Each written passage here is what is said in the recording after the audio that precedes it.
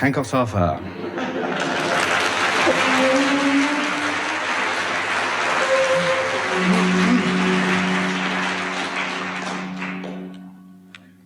What are you looking so pleased about? I am looking so pleased because tonight is the annual share-out of the Hand and Racket Slate Club. Oh, I didn't know you belonged to that. I know you don't. You don't think I was going to tell you, do you? You'd have had it all out by Easter.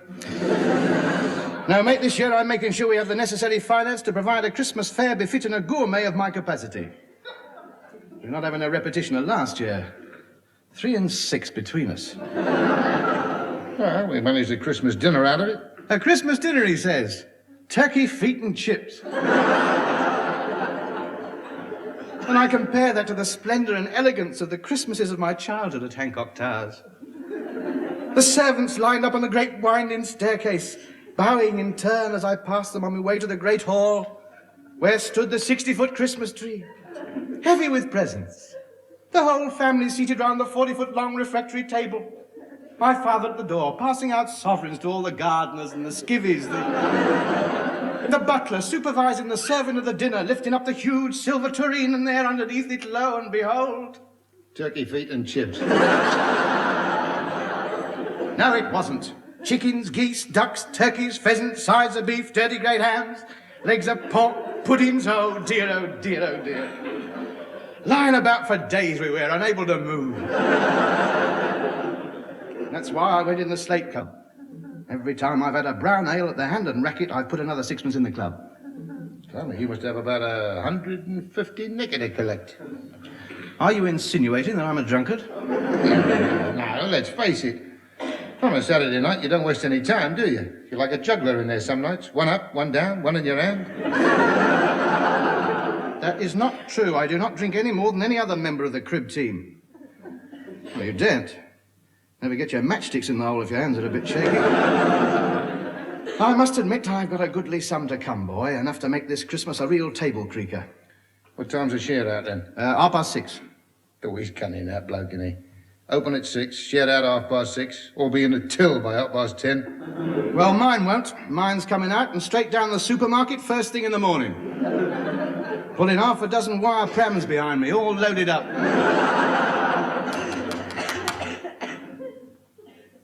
Somebody at the door. Well, if it's carol singers, tell them somebody's just been. If there had been carol singers, we'd have heard them singing. Not round here, boy. Kids don't sing on spec these days. They want to see the colour of your money before they open their mouths. They got a price list round here. God rest ye merry gentlemen, $50. We 3 kings of Orient are, shilling a verse or 5 verses for 3 and 6. I don't sing for the enjoyment of it these days. Money mad they are. It's a sign of the times. Do you know the choir boys were out in a wildcat strike last week? Right in the middle of Polly Clackett's wedding.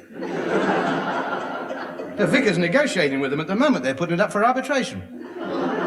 It's not right when you get 6-year-old kids picketing the church. Well, go on, open the door. No, let them knock it out. Oh, go on, answer it. It's not my turn. It is your turn. Well, I'm not getting up, boy. You pinch my seat. I will not pinch your seat. Yes, you will. You always try and get nearest the fire.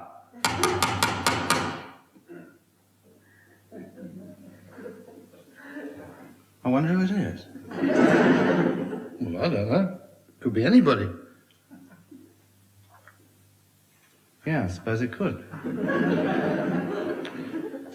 One of us with a gut might be important. Yeah, it might be. Well, go on then, open it. No, you open it. Go on, you open it. No, they've probably gone away by now anyway. Oh.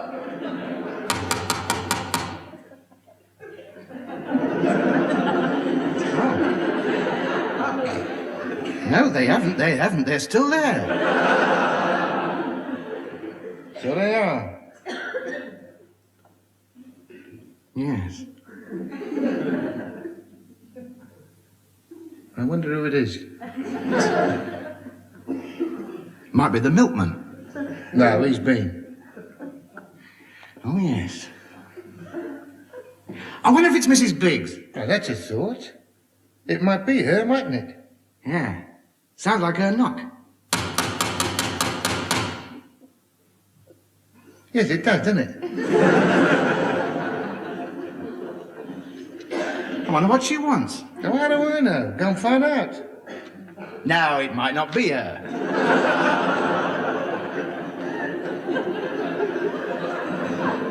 No, that's true.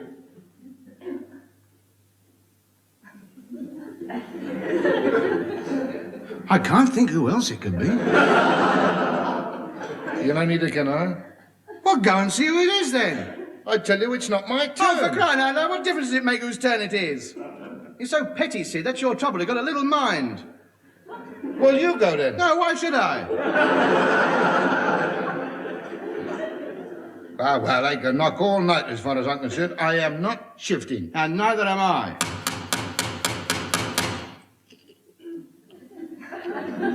Must be important for him to keep on knocking like that. Yeah, it must be. I mean, I wouldn't keep on knocking like that if nobody answered. Yeah, well, I mean, it would depend on what you wanted, wouldn't it? Yes, that's true, that is true. Yes, I can't argue there, no, be fair, no, fair dues all round. Yes, you're quite right, that is very true, no. You've never said a truer word, and I admire you for it. But then again, that's very true. You've made your point, there's no doubt about that, yes. But, if you got no answer after all that time, I mean, one can only conclude, looking at it by and large, that they're out and go away. Well, not necessarily. I mean, well, they could be in the backyard having a bath. I mean, well, you wouldn't get out of a hot bath dripping wet just to go and open the front door, would you? Well, we're not in a bath, are we? No, but he doesn't know that, the bloke who's knocking. No, that's true, that's very true. Yes, you're quite right there, yes. Yes, fair enough.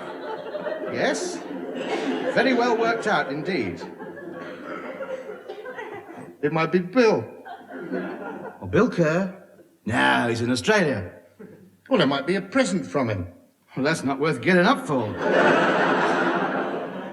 I don't want another boomerang. Oh, I don't suppose it's anybody.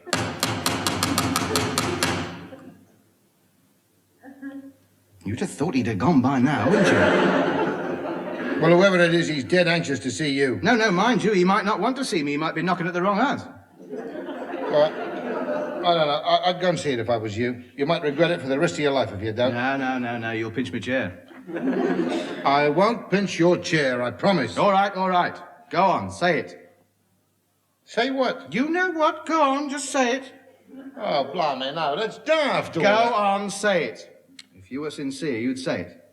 Now, go on. If I pinch your chair, I hope to die in a cellar full of rats.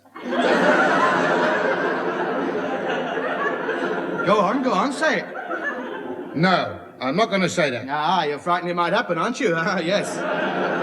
Well, I'm not going. Oh, all right, I'll say it. All right, say it properly with your hand over your heart. Oh, blimey. Hope to die in... You haven't got your fingers crossed. Oh, what a nag you are. Hope to die in a cellar full of rats. There. All right, then, I'm taking the chair with me just in case.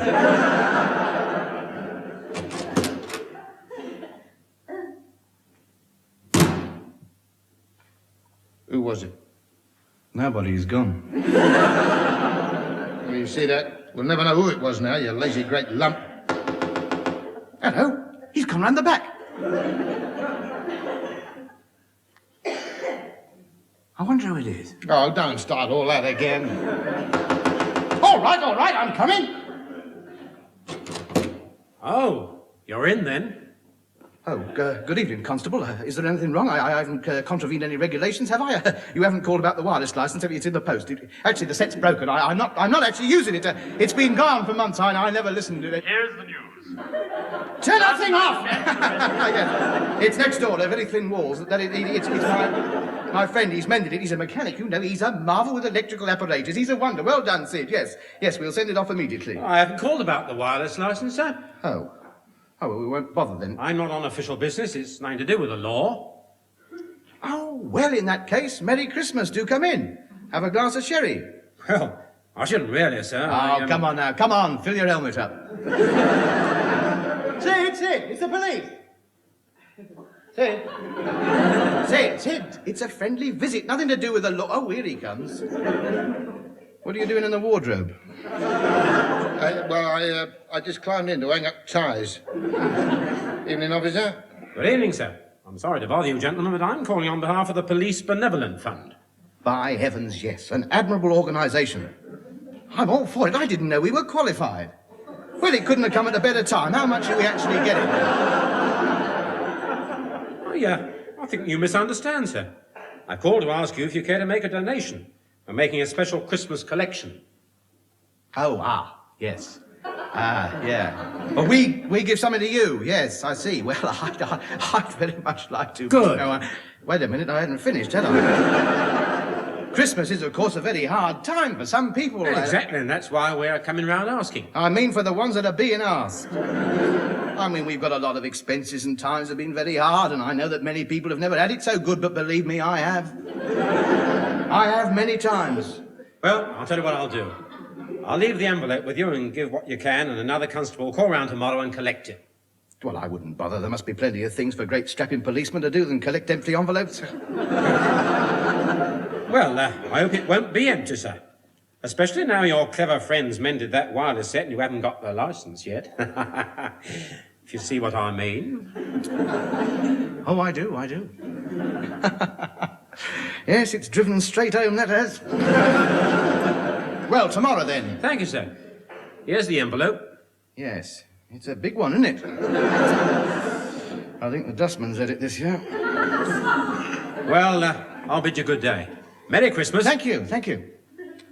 Can I have the sherry glass back, please? Pardon? In your pocket. Oh, yes, an oversight. Yes, just like us with the radio licence. Good day to you. I knew we shouldn't have opened the door. You didn't say much, did you? Well, there's not much point. I never believe any of my statements. You're not going to put anything in that envelope, are you? Well, I haven't got any choice, have I? I must have my radio over Christmas. I'll miss London calling the Commonwealth. Come in, Canada. Greetings to our cousins in Australia. Are you there, Zanzibar? Come in, the Beachy Head Lighthouse. I can't miss all that. I sit there with a mouthful of pudding and my atlas in front of me and a lump in my throat. I couldn't. I know, I'll give him £50 out of me slate club. I won't miss it. Just have to do without me box of Algerian dates. I never eat them anyway. I always lose the plastic fork. Let's get down the hand and racket. We don't want to miss the share out. What's the time? 5 to 6. Right, well, we'll wait till 5 past. Give him a chance to draw off last night's bitter. I'd like to see some bubbles on the top of it, not just lying there stagnating.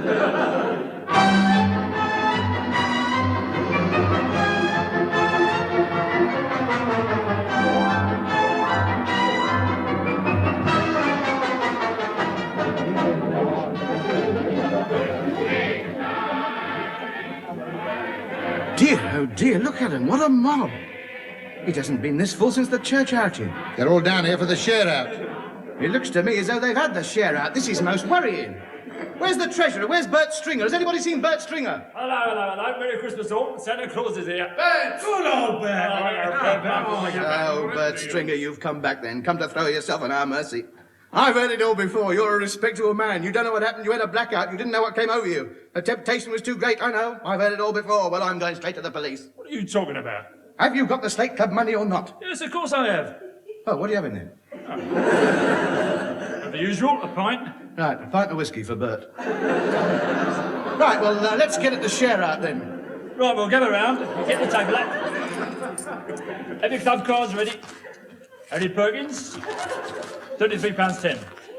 Arthur Bateman, £29. Fred Nutting, £35 2 and 6. Mr. Anthony Hancock, 3 and 9. 3 and 9? I've been putting in since last Christmas. That's just a joke, boy. That's all just a joke. It's Christmas. Have a little laugh. Haven't you got a sense of humour? No, I have. Not when it comes to money now. Come on. How much have I got? Whack it out, boy. £59, 8 and 11. I think you've made a mistake. Oh, I don't think so. I know so. Check it again. You've made a mistake. 20, 40, 50, 59. £59, 8 and 11 halfpenny. Thank you. All right, drinks all round. It is not drinks all round. Give me that money back. Oh, come on, Ebenezer, come on. It's Christmas. Lash out a bit. I'll lash out all right at the first man who orders a drink. Quite enough unexpected expenses as it is. 10 bob in the police benevolent fund, and that is the lot. I've denied myself pleasures all year to have a good Christmas. Come, Sydney, let us leave these Hogarthian grotesques to the delights of their gin palaces.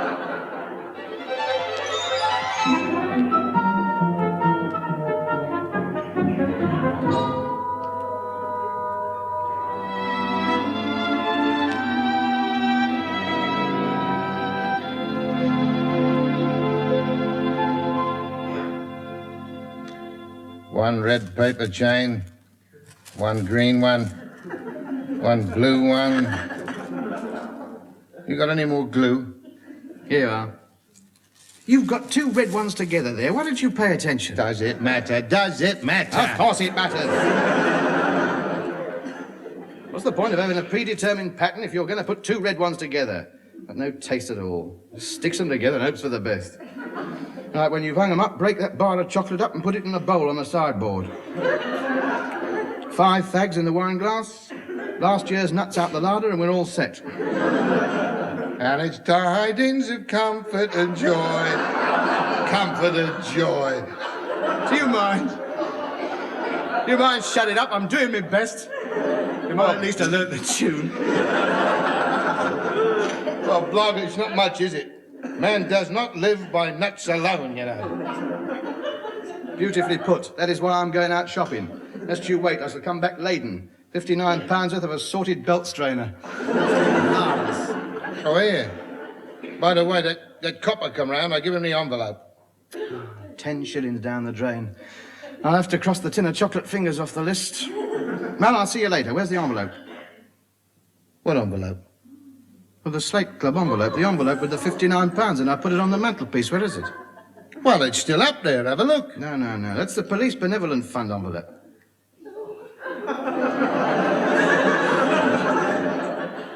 I thought they'd called for it.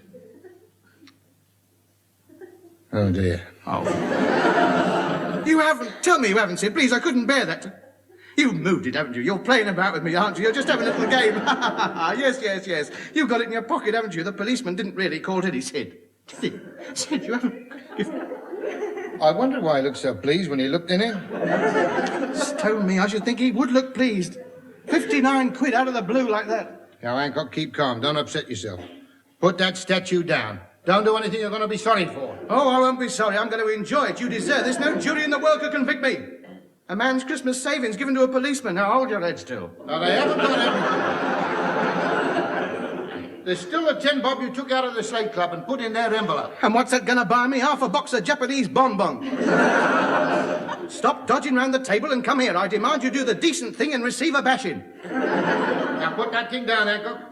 We can go to the police station and explain that a mistake has been made. They'll understand. They'll give it back to us. Oh, yes, I can see him doing that.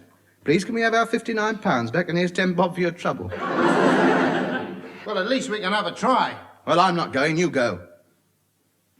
No. On second thoughts, if they gave it to you, I'd never see it again anyway. All right, come on and mind that Christmas tree. I don't want a carpet full of needles. Oh, he's hopeless.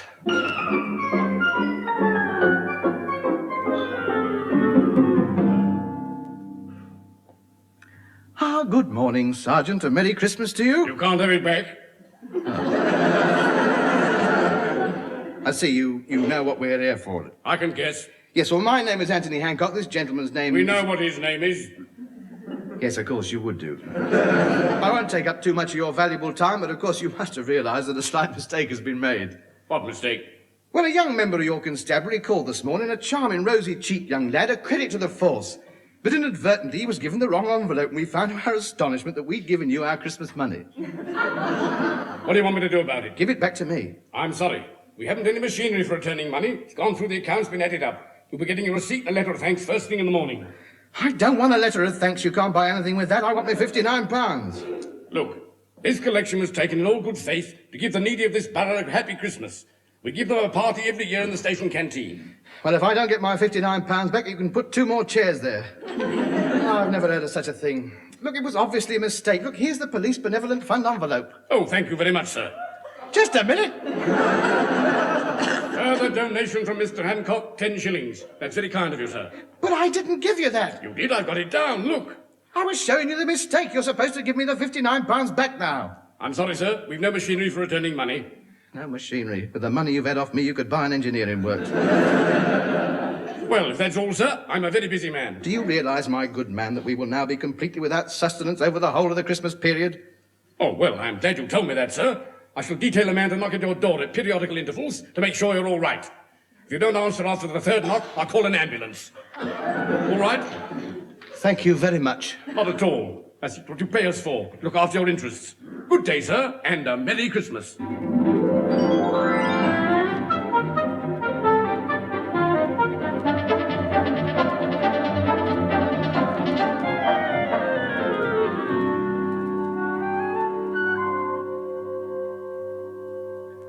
Well, do you want to listen to London calling the Commonwealth? No. And they start talking about parties going on in ships and aeroplanes. Christmas puddings on the beach in Australia. No, I don't want to hear it. Oh, I'm hungry. Oh, I'm starving. Pass me another nut. They've all gone. I've only had 3, you glutton. Who, me? Yes, you. I've heard you. Those crackers have been going away like castanets all morning. You sure there's nothing in the larder? Well, there's a packet of nutmeg.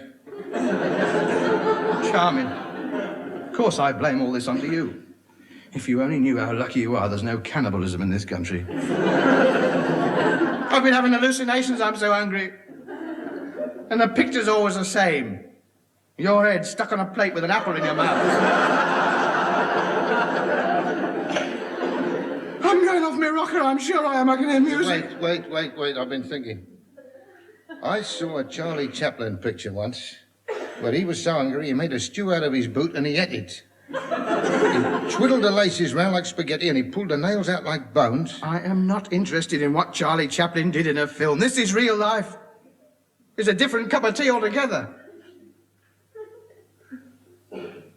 I wonder how long they'd take if we cut him into strips and fried them like rashers. We got the nutmeg up. Oh, it might be... No, what am I saying? It just shows you it doesn't matter how intellectual you are, there's no limit to what you'll do when your ribs are rattling. When I think of that feast we had last year, turkey's feet and chips. We didn't realise how lucky we were. All right, never mind, boy. Let's pull a cracker. Oh, don't be so childish. Well, there might be a jelly bean in it or something. That's true, yes. All right. I'm weak. You'll have to pull hard. Ready? Pull. Just my luck he gets the end with the hat in it. Oh, look! What? A little pair of scales. Don't laugh, mate, don't laugh. In a couple of days' time, we'll be able to stand on them without moving it. It's that copper checking up again. We're all right, go away. Can't be him. He goes away when we yell out. Of course it's him. He's trying to have a game with us. Oh, I'll have something to say to him. Now, listen, you, if you do that again, I'll pull your helmet right down over your ears. Oh, hello, Vicar.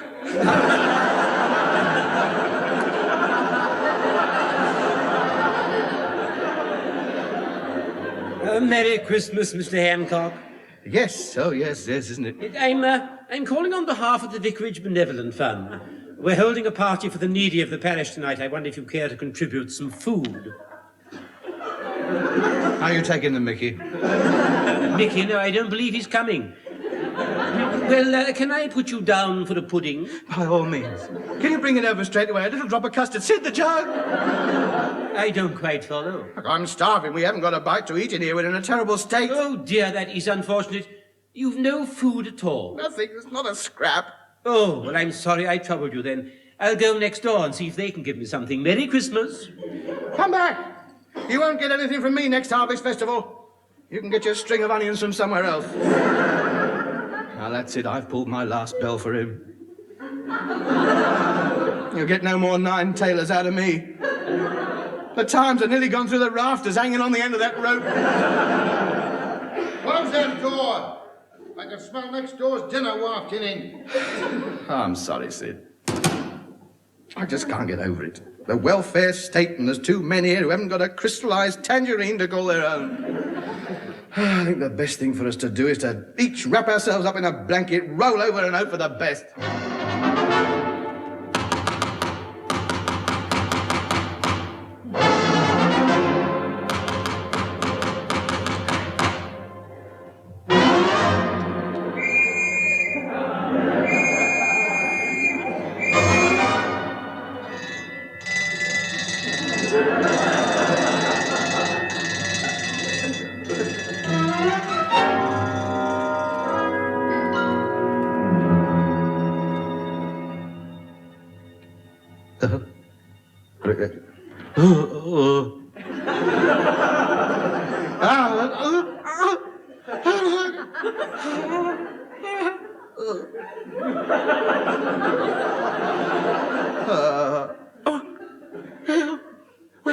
Where am I? What's happened?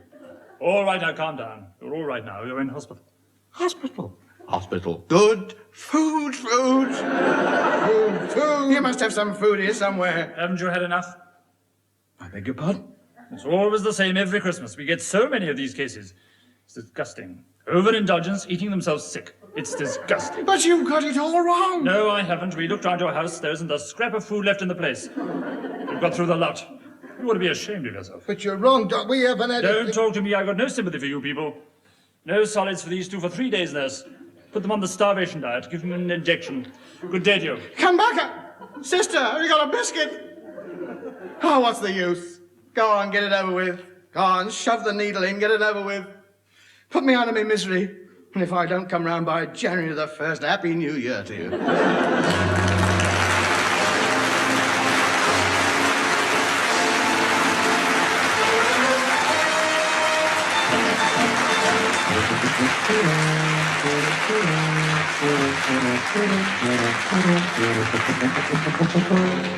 That was Hancock's Half Hour, starring Tony Hancock, with Sidney James, Wilfred Babbage, Hugh Morton and Frank Partington. Theme and incidental music composed and conducted by Wally Stott. Alan Simpson and Ray Galton wrote the script, and the production, which was recorded, was by Tom Ronald.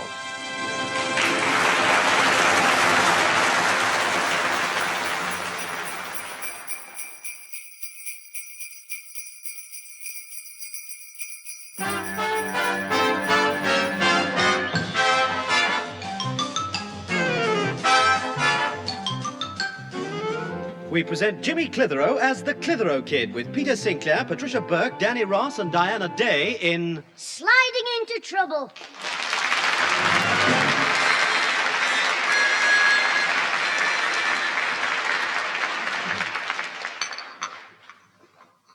Right, Alfie, me tea's brewed, me toast under the griller.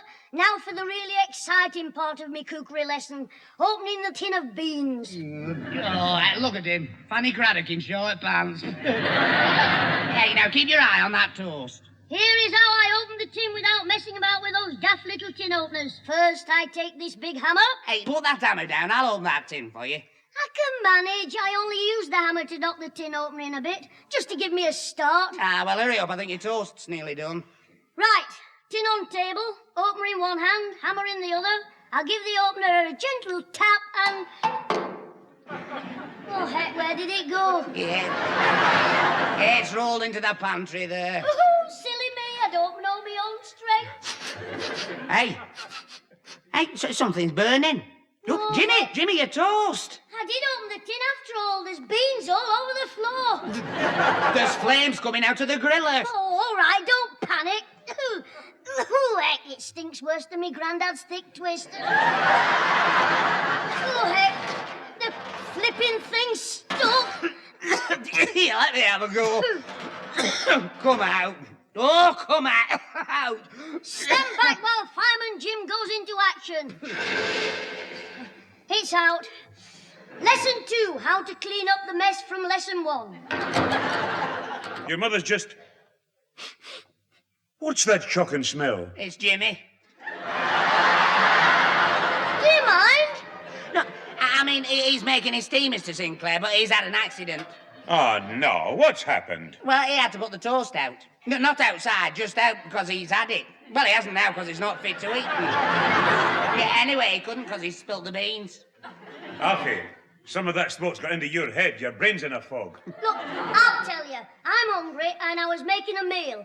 I'd brewed the tea and I was just opening the beans when the toast caught fire. Well, the next time you make tea, brew it in the pot. It's all over the stove here. Of course it is. What do you think I put the toast out with? Yeah, I warned you, Mr. Sinclair. I said, better wait until your mam comes home.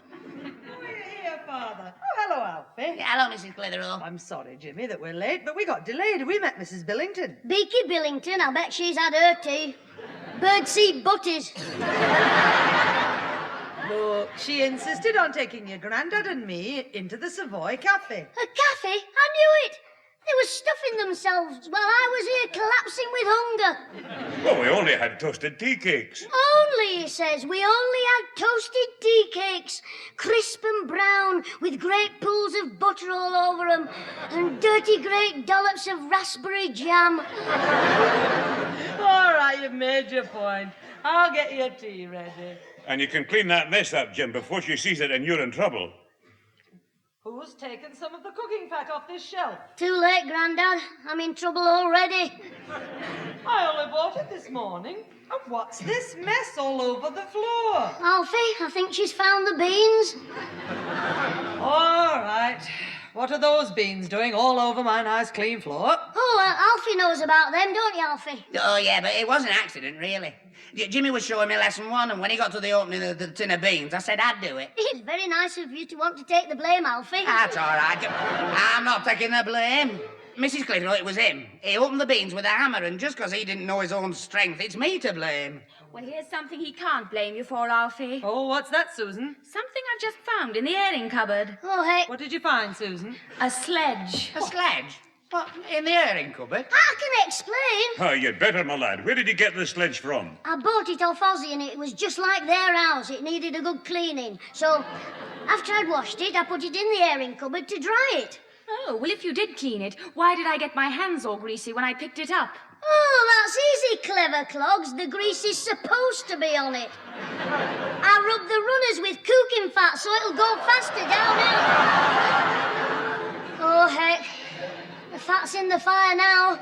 You used my cooking fat on your sledge. Oh, yes, well, it's for the winter sports I'm inviting you all to. What nonsense is this? Oh, toboggan, sledging. Like they do in the Alps, only this is down Daisy Hill near the park. Instead of spending a fortune going abroad, you can have your winter sports here at home for only twopence a ride. Oh, yes, I'm sure it'll be just like the real thing. Oh, you're right. You'll think you're in Switzerland. Because while you're sledging in the snow, you'll hear Alfie sitting on a shooting stick, yodeling. I can't yodel. You can if you sit on the wrong end. Oh, you shut up. You wouldn't get me sledging down Daisy Hill. There's a big wall near the bottom. Oh, yes. I wouldn't want any of my pals to hurt themselves. I know. You can lend me a spare crash helmet. I'd like to remind you that I wear that. Oh, yeah. Thanks for reminding me, Susan. Before I let my pals use it, I'll get it disinfected.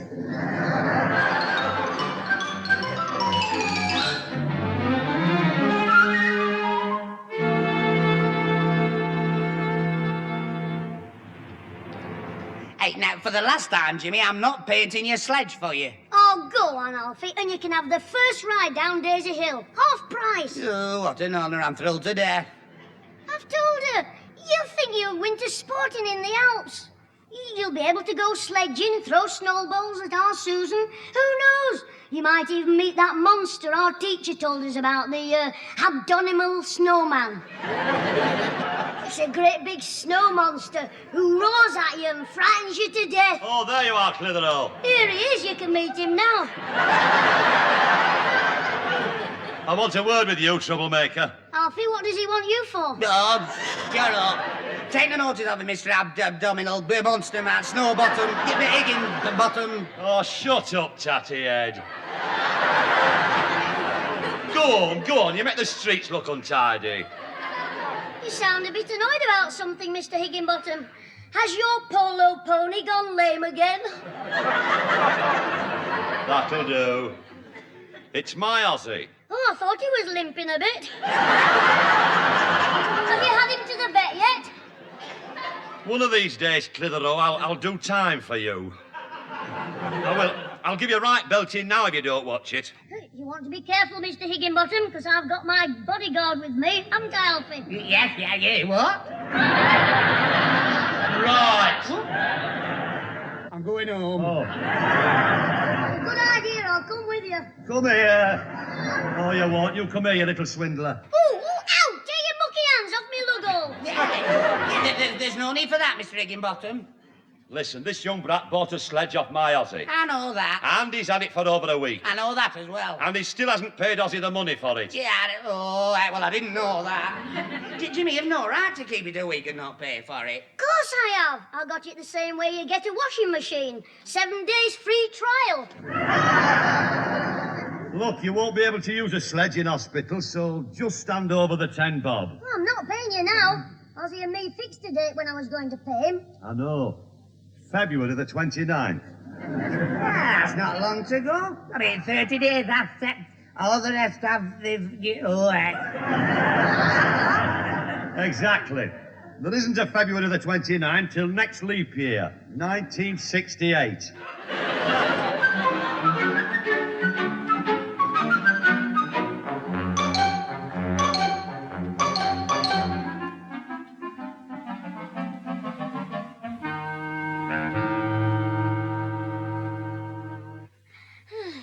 Money. How much have I got in the kitty now? 1 and rotten 3 halfpence. A whole day's scrounging for 9pence. Higginbottom will probably be here in an hour and I'm nearly 9 bob short. Oh, my granddad says money talks, but I can't even raise a whisper. Higginbottom will probably be here in an hour and I'm nearly 9 bob short. Well, I'll give my mob one more chance to cough up, otherwise I'll just have to dust the gas meter with a big brick. Dozy Dora's in the back kitchen. I'd better start with her. Oh, you're here, Sue. Washing up. Yes, I usually wash up in the kitchen. It makes such a mess in the lounge. Oh, can I do anything for you? Yes, emigrate. Oh, that's a good one. You've got a great sense of humour. And you're so pretty with it. Oh, am I? Yes, Sue, I've been thinking... Go on. About charging you 2pence a ride on my sledge. It doesn't seem right. I mean, my own sister. I'll tell you what I'll do. What? I'll flog you a season ticket, 9 bob. What do you think of that?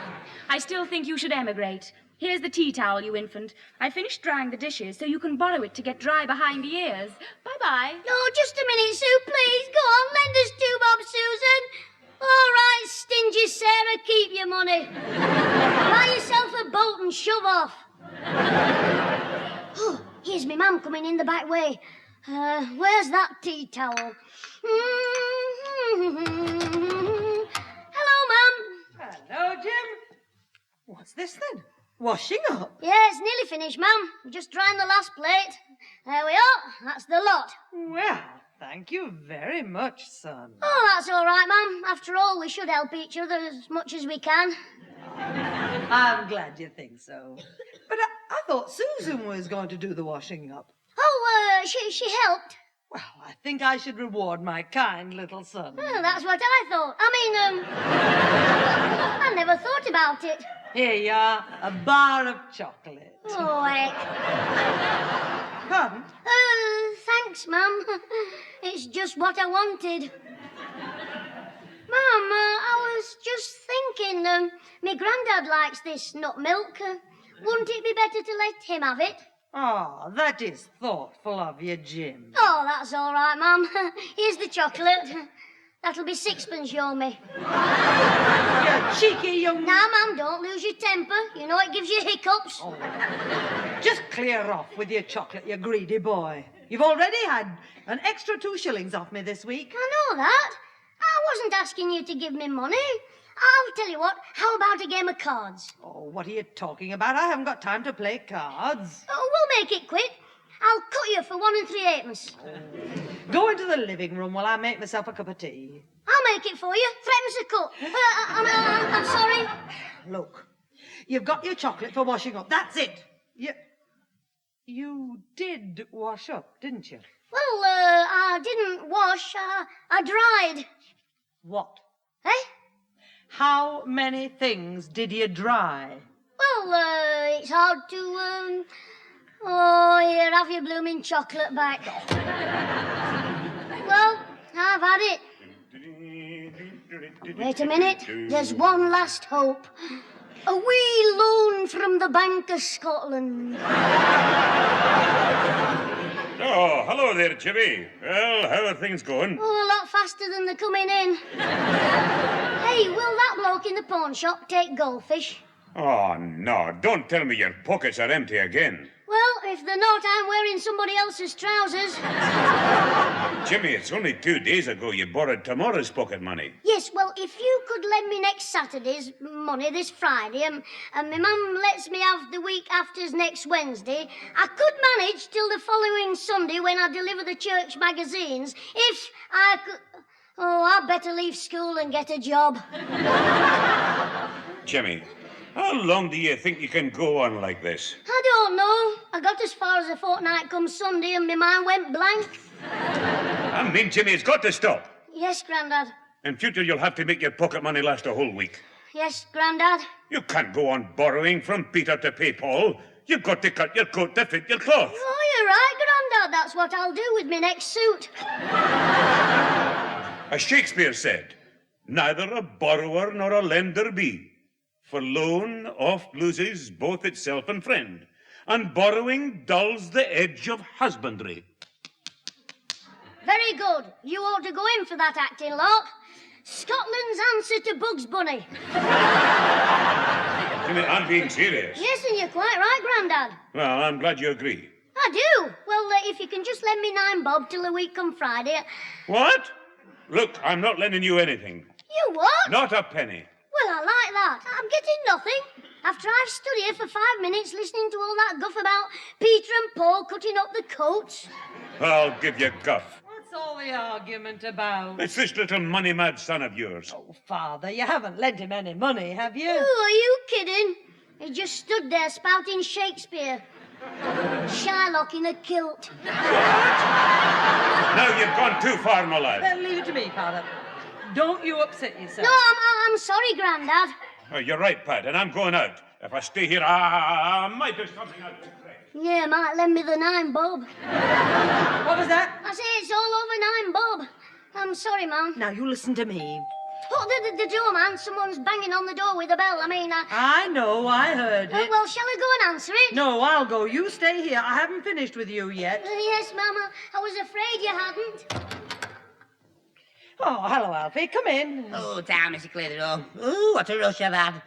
I got off work early, so I'd missed the crowd, and I ran to the bus stop just as one was coming in, and a poor old lady was standing there looking right helpless, so I lifted her on as the bus set off. She clouted with her umbrella because she just got off. Yeah, is your Susan coming out to play? Pardon? I mean, is Susan ready to come out? She's upstairs, Alfie. Look, you go into the room. I'll pop up and tell her that you're here. Well, part of you anyway. Hello, Alfie. You're just the fella I've been waiting for. Oh, am I? Yes, now, you know I always get me pocket money on a Saturday. You're getting out of me. Alfie. You've had half a crown this week, and that's your lot. I don't care if you sit in the front room all evening watching me and Susan. Did I ask you for anything? No, but I Well, thought... don't be so clever then. I'm sorry. What do you want then? Can you lend me 9 bob? I've just told you. I'm only kidding. I was going to say that our Susan reckons you're very clever, but I don't think so. No, yeah, well, I'm too clever for you. Oh, are you? Would you like to prove it? How do you mean? A little bet. I'll try out with a simple test. A test? What test? I'll bet you 9 bob you can't say the same thing every time I ask you a question. Now, wait a minute. I'm not betting any 9 bob. All right, we'll start with a tanner and work up. I'll bet you 6pence that if I ask you 6 questions, you can't say a frog to every one. Well, just say a frog to every question. Yeah, that's it. For a tanner. Right, I'll teach you to bet. Here, put your tanner on top of mine, here. Right, there it is. Now, from now on, you have to say a frog to every question I ask. Yes. Are you ready? Yes. That's a tanner I've won.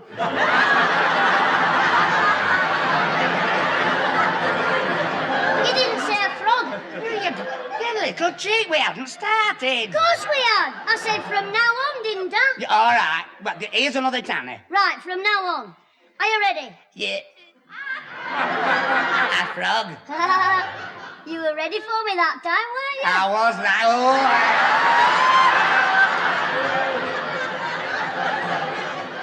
Right, that's a bob I'm winning. Yeah, all right, for another bob. Now, that's 2 shillings and nothing. You won't catch me this time. 6 questions starting now. Are you ready? A frog. I didn't catch you there, did I? A frog. What did you have for breakfast? A frog. You're a funny fella. Who was your father? A frog. I won't ask who your mother was. What does our Susan look like? A frog. Ooh, I'll tell her she'll murder you. Last question coming up. Which would you rather have? A frog or this shilling? A frog. Right, I'll have the shilling. Thanks.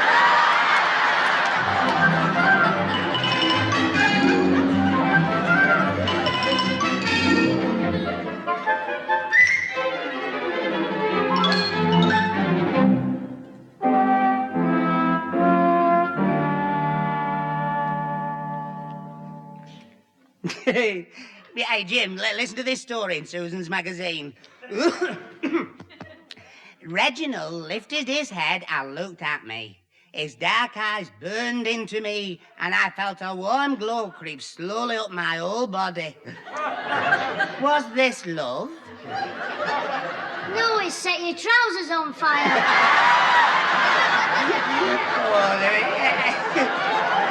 It did a lot of rubbish. Hey, listen. Finally, Reginald spoke. His voice was husky with emotion. Will you marry me? He whispered. My heart pounded. Time stood still. What should I say? Should I accept him? It all depends, Alfie. How long have you been going out with Reginald? Look, shut up. But aren't these women's magazines stupid? I don't know, girls certainly like some daft things. That's true. Our Susan likes you. I know, you're very funny. I like the stuff at the back best. Winifred Potter's problem page. You know, where the girls write up about, how can I lose pounds of fat? And Winifred says, go for a ride every day on a bacon slicer. Oh, yeah, I like that page myself. Hey, let's see what's in this week. Hey, wait a minute. What's that girl got on?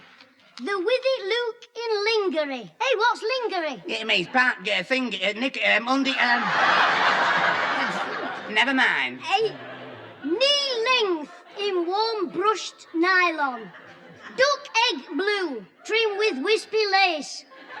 Cleverly boned at the waist to keep you firm but free. Hey, what is it? Look, it's nothing for you. Hey, I should hope not. I'd look a right Charlie turning out for the football team in one of them.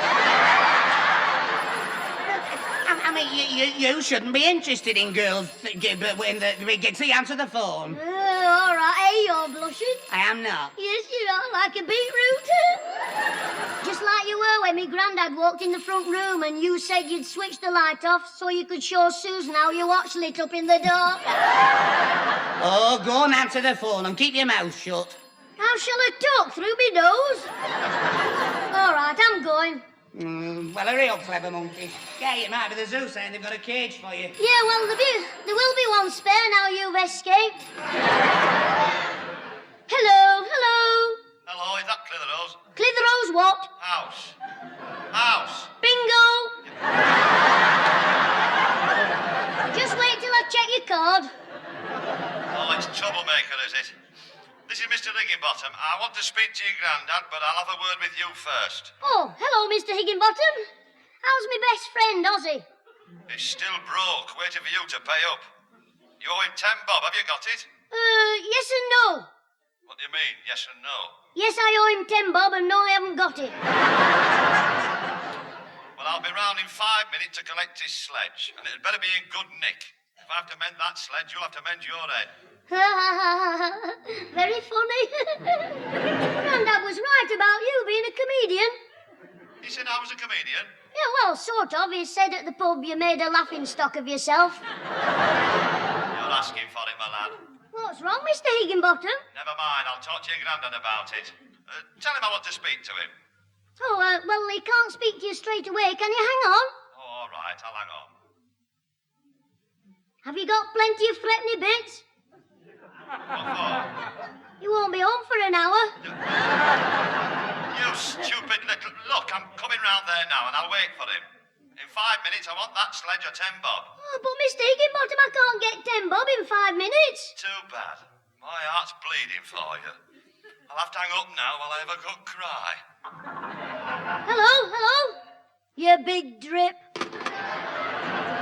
Who was on the phone, Jimmy? Fog on, Fred. Eh? Ozzy's dad, Horrible Higgy. He's coming round for the sledge in 5 minutes. I'll give him a ride down our roof.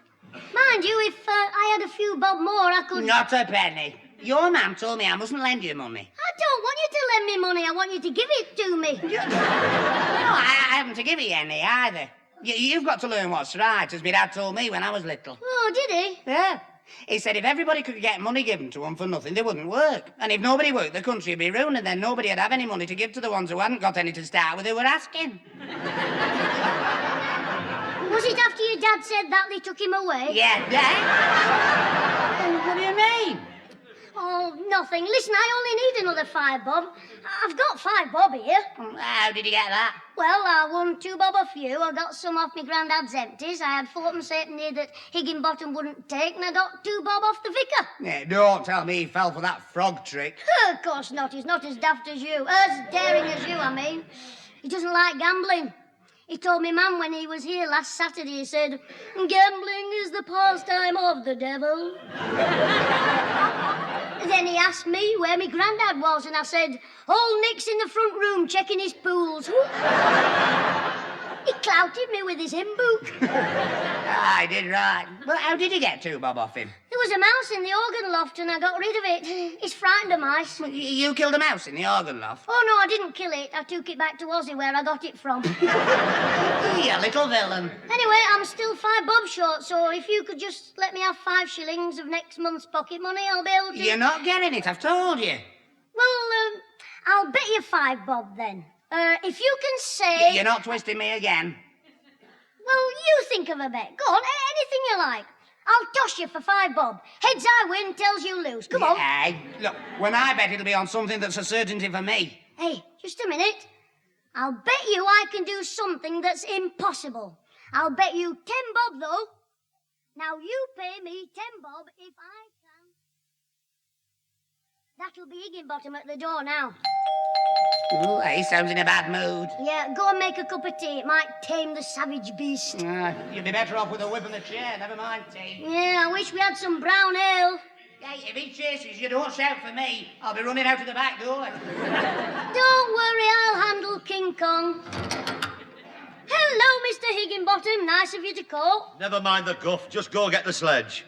Come in the living room. Alfie Hall's just making a cup of tea. In that case, I'll have coffee. Very good. I'll have coffee. Oh, that's very funny.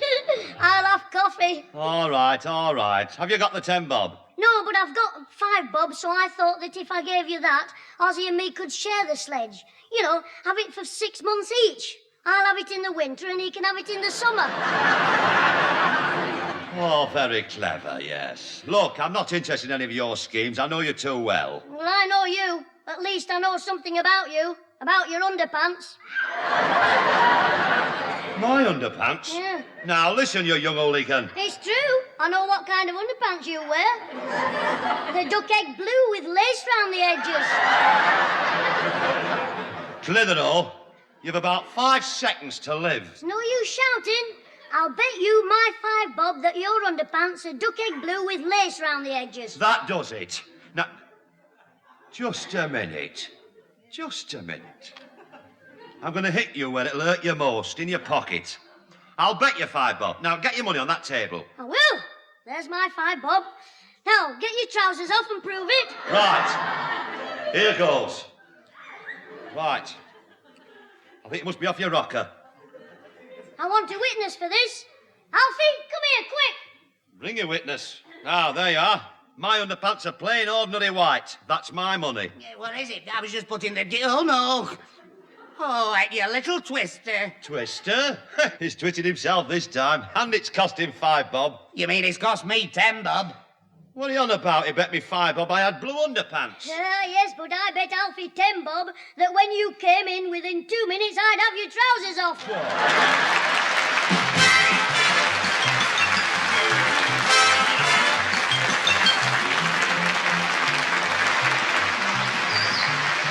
Those involved with the Clitheroe kid this week were Peter Sinclair as grandfather, Patricia Burke as mother, Danny Ross as Alfie Hall, Diana Day as Susan, and Tony Melody as Mr. Higginbottom. The recorded programme was written by James Casey and Frank Roscoe, produced by James Casey, and starred Jimmy Clitheroe as the kid himself.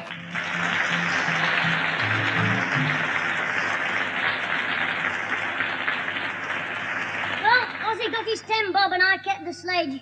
So yesterday I took it up Daisy Hill for a trial run. And that's when I found out why Ozzy sold it. It was rotten. I pushed off, ran, jumped on, and the sledge split straight in two. One half went left, one half went right, and my trousers went west. All the way down Daisy Hill on me sit-upon. And the daftest thing is, it's give me a cold in me head. Ta-ra.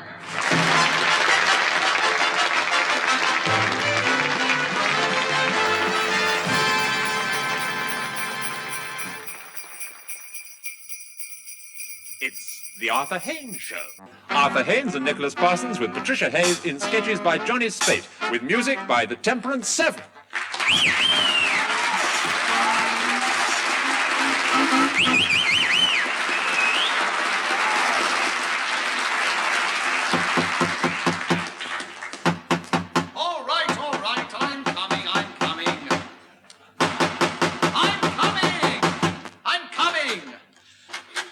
Right. I heard you knocking. I was upstairs. Oh, I didn't know if you could hear me knocking or not. Only some knockers you can't hear, can you? I suppose it's all according to how thick the door is and how light the knocker is, isn't it? Well, my knocker's very loud, I assure you. Oh, well, you ought to have heard that knocker. And it's a heavy knocker. Not like next door's knocker. That's a light knocker, that is. The one they got, but you can hear it all right, because their door's very thin, like yours, you know. They're handy, aren't they, these thin doors? I mean, if you've got a thin, like a light knocker to go with it, you know. I haven't got a light knocker. It's a very heavy knocker. And I heard you distinctly. Well, you know what I like best? Bells. I like bells best. You can hear bells all over the place, you know. It doesn't matter about the weight of a bell. I mean, a bell sounds light, it sounds heavy. It's just the same. It doesn't matter, you know, you press a bell, it just sounds like a bell wherever you are, you know. It's all in the batteries, the bells, you know, the batteries. You don't have to rely on the weight of a bell. Mind you, I don't mind a nice old brass knocker. It's not a brass knocker, is it, by any chance, that you've got there, a brass knocker? Is that a brass knocker, then? On a thin door, is it? What do you want? Who, me? You talking to me? What do you mean? Yes, Me? you. Me, yeah. Well, there's nobody else here, is there? You were knocking at my door. What do you want? Well, I don't want anything. Nothing. No. I just thought I'd knock, that's all. Just a minute. You just thought you'd knock on my door? Yeah, I thought I'd knock on your door. Well, I've been intending to knock here before, you see, actually, but I've never got round to it, you know. I mean, the other day, a little while ago when I was round here, I thought, I don't know, I'd like to knock on that door. It looks a good knocker, that does. I'd like to knock that door. I thought myself, I was walking by and I thought, I'll knock him up one night, that fellow. I'll give him a knock on that knocker. It's a lovely knocker, that is. I'd like to knock that knocker. Could you stop for one moment and tell me? Do you mean to tell me now that you knocked on my door for nothing? Well, I hope not, mate. What do you mean? Well, I mean, I expected a little bit for knocking, like, you know. You expected a little bit for knocking? Yeah, you see, I missed you on the carol singing, you see. I mean, I'd done all the others down this road, but I missed you, you know. What do you mean you missed me on the carol singing? Well, last Christmas. Last Christmas? Yeah, I'd done all the others all down the road, but I missed you out. I mean, I've not been able to get round to you until today, so if you've got a minute, I'll tell you what, I'll do it now if you like. I want to be fair with you, so if you don't mind, I'll do the carols. Good King Wenceslas looked out on the feast of Stephen. when the snow lay round about, deep and crisp and even. I'm knocking on your door, I'm knocking on the door. Please spend a penny for the little bloody ball.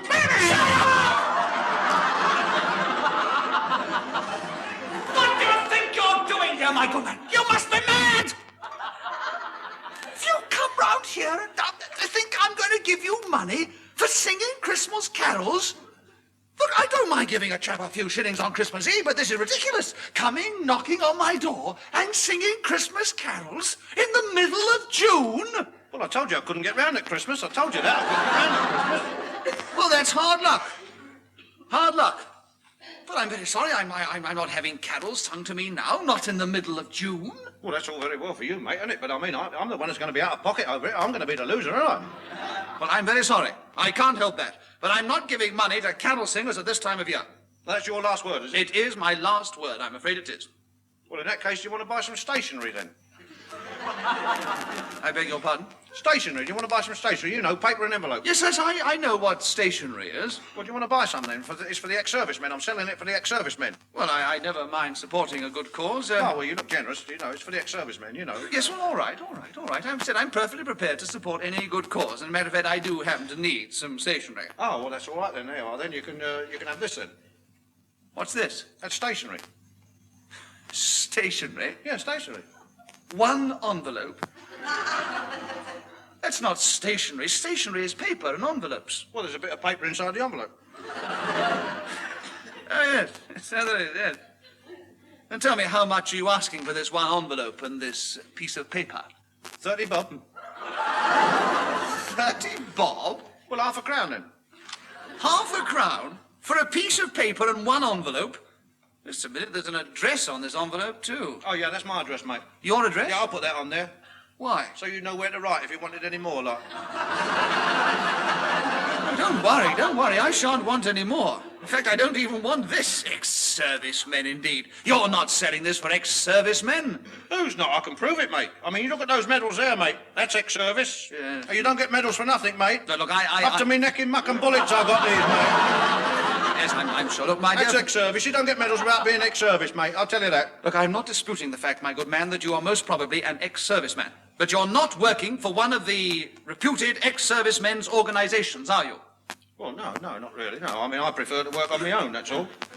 I mean, you get swallowed up in those big organisations, don't you? I'm an individual, mate. I don't like being organised. Yes, well, all the same, I'm not going to argue with you about this, and neither am I going to buy any stationery off you. I don't mind buying from one of the genuine ex-servicemen's organisations. At least they do give you value for money. Yeah, well, they're big firms, aren't they? I mean, I can't afford to compete with big firms like them, mate. Yes, I can't afford that. Maybe, but look, I'm very sorry about all this. I'm not going to buy that envelope and that piece of paper. And if you care to call around about Christmas time, and sing your Christmas carols, well, then I might contribute a few shillings. But until then, I'm afraid all I can say to you is good luck and good day. Good King Wenceslas looked down on the feast of Stephen when the snow rained round about. I told you I'm not going to give you money for singing last year's Christmas carols outside my door now. But these are not last year's Christmas carols. Then what the devil are they? They're next year's. I'm making an early start.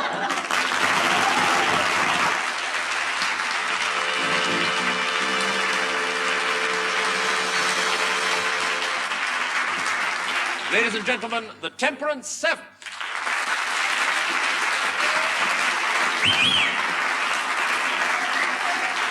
Good evening, England. Our first offering has been selected by our trumpeter, Captain Cephas Howard, the world-famed master of language. We always play it in German, the Kaiser Drag.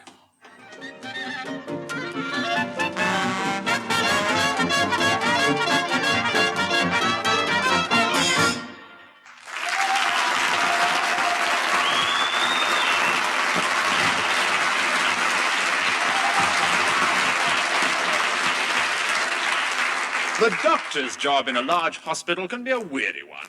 There's so much that needs doing all the time. And not only has he to care for his patients, he can also have their relatives to deal with. There's Mr. Haynes to see you, Doctor. Haynes? Oh, yes, that's the husband of the woman in Ward 10. Show him in, will you please, nurse? Yes, Doctor. Thank you very much. Will you step in here, please, Mr. Haynes? The doctor will see you. Oh, thank you very much, nurse. It's very kind of you. Good morning, Mr. Haynes. Good morning. Take a chair. Will you sit down?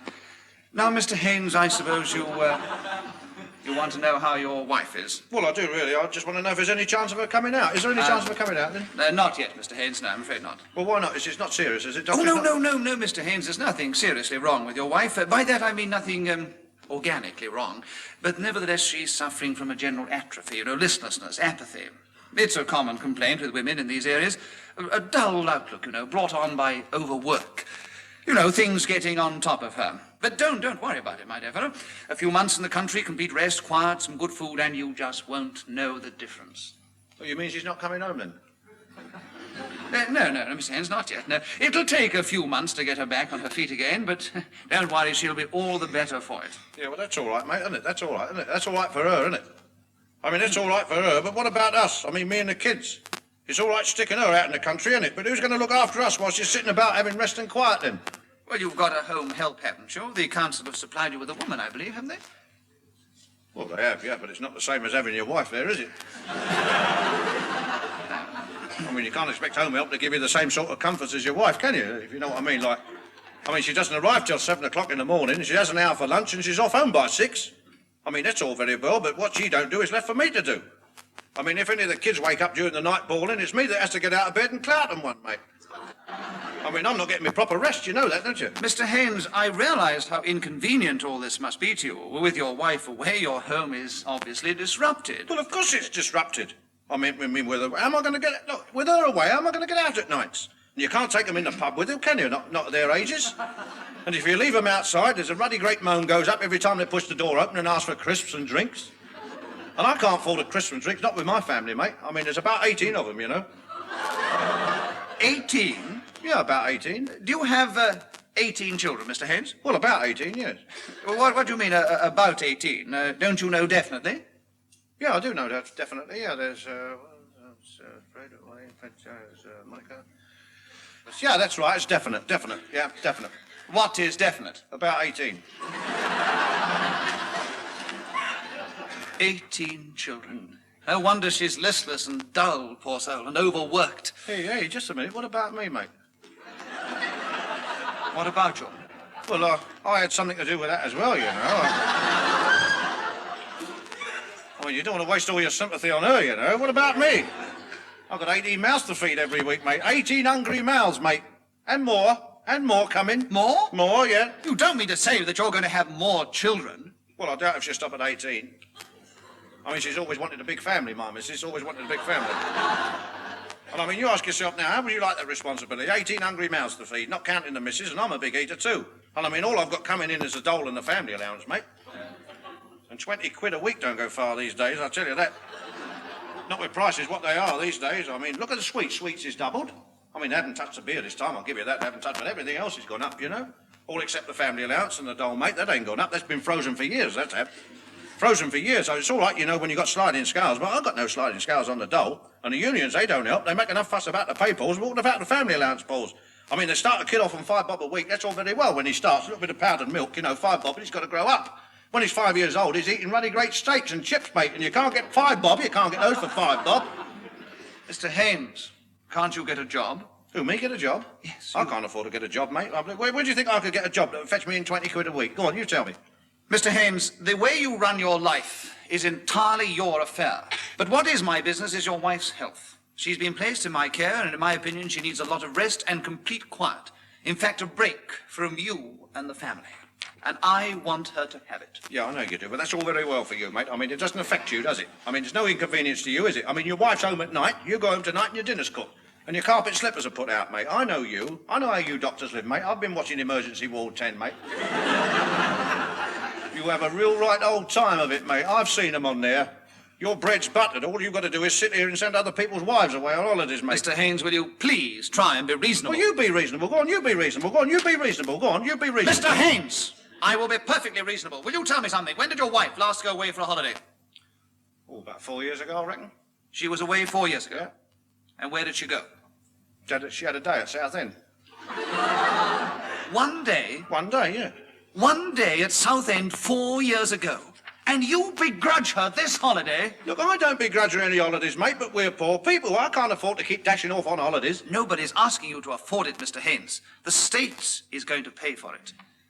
What, for everything? Well, of course. Well, you mean it won't cost me a penny? Not a penny, Mr. Haynes. Well, how long will she be going for then, do you reckon, like? Well, I would like her to go for 3 months. What, for rest and quiet and no worries? Yes, she must have no worries at all. That's the important part, the worrying part, isn't it? I mean, she mustn't have any worries at all. That's important, It isn't is very important, Mr. Haynes. It's extremely important that she's not worried at all. Yeah, you're right, you know. Well, that's settled then, is it? Well, I hope it's settled, Mr. Haynes. I'd hoped that if he came round and had this little chat that you would see it this way. She so much needs this rest. Yeah, and no worries. And no worries, exactly. Right, well, I'll just go outside and tell the kids then. Just excuse me just a minute, will you? Shut up! Right, that's better. Now, listen here, you kids. I've just had a chat with the doctor here, and he says your mum's going to be all right, but she mustn't have any worries.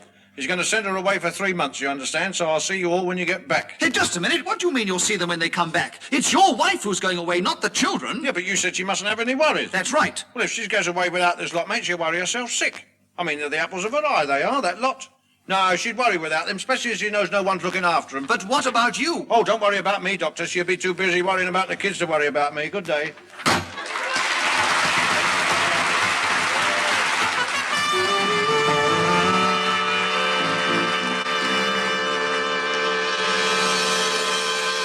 And with Mrs. Haynes away for a long rest, we've chosen a most appropriate number. Bye Bye Baby.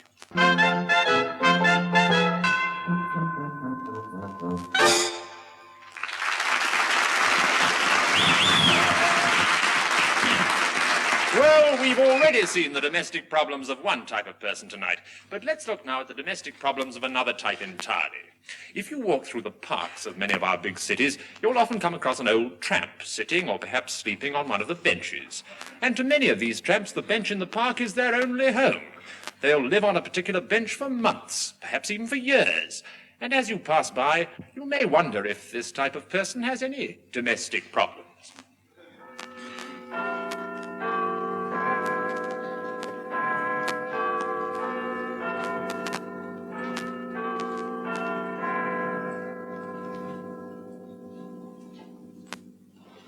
What time do you call this coming home?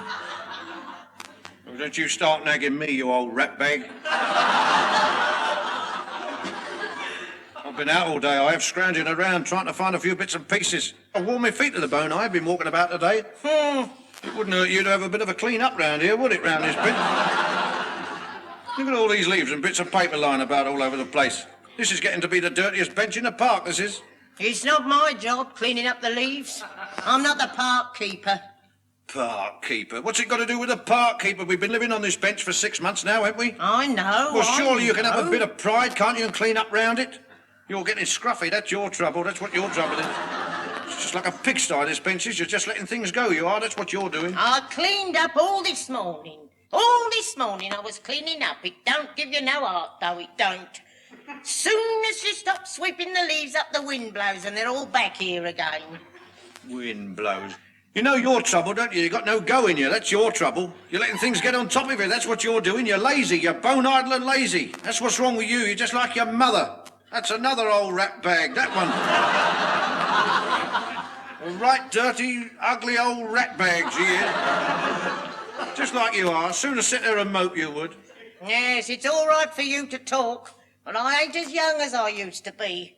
You want this bench poshed up all the time, you better get me some help. Yes, you get me some home help. What are you talking about, home help? What do you think I'm going to do? You think I'm going to walk down to the council and ask them for some home help to keep the bench clean? You can't get no home help for park benches, you rat bag, you. All right then, if I'm not going to get no home help, it wouldn't hurt you to muck in a bit, would it, eh? But oh no, you'd sooner be out all hours, wouldn't you? Out gadding about. Out with some fancy woman, I suppose. Don't start talking to me about women. There's only been one woman in my life, mate, and that was enough for me. Oh? Well, what's that lipstick on your shirt, then? That lipstick was on this shirt when it was given to me. And it's not my fault if there's lipstick on the shirt. It's the bloke what gave it to me. It's his fault. So don't start blaming me for things he's been getting up to. I don't mess about with no fancy bits. I've kept myself pure, I have. So have I. I've never let myself be sullied or dallied with, not by anyone. That's how it's supposed to be. That's what all them vows are for when you're married. All Yes, the vows are yes, for. I'm not saying it isn't, but that's no need for you to go gadding about all hours just 'cause I'm not the flirting type. Look, nobody's been gadding about. It What are you wouldn't talking hurt about? you to stay in a few nights and do a bit of work about the bench. It's all right saying I've let things go, but you ain't done hands turn round this bench, not since we moved on to it. You and your plans. You was the one full of ideas, wasn't you? Soon as we moved on, what you wasn't going to do to make it a nice home and all that, supposed to be going to grow cabbages and things all round it. What's happened to all them dreams then, eh? What are you talking about, cabbages? You can't grow anything round this bench. They won't let you grow nothing round here. It's them perishing park keepers. Ruddy toe rags they are, those park keepers. They're out there with their lawn mowers and cutters from early morning till night. I mean, a little plant's only got to show its head through and it's off. Oh, well, it wouldn't hurt you to put a bit of paint on this bench. All you think about is gadding up the West End. Oh, I wish I'd never married you. Well, don't worry. You're not the only one that wishes that. I done myself harm, I did, marrying you, you know. I could have got on, I could have, if I hadn't have married you. I could have been up there on the embankment, I could. One of those bachelor benches instead of down here on this crowded thing. A right slum this is. Look at the right slum. Look at that. I'd have got on, I would. You know that, don't you? Get on. I'd like to have seen that. You getting on. A fat chance you had of getting on. Well, that's what you say now, but I could have inherited. You know that. And if it had been for you, I was next in line to inherit, I was. But my old man cut me off because I married you. Married out of my classes. You're married out of your class, Arthur. He said you're stepping down. I stepped down, all right. That's what I did. I stepped down to marry you. I could have been up in Piccadilly on the family pitch, you know, now selling matches. Running a family business. If it hadn't been for you, gave it up all for you, I could have had a roof over me and I could, sitting in that porch selling matches. That's why I gave it up for you. Hey, look, stop arguing. Let's make the bed up. Standing here arguing with you all night. I'm tired. I want to get my head down. It's nearly 12 o'clock. Come on. Then all right. Oh, blimey, look at these sheets. Don't you think it's about time you changed these sheets? Look at them. They're filthy dirty. Look at them.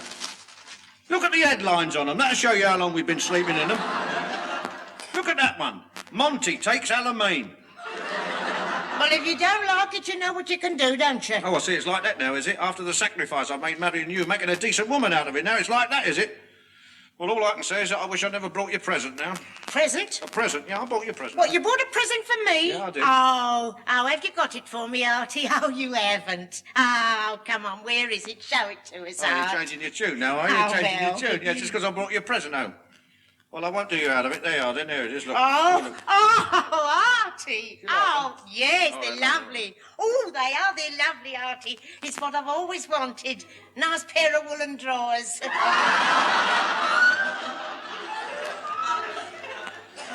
I thought you'd like those, love. Yes. I thought you'd be tickled with those. You are thoughtful. You know where I got them? No. I gave 2 goldfish for those at a house in Tooting. Goldfish? Yeah, 2 goldfish. Well, where'd you get the goldfish from, then? Out of a pond in Ealing. Do you think they'll fit you then, do you? Oh, yes, I think so. Might be a bit long, but I can always tuck the ends in me socks.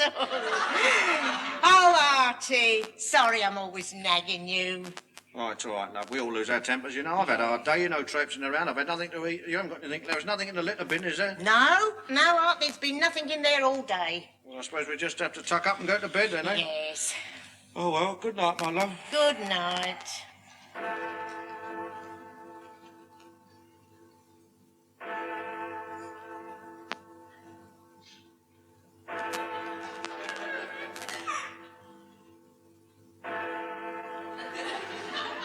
God, black ruddy clock. What's the matter, love? Well, how can you sleep with that noise going? Here, give us that brick up. Oh, yes, here.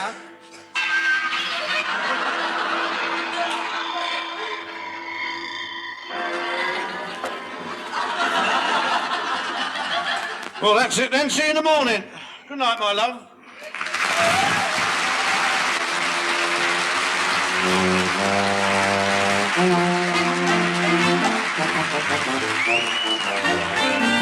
The Arthur Haynes Show starred Arthur Haynes and Nicholas Parsons with Patricia Hayes in sketches by Johnny Spate, with music by the Temperance Seven. The show produced by Richard Dingley.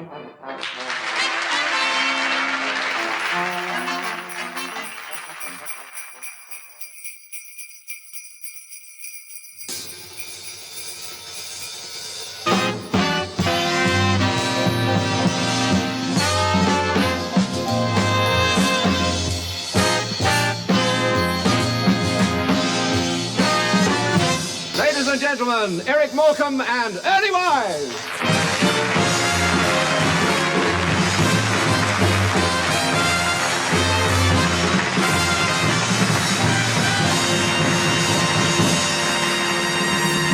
Thank you. Thank you. Oh, lovely. Wonderful. Oh, there's no need to do any more. We can finish on that. Thank you, ladies and gentlemen, and welcome to the show. Yes. Let me say straight away what a pleasure it is to be back on radio. It is. Where's the cameras? Where are they? No, there's no cameras. Eh? No, this is radio. Well, why are you wearing makeup? Well, why not? The producer does. Well, that's his hobby. Oh, is it?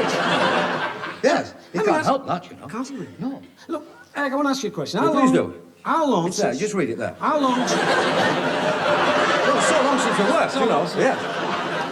How long is it since we were last on the radio, Eric? Oh, workers' playtime. Workers' playtime? Yeah, with Des O'Connor as a young man. Oh. Well, how long ago was that? Oh, all I can remember is that when we got off the train, the manager of the factory was waiting for us in a hansom cab. Is that right? I remember that. That was a long time ago. Yeah. You didn't wear spectacles then? I know. As I remember, I shook hands with the horse and gave the manager a lump of sugar. Sweet man. Ah, but when you think about it, it really is marvellous. Oh, I like it as well.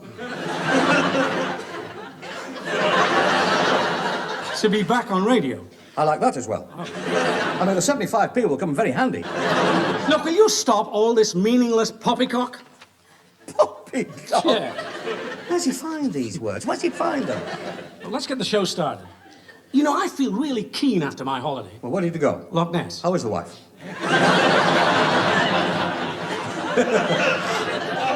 Will you let me tell you the idea I had for the show? Well, why not? You see, I had this idea of getting a line of girls, and then we'd, well, I thought we'd bring on...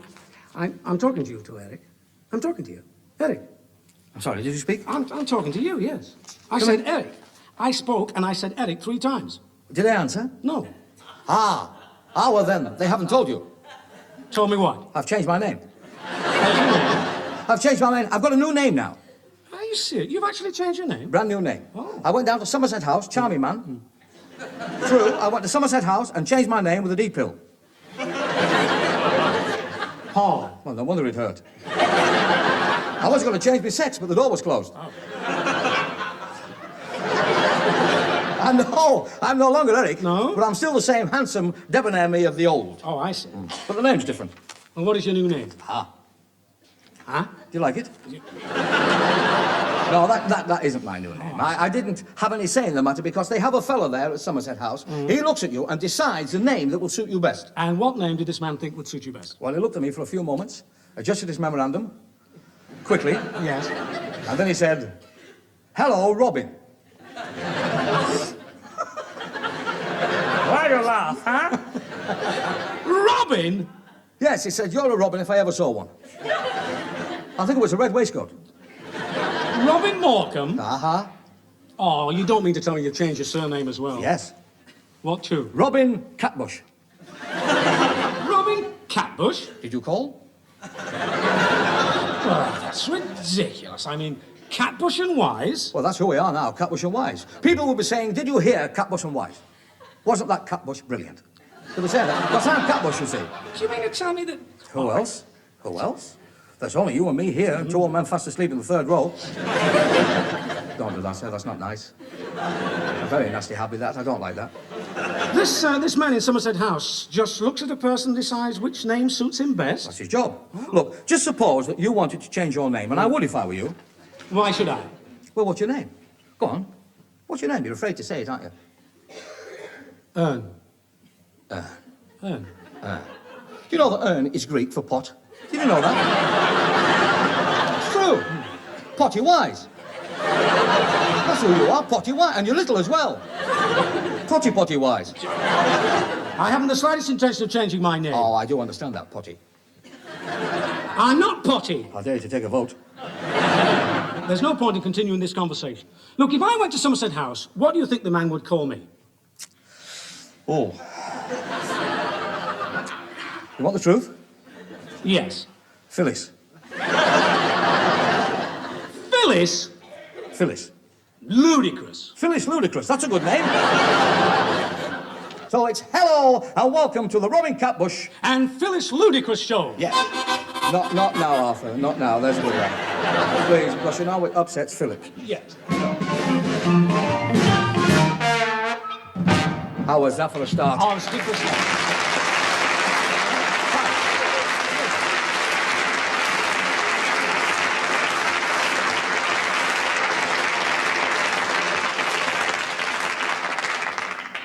Dad, What? he'll be home from school soon. Milton? Are you going to tell him or shall I? Yes. He's got to be told, Dad. I suppose he has. I was 6 when my father told me. 6? Ruined my childhood. Hello? Hello, Milton. Busy day at school then, Milton? Gosh, yes. We went into takeaways today. That's very good, Milton. Not bad for 16.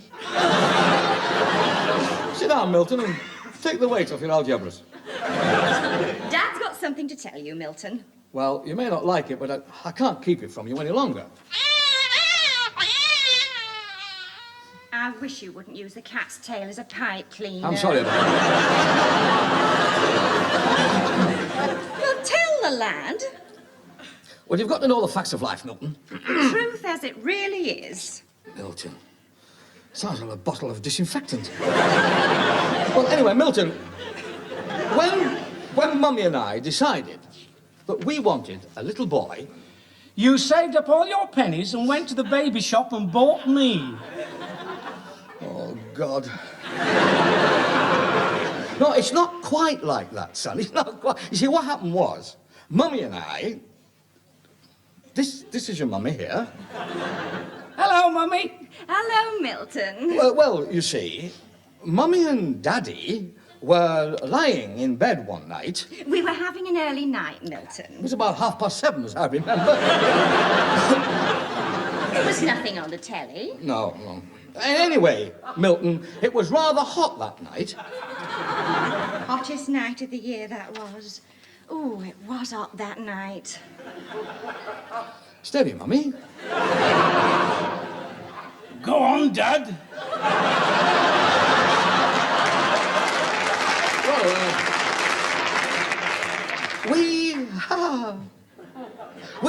We couldn't sleep, you see. It was the heat. Torrid. Torrid the heat was that night. Oh, I was restless in the heat. Don't overdo it. There's a good thing. He's only a lad. Anyway, Milton, I sort of, you see, I turned to Mummy and I forget the exact words that I used at the time. You said, how are you fixed, Dorothy? Oh, yes. What did Mummy say, Dad? Well, Mummy said, suit yourself, Randolph. But, you know, you've got to be up at 7 o'clock in the morning to go to work. What's happened? Well, Milton, sufficient to say. Look at me when you're talking to me. I'm trying to, Milton. Sufficient to say, I didn't get up the following morning till 9 o'clock.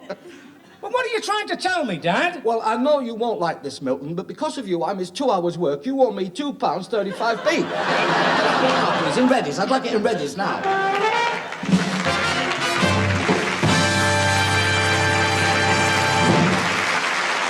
Another general account.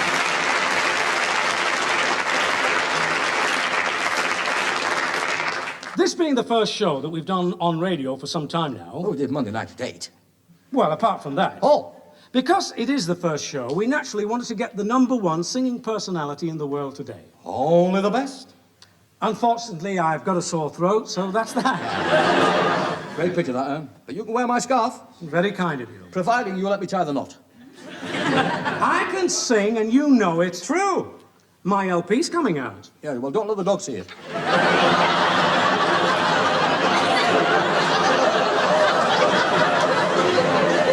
When the BBC told us that we could have Peters and Lee, We jumped at the chance for 2 very good reasons. They're extremely cheap. Well, that always helps. Yeah. Would you please give almost as much applause as you gave me when I came on for Peters and Lee?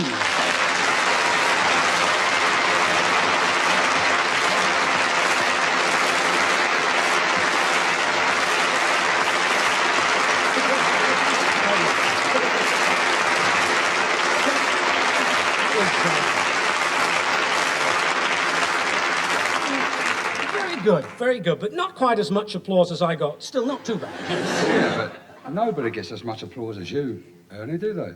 Well, you know you have quite a reputation as a singer, Ernie. That is true. He always sings when he's in the bath. Oh, yes, you can hear him every March and November.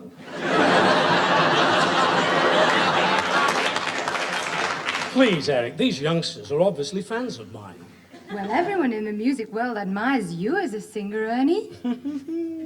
See what I mean? Ernie, do you know what we call you in the business? No, what? Little Donny Wise. Little Donny Wise? Yes, he's half an Osmond, you know. Ladies and gentlemen, without... Not now, Arthur. Let's go. Get off. And now, ladies and gentlemen, with... I've forgotten the names now. I better not say it backwards. Ladies and gentlemen, Peters and Lee.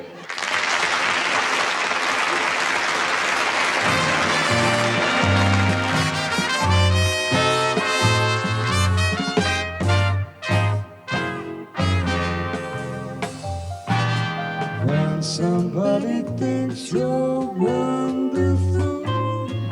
What a difference in your day. Seems as though your troubles disappear like a feather in your way. When somebody thinks you're wonderful, tells you with a smile so sweet, what a little stone just that they are, just a meadow neath your feet. And how you greet the morning and gaily swing along. At night you may be weary, but your heart still sings a song. When somebody thinks you're wonderful, love is mighty close to you. Just another thing more wonderful, make it all our dreams come true.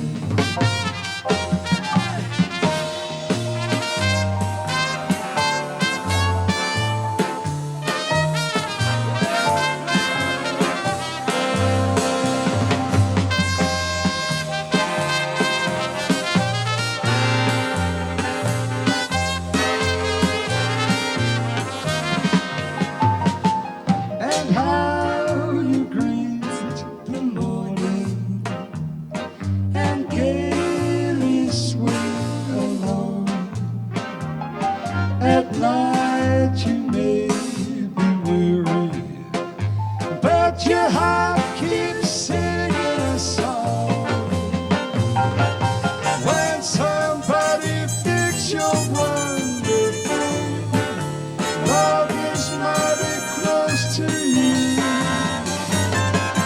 Just another thing more wonderful, making all our dreams come true. Yeah. Making all our dreams come true.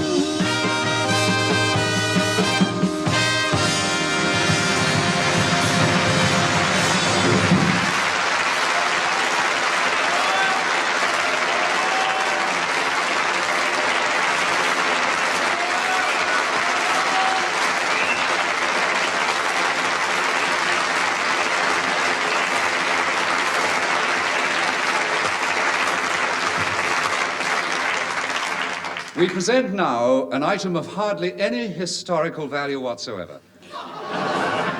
The first meeting in a London tea shop between those two great poets, Lord Byron and Keats.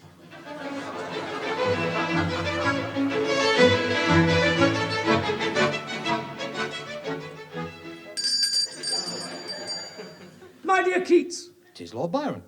Two poets meet. Oh, what a treat. May I sit down? Please take a seat. I do admire the poems you write. I wrote another one last night. What have you called it? The Heavenly Trumpet. Waitress, What would you like? have you got any crumpet? How about you, sir? No crumpet for me, thank you, my dear. Between you and me, I think is a... I'd like some tea. With lemon. A slice. And 2 pieces of cake. That sounds very nice. The brain of the poet, it brightens, then flickers. I'll bet you 5 bob she'll show you her... Pray continue, Mr. Keats. Enrich me with your verbal treats. 2 cows chewing grass. On a warm, sunny hillock. I thought this time tomorrow that grass will be millock.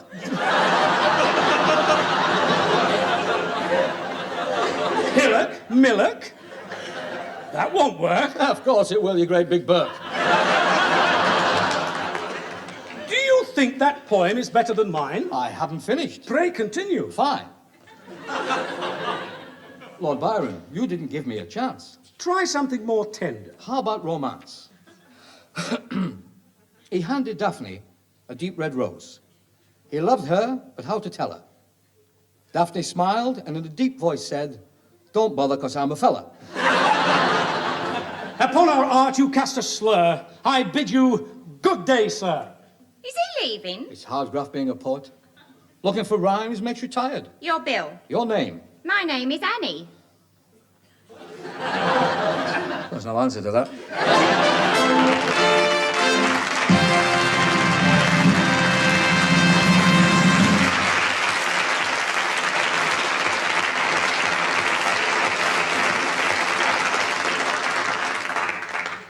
Anne?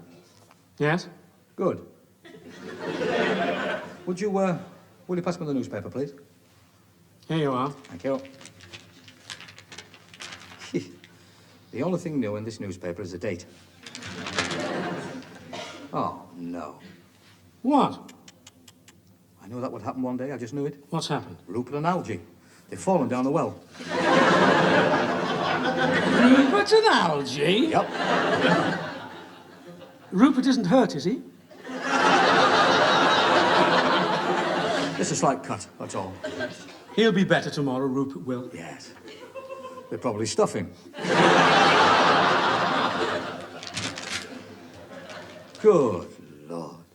Did you read this? Read what? There's a fella here in Preston accidentally drank a bottle of bleach. He's in hospital now. How is he? Fair.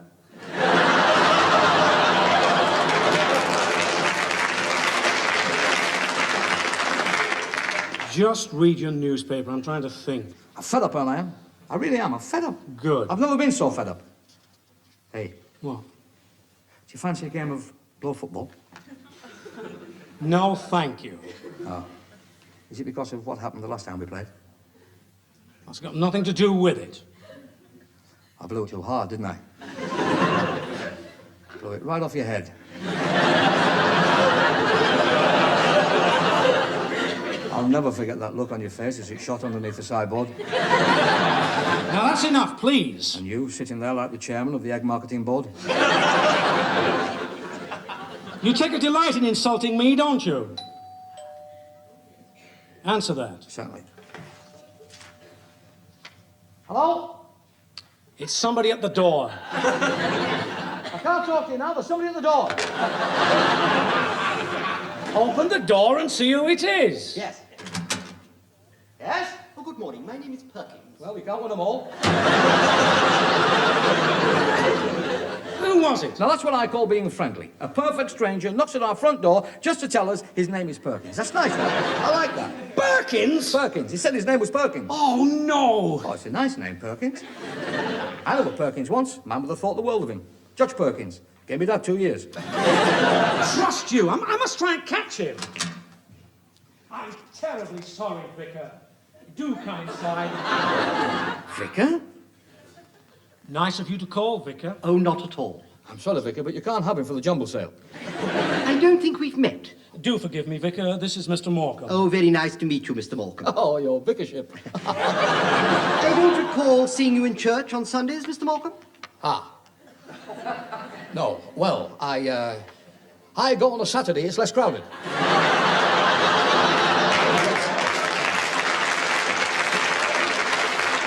I see. Do come and sit down, Vicar. Yes. Take the weight off your psalms. Yes, thank you. Eric, the vicar has called to see me about something rather personal. You've decided that? Decided what? You're going to become a nun. No, I'm not going to become a nun. Oh. Eric, please. The vicar's a very busy man. Busy? Yes. But he only works on Sundays. Do you save wicked women? Yes. Save one for me, will you? I heard that from a bishop at a prison concert. I don't know what it was in for. Mr. Wise, please. Sorry, Vicar. Now, just to make quite sure that I have all details, it's the 25th, isn't it? That's right, Vicar. Saturday the 25th. At 3 o'clock in the afternoon? 3 o'clock it is, Vicar. Excuse me. Feeling nervous, Mr. Wise? Gosh, who wouldn't be? It isn't the sort of thing one does every day. No backing out now, eh? Oh, I wouldn't dream of it, Vicar. I've been to see your bride today, charming girl. You're a very lucky man. Oh, I do realise that. Right. I'm sure you'll both be very happy together. Oh, I know we will be. Right. Have you both found anywhere to live yet? Well, after we're married, we'll live here in this flat. Flat? Very cosy, just you and your lovely bride. Yes, it will be. Just the two of us, all alone here in this flat. Alone? Well, everything seems to be in order, and I have a lot to do. Thank you very much for calling, Vicar. Not at all. See you on Saturday, Mr. Wise. Goodbye, Mr. Morecambe. Nice to have met you. Get out. I hope all the clappers drop off. Temper, temper. Now, I must write down a list of all the guests. Now, let me see. Now, there's a Mr. and Mrs. Mark Phillips. Mr. and Mrs. Wilson. Anne? Yes? You're not, are you? Anne? I'm not what? Getting married? I most certainly am. Saturday the 25th at 3 o'clock. What about me, Anne? What about you? Well, you just said now to the vicar, you said that you were living here. Just the two of you. That's right. Just the two of you here. Right again. I won't have anywhere to live, Anne. Where will I live? You're not going to let them put me into a home, are you? I just couldn't care less. I see. There's a men's hostel not 75 miles from here.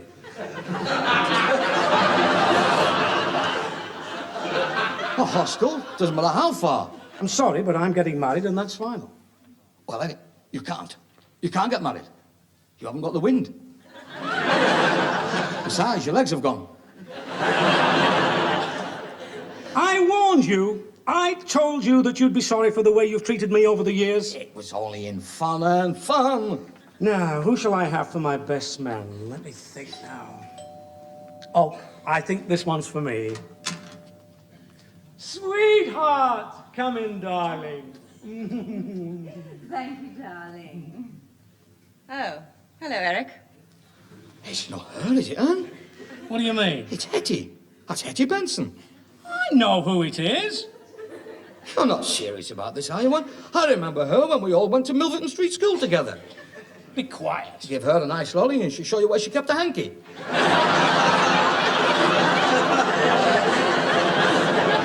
How dare you? I'm ignoring him, darling. I've just been for a fitting for my wedding dress. Many people down at the shipyard, then? I'm warning you. Treat him with the contempt he deserves. I was just trying to think who I could have for my best man. I should have thought it was obvious. Obvious as God. It's flaming well obvious, isn't it? Yes, my brother Ron. What a good idea. Is he out now, then? Hellfire, not even best man. You're going to have your hands full with him, I can tell you. We all have our funny little quirks. He's got one of the funniest little quirks you'll ever see. Go away. And if you feel something stirring about 2 o'clock in the morning, don't get too excited. It'll be his hamster. Belt up! And has she seen you with it off yet? Has she seen you with it off? Go on, give it a quick flash now, I dare you. Darling, what is he talking about? Just ignore him, my little flower. I always did, darling. Oh, how I'm looking forward to our honeymoon. You're in for a shock there, I can tell you. Nobody's asking you. And it's got to be a bit crowded in that bed with the three of you. 3 of us? Oh, hasn't he told you? Hasn't he told you about Teddy? His auntie gave it to him when he was a little girl. I put my pyjamas in Teddy. And you should see the way he puts them in. No wonder his eye dropped out.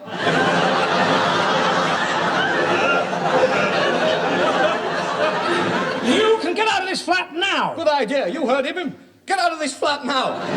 Not her, you. Oh, let me stay, Anne. Certainly not.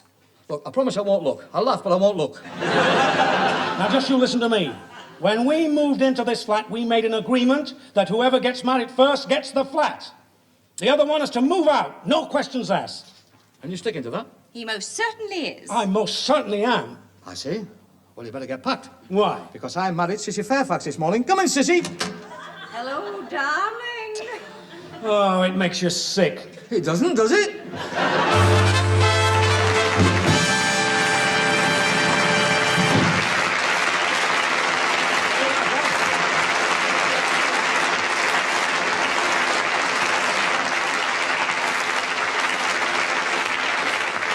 And that was the Robin Cadbush and Phyllis Ludacris Show. Also starring Eric Morecambe and Ernie Wise, with Anne Hamilton, Michael Siegel, Arthur Tulcher, and me. Special singing guests were Peters and Lee, music from Dennis Wilson and his orchestra, and the script was written by Eddie Braben. Not now, Arthur, if you don't mind. The Morecambe and Wise Show is produced by John Browell.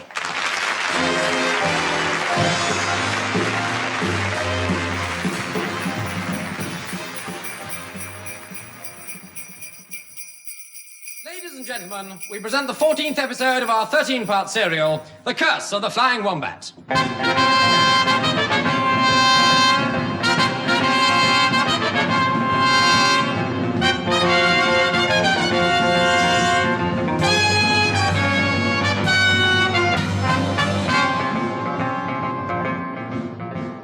Last week, Tim Brown-Windsor and his friends at last reached Kathmandu and found the green eye of the little yellow dog. But the dog was still attached and was rather large for a little dog and anything but yellow. It savagely attacks them. And now they are in terrible trouble. The serial should have ended last week. But suddenly... Heel, heel, heel. Yeah, boy. Now then, now then. What's all this about? Now we're ferret. You don't fool me. I'm the little yellow dog's owner, otherwise known as the Director General of the BBC. Oh, no. You're all guilty of molesting a BBC hound and of miscounting the episodes. I shall sentence you all to be handed back to the pirates. And the Postmaster General will deal with you. No! There is, however, one way out. What is it? If you can make me laugh just once, during the next half an hour, I may bring you back for another series. Oh, we'll try. But I warn you, there's only one thing that makes me laugh. What's that? And that's juggling voles. Juggling voles? Did I say that? I'm sorry. I meant a pantomime. A pantomime! Oh, good. I can be the dame. No, Lady Constance. That's always played by a man. Then I'll play the dame. Can you do the voice? I'll try. Oh, Jack! That's terrible. I'll play the principal boy. Hope you win. And I'll play the Wicked Baron. And I'll play the music.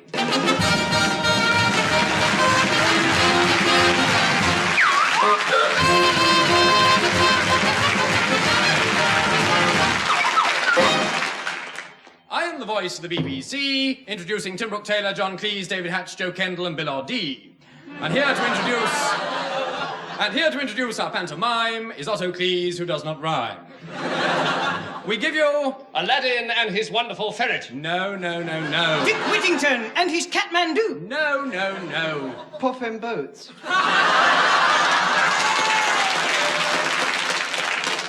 Act actually, it's, I'm sorry, I'll read that again, and his wonderful ferry.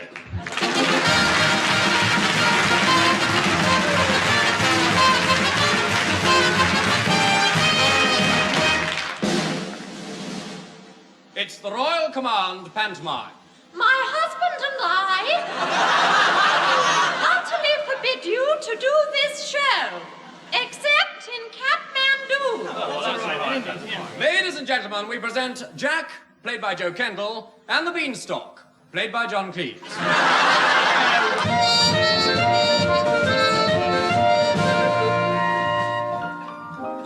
It is May Day in the little village of Wombat on the Boils. Everyone is gathering merrily round the maypole. Gather. Merrily. See how happy the girls are feeling in their summer dresses. And see how happy the boys are feeling in their summer dresses. All the village is alive today. So let's go and take a closer look at the little hamlet. To be or not to be? My, oh my, isn't it a grand day for the townsfolk of Wombat on the Boil? Yes, isn't it a grand day for the townsfolk of Wombat on the Boil? Yes, isn't it? Yes! Yes! What do we do now? Get the dame on. Right. Look, here's someone who doesn't look at all happy. It must be Jack's mother. Widow. Widow. Like to be beside the seaside. Hello, children! Oh dear, that's no good. Whenever I say hello, children, I want you to shout out, hello, widow, like to be beside the seaside. All right, let's try it again. Hello, children! Now look, I hope we're not going to have much trouble from you lot. Just listen and do what you're told. Boo the villain, cheer the hero, don't rustle your sweet papers and sit still. Otherwise, you will be shot! Oh, what a day it's been. That awful landlord has been for the rent, saying I'm all behind. He says he wants it. Whatever shall I tell Elvis? Oh, thank goodness I've still got Jack, my only son, the hero and principal boy. Here he comes now. Hello, Mother. It's May Day. The sun's out and the villagers are happy, the birds are singing, and oh, what a beautiful morning. Yes, isn't it? But hold! Where? No, wait! Where is my faithful old cow? I'm here. I mean Buttercup. She was with me a moment ago. Ah, yes, she comes. That's not a cow. No, I'm afraid not. This is, in fact, a pantomime Cleese played by two horses in a skin. The two horses are played by Bill Odding. You've gone a bit far this time, you know. Come here, Buttercup, and let me milk you. Get off! Ah, there. Oh, look over there. Why? I want to adjust my corsets. Mother, quickly, there's someone coming. It's Baron Tightfist, here for his rent again. Oh, the wicked, evil man. I am Baron Tightfist. Watch it. There, another puncture. I've come for me rent. I can't pay it. Then I shall turn you out into the cold. Now, look, come on. Let's get it right or we shan't let you play, dear me. They don't make children like they used to. How do they do it then? Carry on. Right, I have here a contract which hands over all your belongings to me. Sign this paper. But it's filthy. Yes, it's a dirty deed. Oh, we can't do that. We just did.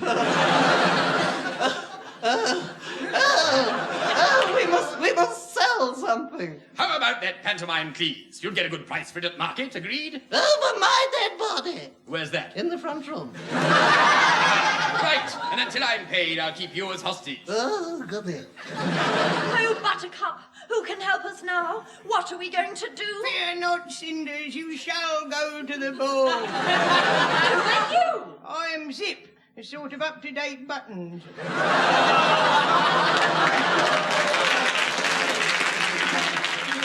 You're too too kind, considering you've heard it before. Now, where were we? Oh, lovable old Buttercup. I must take you to market to be sold and slaughtered with a guillotine and chopped up into great hunks of meat.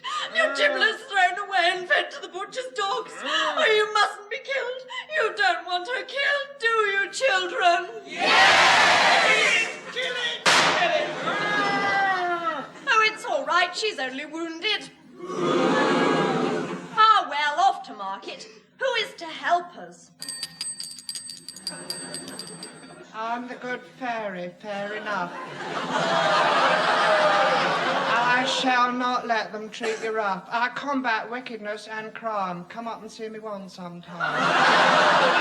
Whoops, I'm on your side, Ducky. Just my luck. Ha ha! And I have a wicked plot in mind. It really will be most unkind, and fairly unpleasant also, unless the people for whom it's planned happen to escape and the plot misfires, alas. Who was that? The bad fairy. Yes, rotten. So Zip and Jack and his mother drove dear old Buttercup to market. With Buttercup sitting in the back. They soon found where the auction was. 1,500 guineas. Do I have 1,700, 1,800, 2,000 guineas? Any advance? Any advance? No? How about the 2,000 guineas then? Can I hear the 2,000 guineas? Certainly, and it's Rhubarb Tart challenging Wombat, and third is David Coleman outside right with the ball, and the score Deuce and Graham Hill bowling round the Beaches Brook, and now Donald Campbell's taking his putter and he's going to shoot. He's taking the ball over in the right, and there's a banana there, and a pineapple, and a plum, and I can see a grape. Good heavens, and a passion fruit, and the ball's in the bar, he's come out again, he's out of leather, and he's getting full slope, and he scored! He scored! He scored!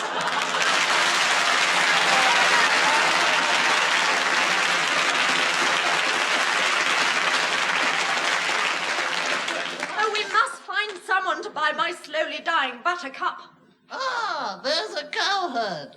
Melt of dogs and Englishmen go out in the midday sun. No, cowherd. Ah. Sir, would you care to buy this pantomime, please? Ah, what a lovely beast. Oh, thank you. We need golden guineas. How far will you go? Alas, I don't feel I can make it over 50. I have the same problem with you.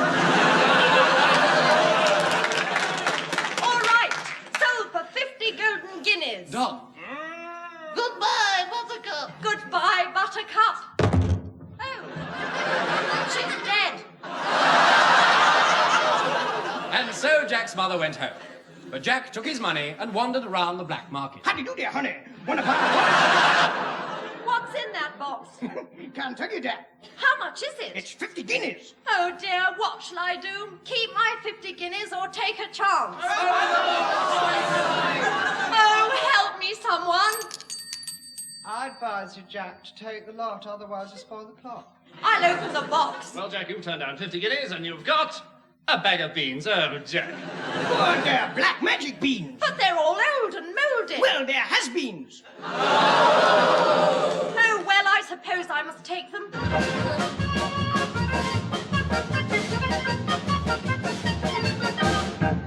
And so Jack drove back in his car while Zip went on ahead. Get off my head. No, children, I brought back this bag of beans for Jack, and I'm going to put them here, and if anyone touches it, I want you all to shout out, look out, Zip! Oh. Here comes Baron Tightfist. Aha! I come to claim my rent again. What's this? Ah, it must be a bag of gold. I'll take it. I'm sorry, I didn't know it was undone. I shall take this bag of gold. That's not a bag of gold, it's just a bag of beans. What? I heard that. Beans! Beans! Oh, Jack, you've spent 50 guineas on a bag of beans. You're a thoroughly unprincipled boy. Oh. But they're magic beans. They all say that. Yes. I suppose when I throw them out of the window, they'll grow into an enormous beanstalk. That's quite right. Oh, we'll see.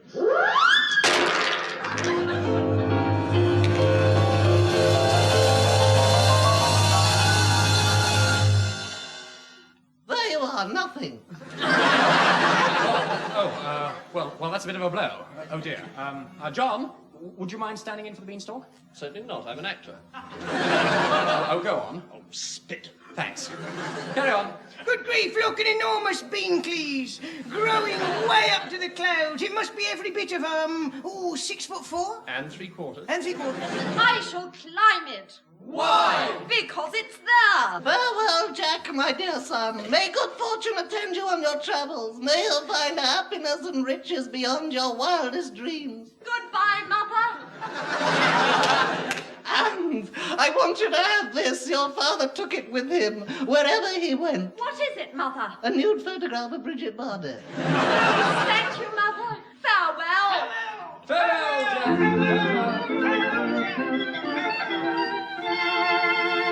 And so, Jack and Zip reach the top of the Beanstalk and find themselves in Ferret Land. Here we are. Who's that ancient ferret? I am your ferret godmother. Right.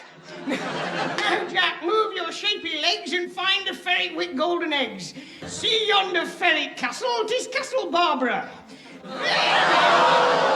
Therein you will find, held captive, the Sleeping Beauty. What a beauty. How shall I wake her? Fear not, dear Jack. I'll show you how. She'll soon wake up. Bow, wow, wow, wow. 'Tis I will do it, fair enough. Till then, woof, woof, woof, woof, woof, woof. What was that? Doggerel. I see. Well, we've had the traditional fairies and the traditional pantomime characters. And the traditional jokes. Who are you? I'm the traditional German advertising executive. Why? You'll need me for the next job. Why? You'll see. Go on with the script. We've had the traditional pantomime characters, and isn't it about time we had the traditional giant? After all, we're up a beanstalk, and as we all know... Beans means giants. Thank you. Thank you. My work is not an end. I can die a happy man.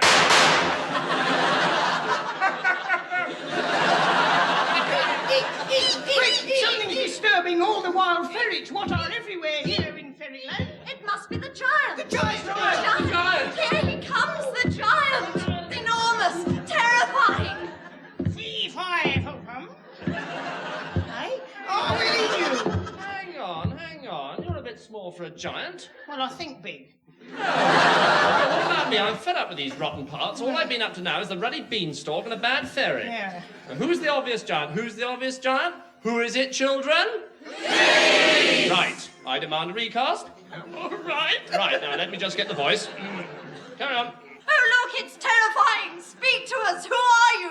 I'm the King Rat. Oh, no, you're not. No, I'm not, am I? I'm the giant. Nasser Wilkins. 3, 5, 5, 5.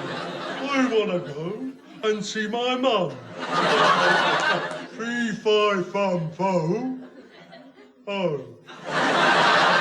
Well, at least it rhymes. Get on with it. Oh, hello. What can I do for you? You're supposed to eat us. Why, are you cold? I haven't had a bite all day. Oh. That's your line. Oh, thank you. I haven't had a bite all day. All right, I'll give you one.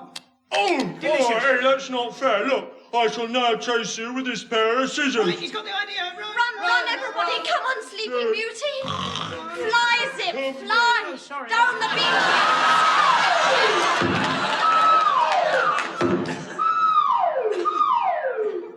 All safe? Now I'll chop it down. Oh, dear, I've nothing to do it with. Oh, well, just push it over and then the giant will come tumbling down. No, wait a minute. John's playing the giant and the Beanstalk. He can do it. It's a pushover. All right, everyone. Heave, and over he goes. I'm not enjoying this. And now here's the giant crashing down. Oh, not again. Oh, that hurt. Hey! Well done, everyone. We're all safe. I've got the Sleeping Beauty. And I've got a magic ferret. Look, what's going on? Something's happening to it. Hot water, quick, lots of hot water.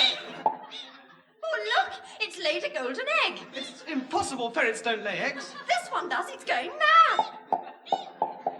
Oh, Zip, we're rich. Now we can all get married. But how shall I wake the Sleeping Beauty? Give her a kiss, that's what to do. And when you've done that, give me one too. Look, this is going too far. We need a man to do the dame. Who does it? Tim. Who can be a la-di-da fairy? Tim. Well, people are beginning to talk. So I'd just like to take this opportunity to remind the audience at home that I'm a man, and a very tough, masculine, virile, and handsome man. I'm sorry to interrupt like this, but I thought it needed saying. Thank you. Now back to the script. Give her a kiss, that's what to do. And when you've done that, give me one too. Oh, Sleeping Beauty, wake! Here, let me have a go.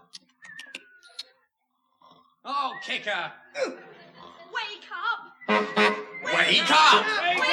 Oh, wake up, you silly old faggot. Oh, I was having such a lovely dream. Elvis and me rolling around. Oh, go back to sleep. Hurry away without delay and prepare for the wedding day and the great finale.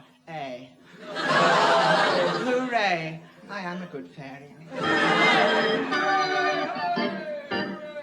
Whilst the stagehands are changing the scenery, who should be sent to fill in with the audience participation bit but the Queen of the Fairies? Not anybody. No. Oh, it's too late now. Hello. Here's my little fairy straight man. He's just right for the job. I'm an ideal gnome. Very true. Seriously, though, children, it's time for community joke telling. But before that, there's just one thing to do. What's that? Get rid of These silly little voices. Right, I think you'll find that's a lot better. Good, now we're all going to tell a joke together. We'll tell it first, and you just listen. Cold on the embankment tonight. Bitter, I don't mind if I do. Hey!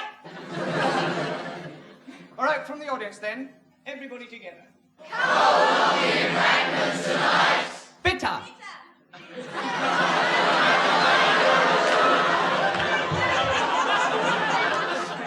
I didn't hear a thing. Oh, we've got to do better than that. Got to do better. I'll tell you what, I'll split you down the middle. Oh! Take this lot in the balcony, you can do it first. Right, come on, balcony, you can show them. You can show them. All right, after me. 1, 2, 3. Cold on the embankment tonight. Bitter! I don't mind if I do. Ooh, very good, very good. Come on, Storm. Now you make them laugh this time. Get everybody up there, really laughing. Everybody up in the ashtray with a big laugh this time. Everybody in the stalls this time with a joke, right? 1, 2, 3. Cold on the embankment tonight. Bitter!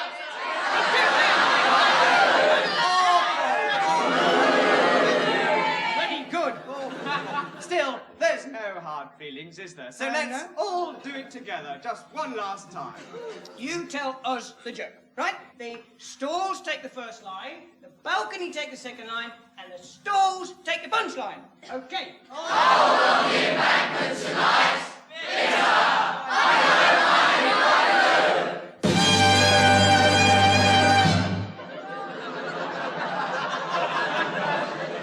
What a rotten joke. That was absolutely rotten. Terrible. They complain about us. You want to listen to your own jokes before you start. Yes. You're very kind, and now we'd like to finish with a little song. That's enough. We're doing the show. And now it's time for the grand finale, when everybody lives happily ever after. Well, Jack, everything's turned out fine. I'm going to marry Baron Tightfist. What do you say to that? Shut up! But first, I must ask John why he's dressed in wrapping paper with a ribbon round him. I am the ghost of Christmas present.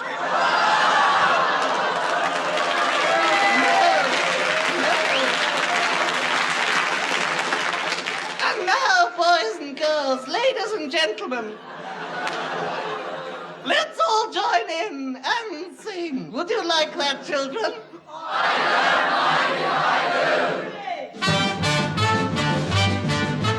Now, here's some of those grand old songs we all love to sing. If you know the words, join in with the chorus, right? These are a nice, easy one to begin with. Here we go.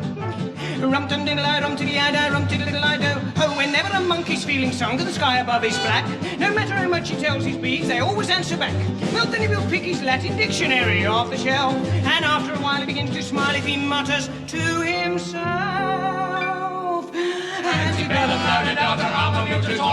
If the people stare at you, you simply must ignore them. Everybody saying more and more and more and more. That was pretty bad, wasn't it? Let's see if the policeman in the audience can do any better. Oh, the policeman, here we go.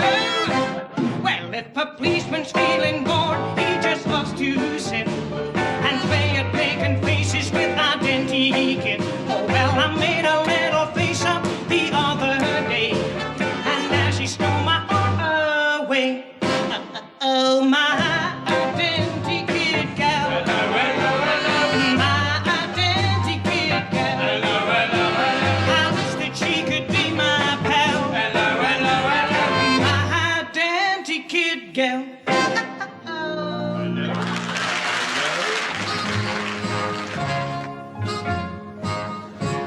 I want another slice of rhubarb tart. I want another lovely slice.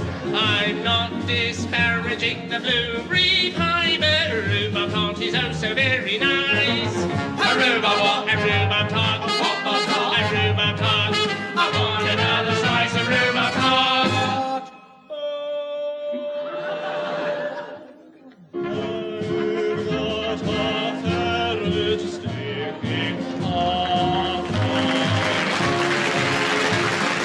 He's got a ferret sticking up his nose.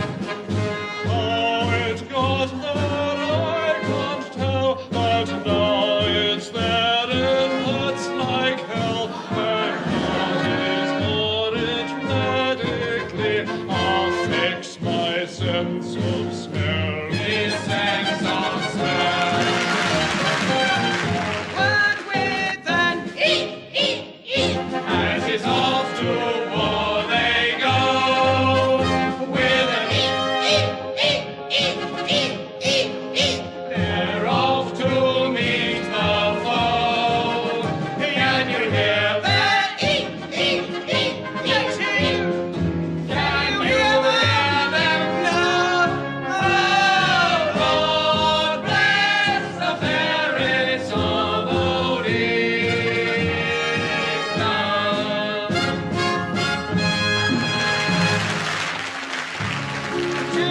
Cheerio to some and adieu to others. A Merry Easter to you, many happy returns to you. Whatever you're doing and whatever you are, here's a message for you all. Everybody sing. So now is the time to say hello and goodbye. Now is the time to laugh with tears in your eyes. Where the mountains of Mar go down to the sea, my Yiddish mama is waiting for me. So now is the time to sing and laugh as you cry. Let your troubles go by. Keep that tear in your eye. Hold your chin way up high.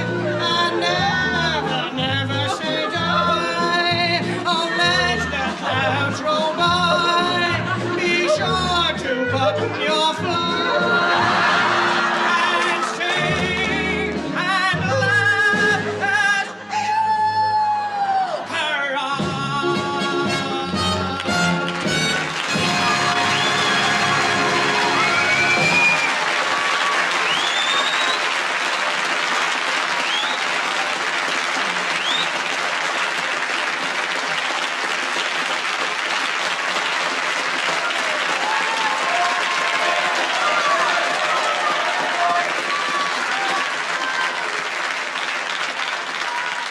And so everyone lived happily ever after, and there we are. The show was written by Virginia Rother Boter Shaw, the daughter of Michael Rother Boter Shaw. Right, that does it. I'm sorry. We thought that was very funny. If you can't react properly, we're not bothering. We're not going to come along to the studio of an evening and get absolutely nothing back. There's been far too much of this sort of thing recently. We're going to stamp it out right now. All right, get your coats, everyone. That's it.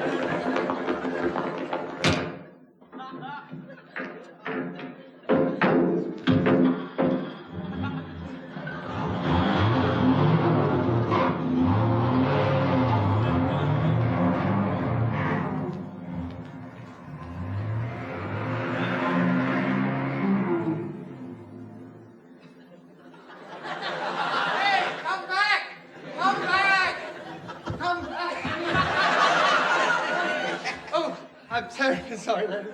Come. Oh, well, perhaps they'll come back in a minute. Ladies and gentlemen, I'm the producer, and, oh, I really am terribly sorry. I think if we hang on a minute or two, they'll probably come back. Meanwhile, I'd like to tell you a joke.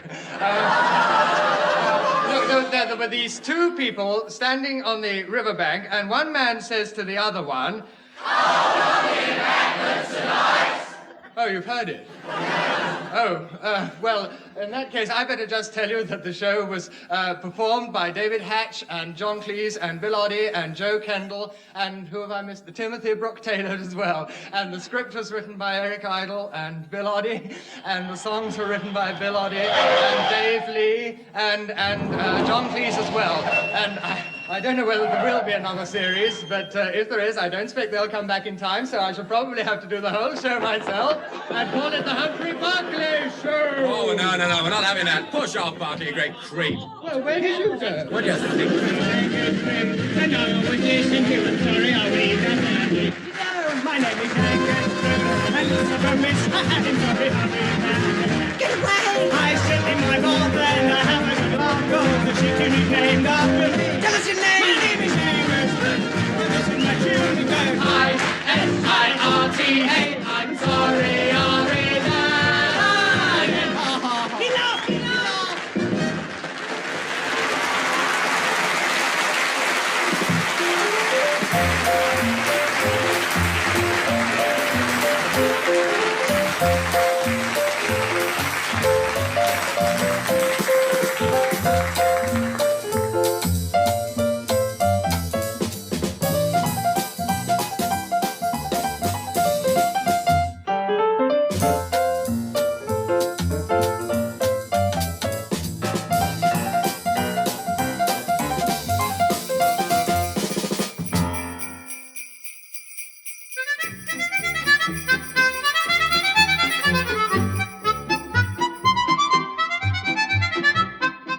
Ladies and gentlemen, this week, HMS Troutbridge welcomes the Serving Ships Company of Her Majesty's frigate Truebridge to a special edition of the Navy Lark with our 3 stars, Leslie Phillips, Stephen Murray, and John Pertwee.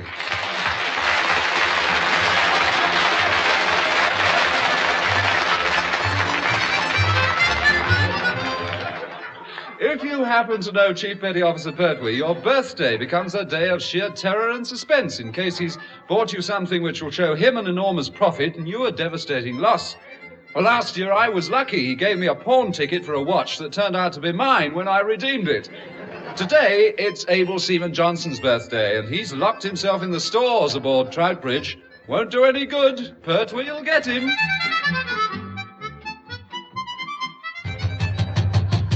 Johnson! Johnson!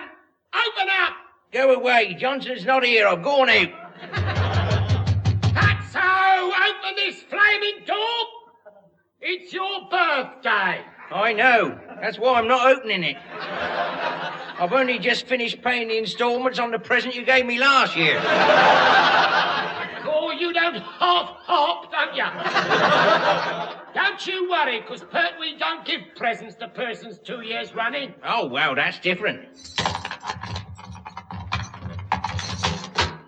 Come in. However, in your case, I've made an exception. Hey? Yeah. Come outside and give me a hump in with your present. Oh, no, I don't want it. Swindle! Take your foot out the door. I want to slam in your mush. I'm going to be skint again now. Oh, well, there's gratitude for you. Gratitude. You haven't even seen my gay gift yet. No, I don't want to either. Just give me the hire purchase agreement. I'll sign it. What is it? What is it? Yeah, what is it? It's an all-working 1928 iron-frame stitch-tight treadle sewing machine. Just what I wanted, I don't think. Oh, yes, you did. It'll save you hours of hard work completing the contract. Contract? What contract? Well, the one I've got to supply all the sales for the yacht club, of course. Didn't I tell you, Johnson? No, you didn't, as a matter of fact. I was... Well, you're rotten, you are. Rotten.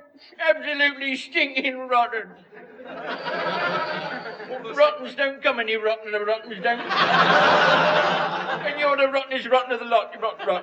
You rotter. Done? Yeah, done rotten. Right, good. Now, I'll give you an hand with your present and you can get sewing. You're way behind time now. You can work nights as well until you catch up. Generous to a fault, aren't you?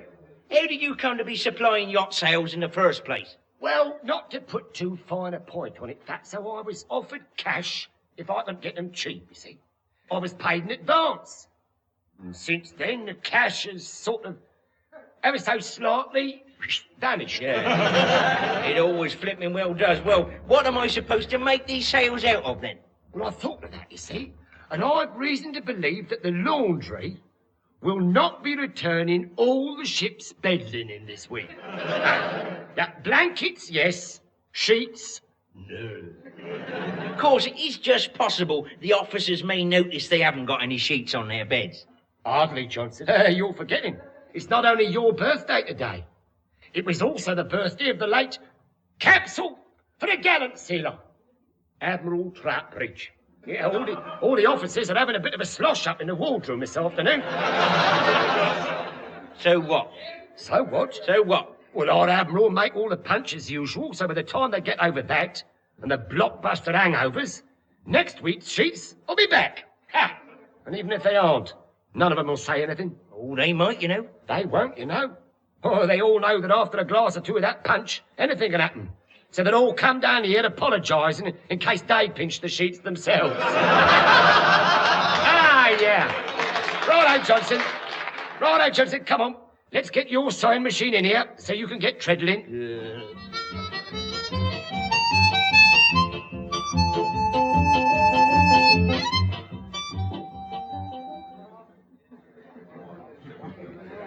You know, sir. You know, I'm not at all sure that I haven't had a jolly tight so much. You must certainly have. I'm ashamed of us. I mean, ashamed of who? I don't know, sir. Who are you ashamed of, Ash? I've no idea. My word, Mr. Phillips, that punch pack's a strong pack. Pinch. What? I'll try again. That pack punches a strong pick punches a pun, pin, pun. Halt, sir. Granted. Well, drink it up, sir. I can't. My glass is empty. That's funny. So's mine, sir. Well, it's just as well. You've had a jolly mite so touch already. Call. Tuku's harking. Watch it. Here comes the Admiral again. Duck down behind the bar. Is there a, sir? Oh, I fancy some duck. We'll take the punch with us, too, sir. Oh, do get out of a chap's way, some of you. I'll kick out in a minute. Hi, where's me punch all gone? Povey, some fool's nicked the punch. Oh, have mine, Admiral. No, it's all right. I'll have yours. Cheers. Henry Purvey, what are you doing? Oh, nothing, my love. Have you been at the bottle again? Of course. Been at the bottle? He's come out the other end. I've just had to take this one away from him. I only had... Creeping ivy, who's this old biddy in the ghastly dress? Hey, she looks like a roll of cheap wallpaper. This, sir, is my wife. And that is her favorite gun. It was part of her trousseau. Got it in town from Madame too, sir. Not a bit surprised. Chamber of Horrors, I think. Oh, do get out of my way, Povey. I'm looking for Frobisher. Frobisher, you old fool. After him, Henry. I insist on an apology from your red-faced little playmate in the sailor suit. Seize him, I say. Oh, very well. Admiral, about my wife. It's all clear, sir. The Admiral seems to have gone. So it's his punch. And I know where. Careful, Mr. Phillips. Well, why? What's the matter, sir? Well, mind how you come up. The picture of Admiral Troutbridge is right by your... Ooh. Hey, what was that, sir? You idiot, you knocked down the picture of Admiral Troutbridge. Oh, lummy. By the sound of it, I dropped him glass upwards. Yes, right on his birthday, too. Quick, sir, let's get rid of the bits. Hello, what's this? There's a bit of paper on the back of the picture. Lummy, looks like a chart, sir. Yeah, it's a chart of our old island. Now, how would you know that? It's got the name of our island just under your thumb there, sir. Oh, so it has. For a moment, I thought you'd learned how to read the map. There's something else written by this arrow, too. Oh, yes, sir. Admiral Troutbridge, his personal fortune, prize money, and other loot buried here. Lummy. What wouldn't the chief give to know about this, sir? Excuse me, gangway there, please. Thank you. Of course, strike a light. Who left this roll of wallpaper? Go wrong! Oh, sorry, pardon. Gangway, please. Thank you. Don't let Pertwee see that map, sir. Excuse me. Whoops! Not at all. I enjoyed it.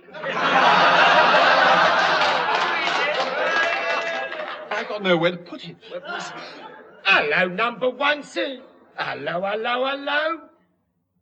Having a little read, sir. What? Oh, this? No, it's all just, a bit of paper I found on deck. Oh, yeah? You can't have the place looking untidy, can we?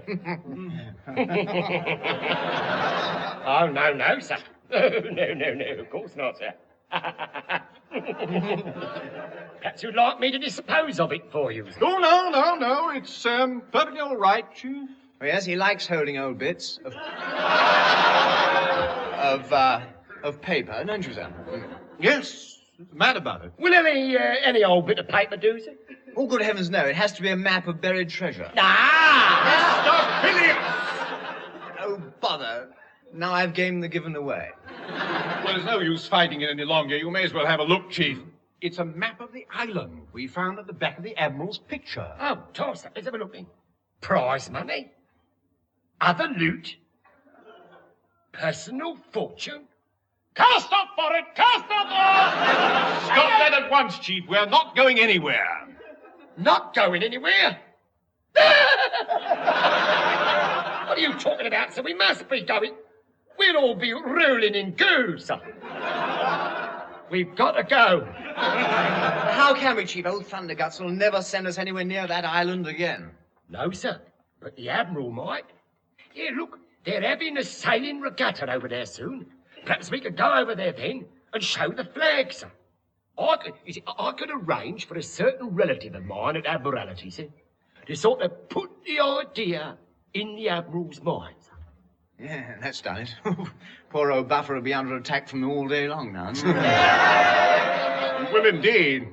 Well, Chief, if you think it'd work, you could try it, I suppose. It's nothing to do with me, of course. You just leave it to me, sir. Ladies and gentlemen, could I have your attention, please? Oh, dear. What's old Thunderguts up to now? No idea, sir. Mind you, he did mention earlier, sir, that he was sure the assembled gents were rather hoping he'd read one of his well-chosen poems, sir. And I agreed, sir. I've given him one written in honour of Admiral Troutbridge. Didn't know there was one. Well, there wasn't until about half an hour ago, sir. But at least this might stop him doing the seafarer's life. Ladies and gentlemen, no quiet, if you please. Henry Purvey, lower your voice at once. But, my love, I'm going to recite. No, your pumping will not. I haven't forgotten what happened when you recited at Admiral Troutbridge's birthday party last year. But this is a different poem, my love. This one's all right. It had better be. I'm not standing for all that old nonsense about those various young ladies from wherever it was again.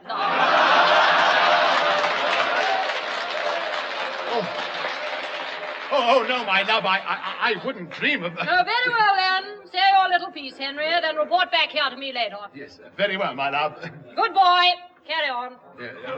Thank you. Ladies and gentlemen, Ode to a Sailor of Misfortune. Henry, Yes, my love. watch it. Otherwise, you won't have your crumpet for tea on Sunday. Sir, very well, my love. Verse 1. Oh, to the battles we should have won, like the right muck-up at Istant Parley, where the ammunition was a fourpenny bun, 'cause the chap in charge was a Charlie. Oh, good grief, Parsley, I thought you said this. No, sir. Captain Povey, it was lovely, sir. Lovely reading. Oh, look at all hypnotised. Look at him. That's all right, sir. You keep going with your magnificent verbosity, sir. Keep going. Lubricate the lyricals and off you go laughing. Lovely, lovely. Good boy. Where you go. Good luck. Oh, very well. Verse 2. Oh, to the battle at Cape Ebbw where the men were as keen as mustard, but the ammunition was a 6-inch nail, 'cause the chap in charge was a custard. Oh, no, really, I can't go on with this.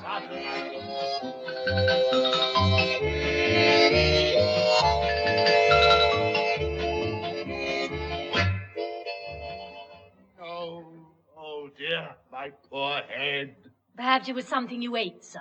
You know perfectly well what it was. It was that confounded party last night. Captain Povey's office? Oh, this is the Admiral. Is Povey there? Yes, sir. He's here, but Having his hair cut. About time, too. That party yesterday looked like a tatty old teddy boy.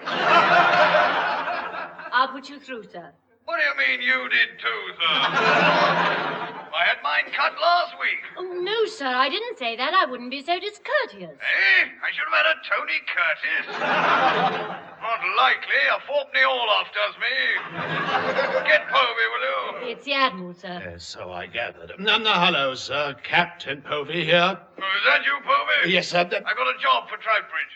Oh, something dangerous, I hope, sir.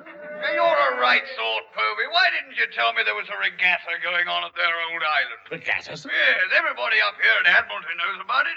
I've had chaps bending me ears about it ever since I got back. Well, I hardly see that it matters, sir. That's settled then. And as these chaps up here pointed out, we ought to send the ship that was stationed there all those years, eh? Oh, but Admiral, it'll be the end if we send Troutbridge. You know I can never get them off that island. Once we send them anywhere near it, they stick there like glue. Now, you can't do it, sir. Good man, I knew you'd see it my way. Send them over there at once, But, will you? sir! Cheerio, happy haircut. Hello. I think the telephone's had a fourpenny all-off, sir. Really, it's too bad. Once they land there, I'll never get... Oh, well now. Send them to the island, he said. He didn't say they were to actually land on it. That's it then. A nice trip over to the island, but no, absolutely no shore leave. Oh, they're going to hate every minute of this.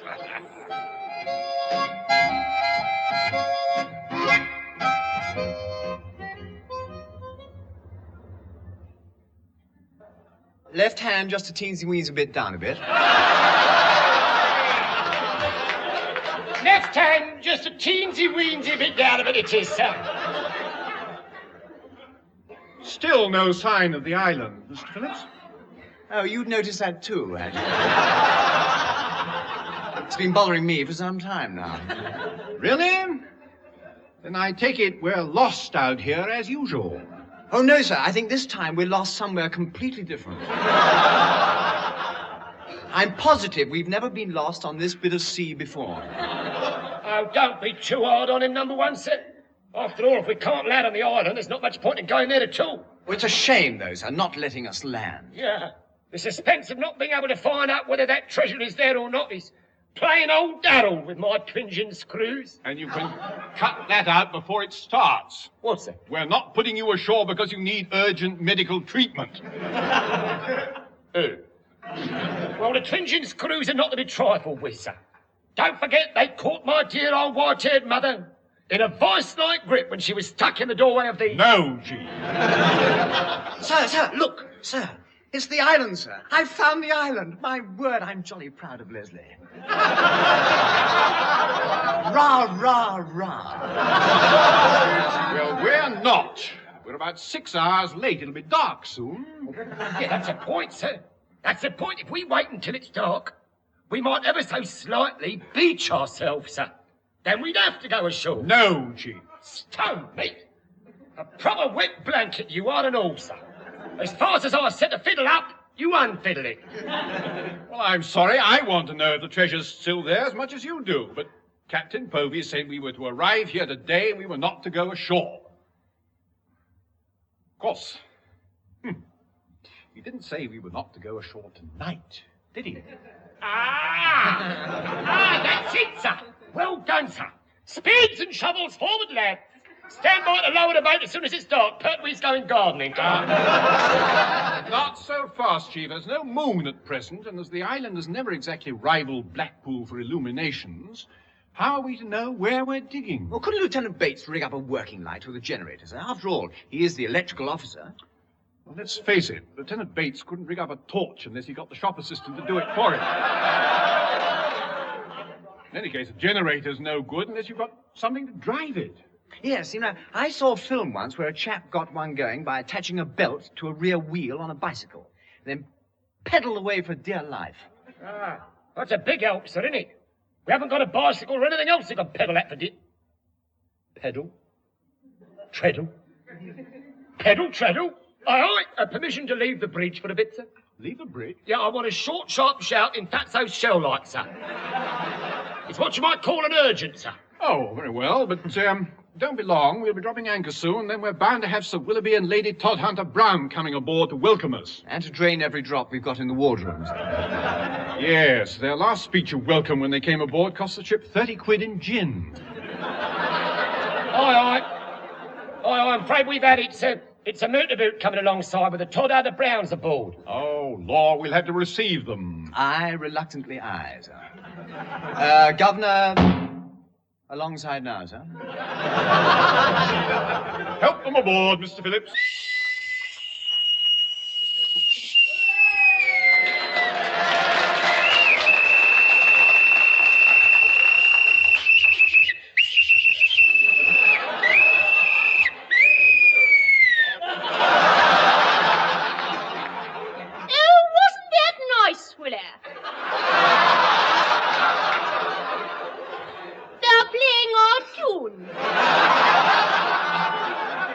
Delightful, dear. Welcome aboard, sir. Oh, jolly civil of you. Amelia, dear, where's my speech? What speech, Willa? My speech of welcome to the island, dear. Oh, it's all right, I've got it. Officers and men of Troutbridge. This is Troutbridge, isn't it? Yes. Well done. We're in the clear up to now, then. Oh, do hurry up, Willie. I've graciously consented to inspect the wardroom. And I want to declare the corks well and truly drawn. All right.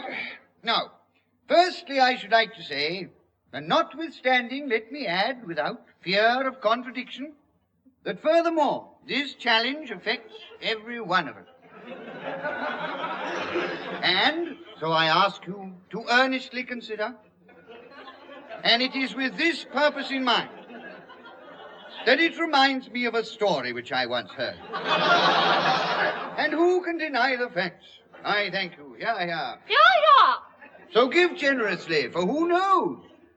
My friends, if I may call you to mind of a story I heard recently, there can be...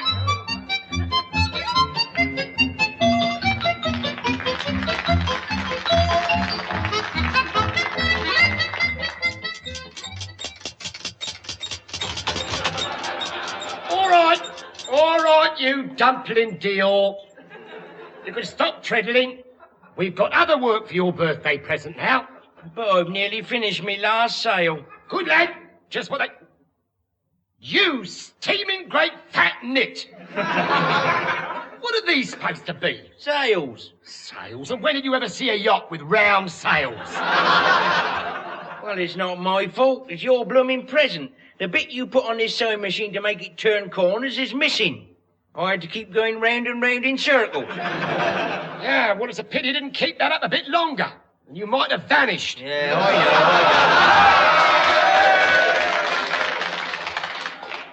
know. What's this other job with the machine, then? Eh? What's this other job with the machine, then? Oh, yeah, Lieutenant Bates wants to borrow it for a bit tonight. Yeah, you'll have to give him an hand getting it ashore as soon as it's dark. Oh, well, that's all right, then. For a minute, I thought you good night. See you in the morning. Come back here. I'd rather not. You better, Ed. We've got work to do. Look, we've got to get this treadle machine in the longboat, along with a generator and anything else Lieutenant Bates needs to get the light going on the beach. Oh, come on.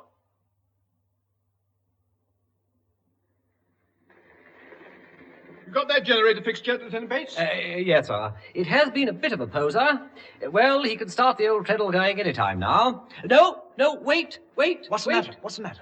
Nothing, only I just didn't want to stand too close when it starts, in case I boobed with the wiring. Oh, yeah. That's it. Come away, feet. This is no place for you.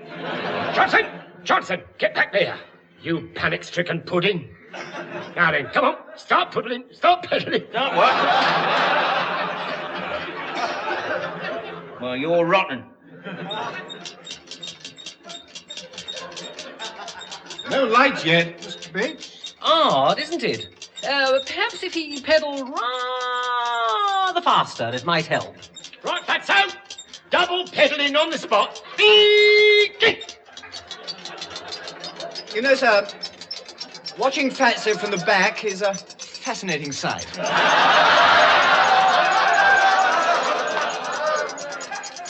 You know, sir, he looks like a blancmange doing a cha-cha. Yes. Still no light, though.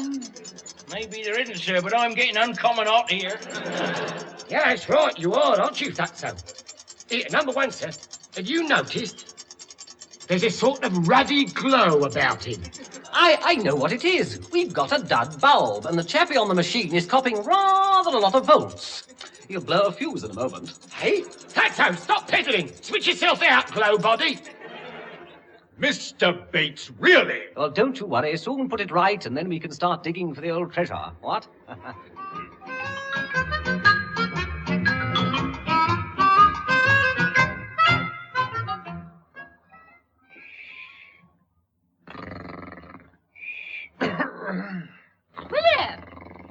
William, wake up at once.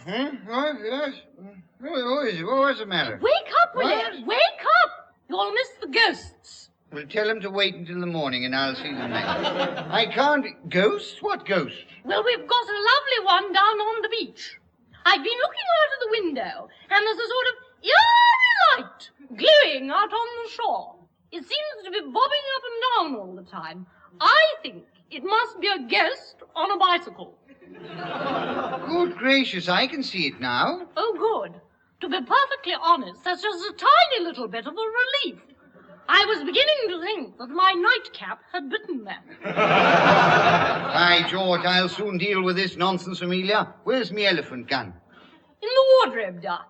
But I don't think it's an elephant's ghost. Although it certainly looks pretty fat. Well, you stay here, little woman. I'm going down to the beach to see what's going on.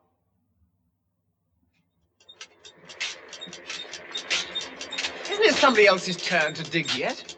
Cool. I'm going to have the most terrible dishpan hands in the morning. No, you keep going, Mr. Phillips, sir. We're bound to strike the treasure soon. Fatso, you're slowing up again. The light's going down. Oh. It's all right, sir. I can still see where I'm digging. Yeah, possibly, but I can't, and I'm trying to do a crossword. Ah, what was that? I hit some tin mud. Hey, no, you didn't, sir. Look, sir, look. There. It's the treasure, sir. It's a tin box. Quick, get it out. Right, to me. From you, Mr. Phillips. Steady. It may be jolly heavy. Well, in that case, Mr. Bates can give you an answer. I'll help number one hold this crossword puzzle. Stand by to hoist away! Up she comes! Lovely. Lovely. Lovely, lovely, lovely. Admiral Troutbridge's treasure, and it's all ours. Well, open the box up, somebody. I can't stand the suspense any longer. Here we go, then. Go! It's open. Here, hurry up, please. I can't keep treadling much longer. Lummy, where's all the treasure? There's only a bit of paper inside. What? We've been done! It's a flaming great carver! What's it say? Listen to this.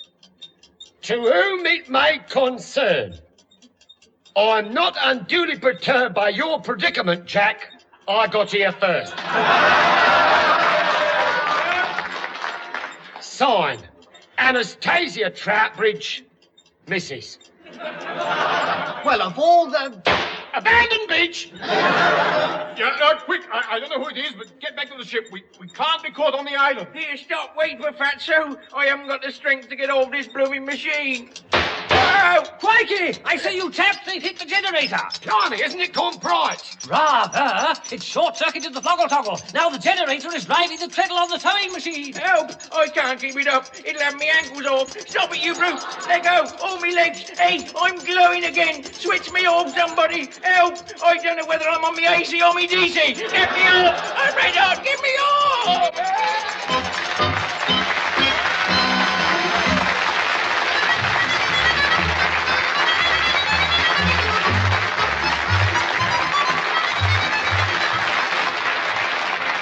And that was Leslie Phillips, Stephen Murray and John Pertwee working their passage in the Navy Lark, written by Laurie Wyman.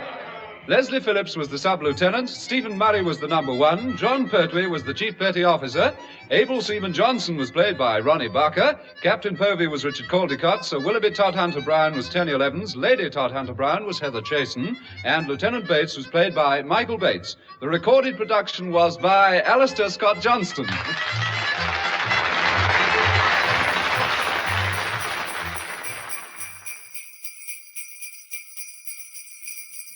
It's Ted Ray in Raise Along.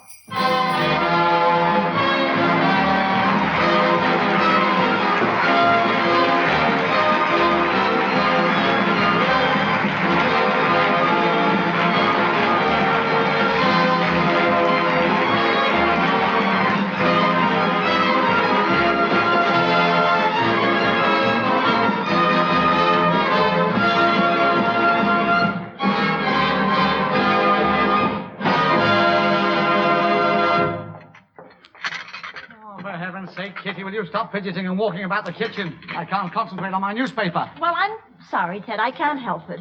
Look at these curtains. They're absolutely filthy. Oh, and look, there's a spider up there in the corner, too. Yeah, and there's another big one just going down the back of your neck. Oh, no, where? Where? Oh, I can't stand it. Oh, no. Get it off me. April Fool. No. Oh, you don't care what the place looks like. You're a man. Go on. You've been looking at my birth certificate again. Women can't stand dirty kitchens like men. Oh. Besides, it's spring, and everything has to be cleaned up in spring. Why don't you tell that to Max Miller? Yeah. Oh, a fat lot of sympathy I get from you. The very least you can do, Ted, is give me a hand. Don't give me that. No. For heaven's sake, what do we employ daily help for? It's like enclosing a stamped-addressed envelope when you pay your income tax. Ted, will you please let me finish? Mrs. Easy hasn't been here for 3 whole days. Who does she think she is? Well, maybe she's not well. The nerve of these people. She'll be round for her money, I expect, but she won't come here and do the work. Ted, perhaps she's ill. Perhaps she... Oh, Kitty. Hmm? I hope nothing's happened to the poor old soul. Oh, you're right, you see. Well, anyway, just put this apron on and give me a hand, huh? Yeah. You know, I'm fond of the old girl in a way, Kitty. I know that, darling, I know. Just slip this apron on over your head and tie the bow at the back, will you, Ted? Yeah. Poor Mrs. E. Yeah. Hey, what are you doing? What are you putting this apron on me for? Well, I thought maybe you'd like to help me. You're crafty. Yeah. That's what you are. Ooh, you are crafty. Well, anyway, wait a minute. You can't wash up until I get these clothes out of the sink. I've got them in there to soak. All right. I'll just pull the plug out of the sink.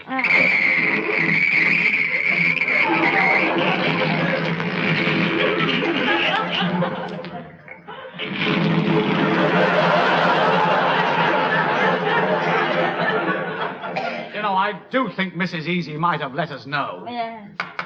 Open the door, will you, Kitty? Yes, Ted. Why, Mrs. Easy. Ted, look, it's Mrs. Easy. Mrs. Easy. Where have you been? Now then, don't you take that tone with me, mastermind.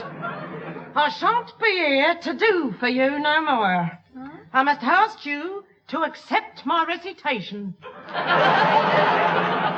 What are you talking about? Well, Mr. Easy has came into money.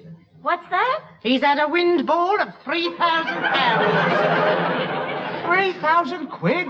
Good heavens, where did he get it? Well, there's no harm in informing you. The old neighbourhood will know it sooner or later. Yes, it was left to Mr. E by Sir Harry Gotrocks. You mean the eccentric millionaire? No less. Well, who is he, Ted? You know Sir Harry Gotrocks. No, I don't. You know, the fellow who started with the handcart selling pancakes. Yes, when he died, he left stacks. That is right. He left Mr. E the money because he once done Sir Harry a very great favour. What was that? Well, it was down at Southend some years ago. Yes? Mr. E and Sir Harry was sharing a plate of winkles, and Mr. E lent Sir Harry his pin. So that's what made him shell out, eh?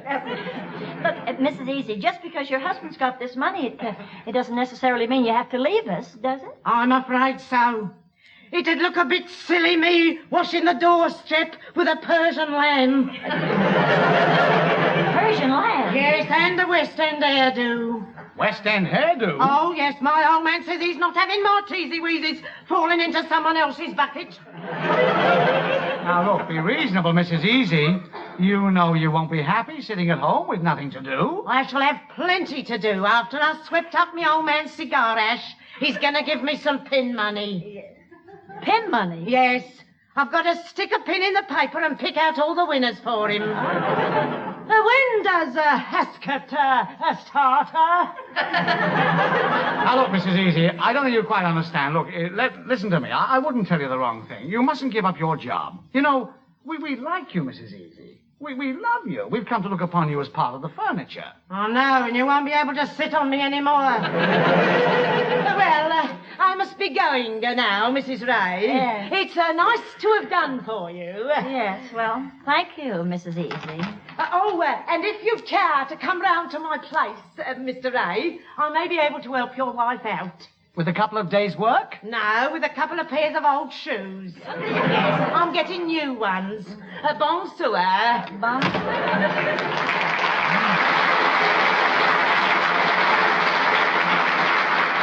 Now, there you are, Kitty. There goes your daily help. Oh, Ted, we'll never see her again now she's coming to £3,000. What are we going to do? Don't you worry about that, Kitty. I know human nature. You do? Mrs. Easy won't be happy unless she's working. She'll be back, just you mark my words. What did I tell you? She couldn't even get away from the house. But Ted, be nice to her. All right, Kitty. Don't worry. right. I'll be nice to her. Welcome back, dear. Welcome back. Welcome back. I'm not one of the roving kind. I am the green grocer. Oh, I see. Hey, and I must say, in that apron, you look like a robin, a redbreast. Now, never mind the funny stuff. Just hand over the green grocery. All right. It comes to 13 and 3. 13 and 3? That's all right. Potatoes, tomatoes, greens, grape, fruit, and banana.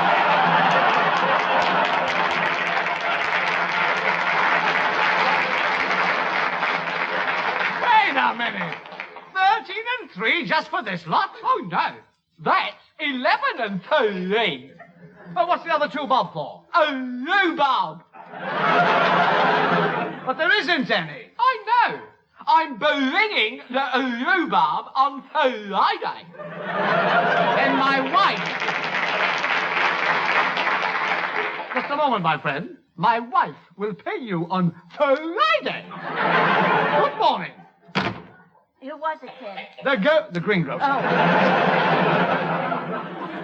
Darling, do you think Mrs. Easy will be happy? Well, with £3,000, at least she can be miserable in comfort. Why don't you forget Mrs. Easy? She doesn't care about us, Kitty.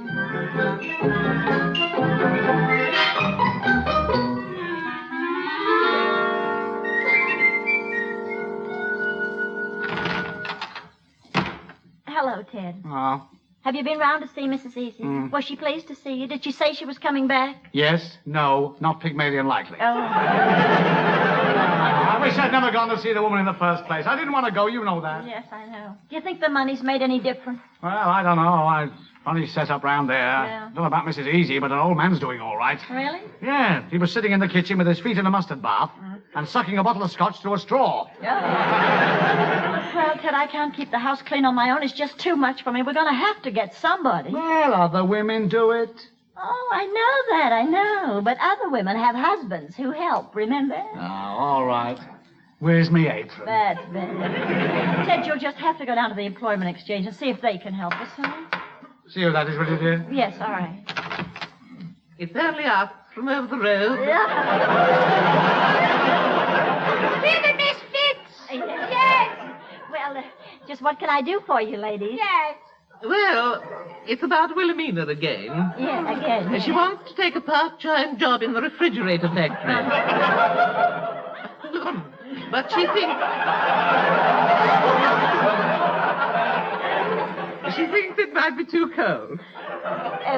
Cold? Yes, they want me to work in short shifts.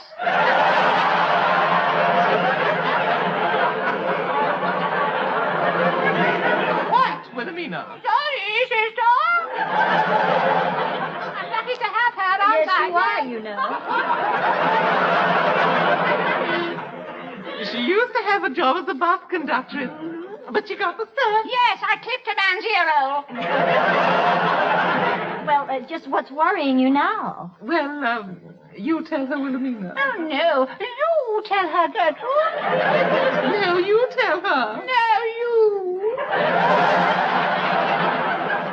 Well, you see, the man who owns the pet shop has been giving Wilhelmina the glad eye. Oh, yes, he did. Yes, I know. I was there. Oh, You were yes. there. Yes. Steady girl, down, simmer down. Yes. Yes, well, go on, Miss Fitz. Yes. Oh, yes. Yes. Well, he's asked Wilhelmina to lend him £100. £100? What for? He wants her to go into partnership with him, and he's going to buy some chimpanzees. Oh. Yes, he is. Yes. Yes. Yes. Yes. And tell me, Miss Fitz, what's wrong with that? Well, you see, Wilhelmina's afraid to go down to his shop by herself. Oh, but Miss Fitz, why? Well, when he gets me in the shop after time, he might give me the monkey business. Wilhelmina, that's enough. Go home at once. Goodbye, Mrs. Ray. Bye-bye, dear. God bless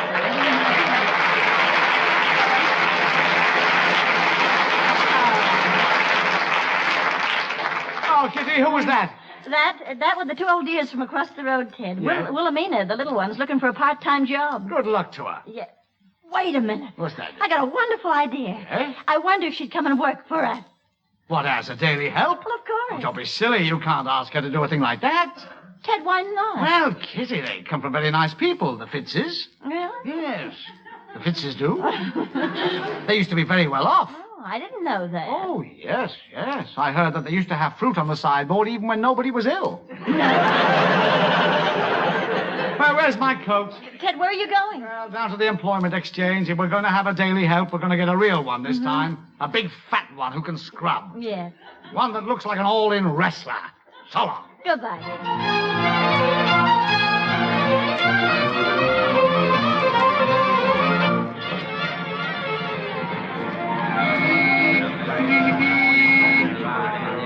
Excuse me, sir. Is this the employment exchange? Yes. Get in the queue. Get in the queue? Yes. I certainly will not stand in any queue. Ah, trying to push in past the regulars, eh? Here. Chuck him out. Now, just a minute, Sir Bernard. I thought... You thought? You thought? If it wasn't for people like me, this place wouldn't even open. Why? Have you been signing on for long, then? I've been signing on for so long, they make me bring my own ink.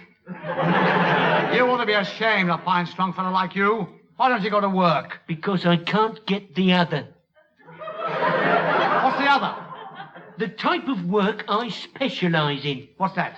Making Union Jacks to stick on the top of Everest. So long. I'm in the wrong queue here. It's no good. I want to employ somebody, not draw the dole. Ah, here's a gentleman who can help me. Good afternoon. My name is Ray. And my name's Muggs. Mr. Muggs. Yes. I've come to you because I want someone to stay at home with my wife and help her with the housework. Oh, you want someone to help your wife with the housework? That's right. Well, now, what does your wife look like? Well, she's smartly dressed, Yes. blonde, Yes. and if I might say so, very attractive. Very good. Now, wait till I get me hat and coat and I'll go and help her myself. What do you think you're doing? Look, we need a new daily help. The last one has left us. Oh, I see. And why, may I ask? Well, if I must tell you, she left us because she had a windfall. Oh, I see. You know, my sister left us because of a windfall. Really? Yes, she did. During a thunderstorm, she took shelter. Only didn't half strike. Yes? Yes, it struck her. She took the shelter, you see, under an apple tree. Yes. And half an hundredweight of Cox's pippins fell right in her nut. Well, that's very unfortunate, Muggs. I'm very sorry. But can you find someone for me, or can't you? Well, sir, you know, the person you really require... Yes? Is our Mr. Winthrop. Oh, I see. Yes, that's the one. Yes? But if you want him, there's only one thing for it. You see, he'll have to be called. Well, call him then. Don't stand there like a Charlie. Well, all right, but, are you going to pardon me? All right, I will. Get him here. Yes. My wife hasn't got a daily help, and she's got me doing the washing up. Very well, then, why don't you say? What? Mr. Winthrop, a forward for a gentleman whose darling little whippy has got him working like a skippy. So come here in a jiffy, if you please.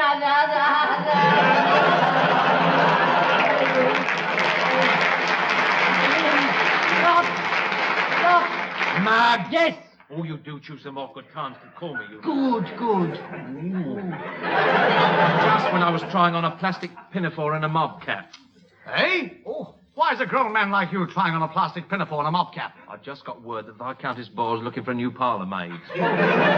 Winthrop, that will do. Will it? You're always after the gals, you are. Always. Now, I'm so sorry, sir, Thank Mr. you. Ray. Thank you very much. Before I leave you with Winthrop here, Yes? would you mind posting this letter for me when you go out? Eh? You see, I'm claiming the family allowance for my 3 children. Oh, I'm sorry, I haven't got time. Just as well I haven't got 3 children. Good riddance to him. Proper slave driver he is. I don't wish to know that. No. Now, look here, Winthrop. Yes. I understand that you handle young domestic servants. Well, if they stand for it, I try, yes. Right. I see you're a man of the world. Oh. Yes. Hey? Now, look, I require a daily help at my house. Right, well, leave your name and address. If anyone suitable arrives, I'll send them along. Thank you, Mr. Winthrop. It's all right. As you go out, look in the waiting room. Might be someone there. You never know. I'll do that. Thank you very much. Goodbye. Let's have a look. By Jove, there is somebody here, too. Looks a bit old for housework, she does. Still, I don't know. Excuse me, madam. Are you looking for work as a daily help? Certainly not. I'm a companion. I was companion to the Duchess of Dillwater till his lordship passed on. Really? I didn't know his lordship had gone. Oh, yes. It was very sad. Yes. 10 o'clock last Monday. He'd left the castle and gone down as usual to the village pawn shop to wind his watch up. And on the way back, he fell in the moat. He was drowned, and I was sacked. How was that? I pulled the wrong bell rope and took the drawbridge up. Thank you very much, madam, but I'm afraid you wouldn't be suitable for our little home. Why not? No drawbridge. Good morning. All the best.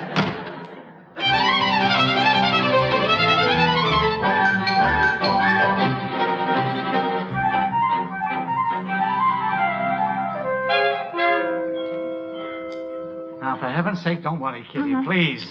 You'll have a new help here very soon. Oh, good. Where'd you get her from? Well, I couldn't get any satisfaction at the Labour Exchange, so I went to see Madame Ashanti at the Domestic Help Agency.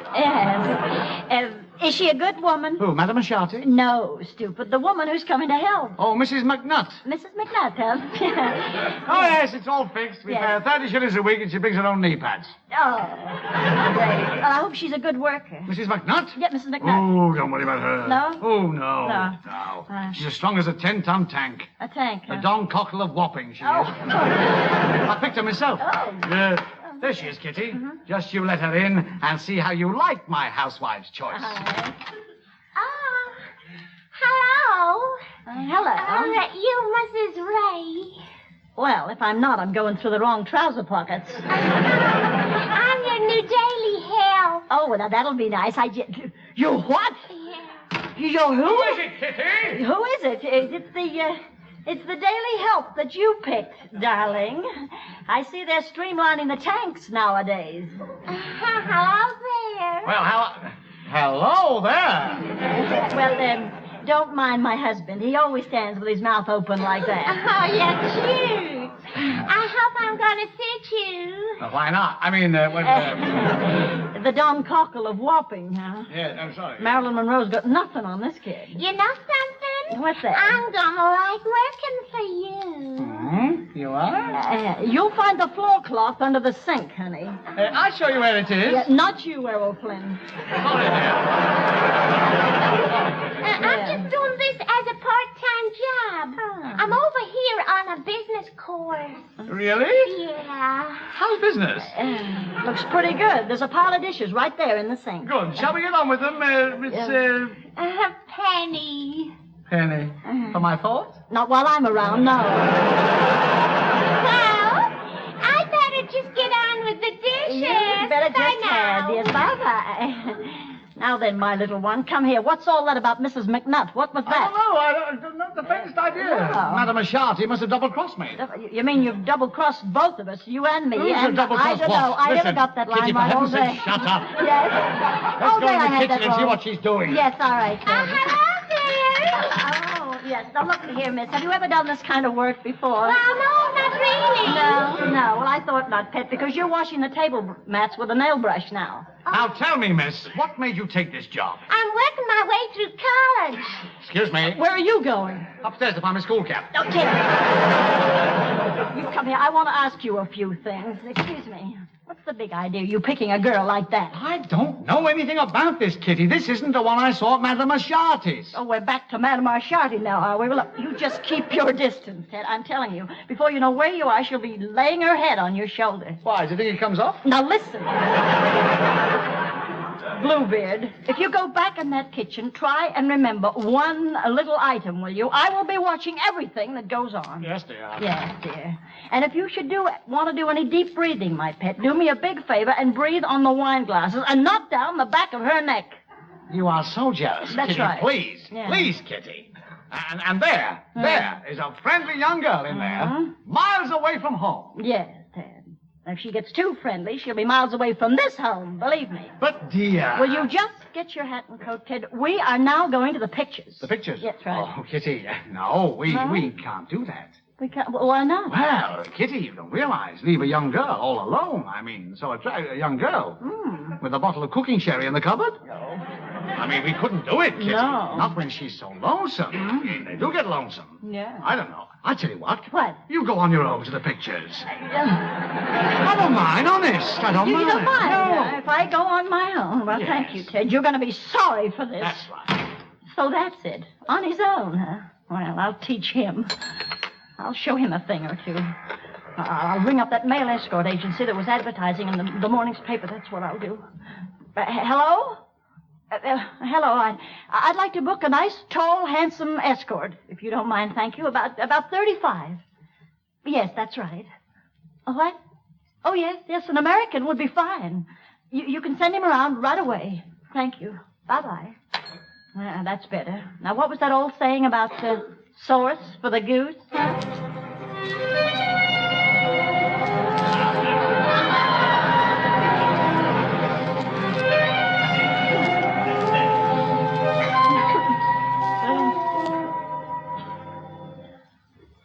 Kitty, for heaven's sake. What's the matter with you tonight? You're pacing up and down like a teenager waiting for our first date. You don't know how close to the truth you are, my friend. What did you say? Nothing, Ted. Nothing at Oh, all. I thought you said something. No. Answer the door, dear, will you? Penny's busy. Oh, yeah. Penny's busy. You're not kidding. She's been 2 hours embroidering Ted on your bath towel. I know, and it took a bit of doing, too. It said GWR when she started. Oh.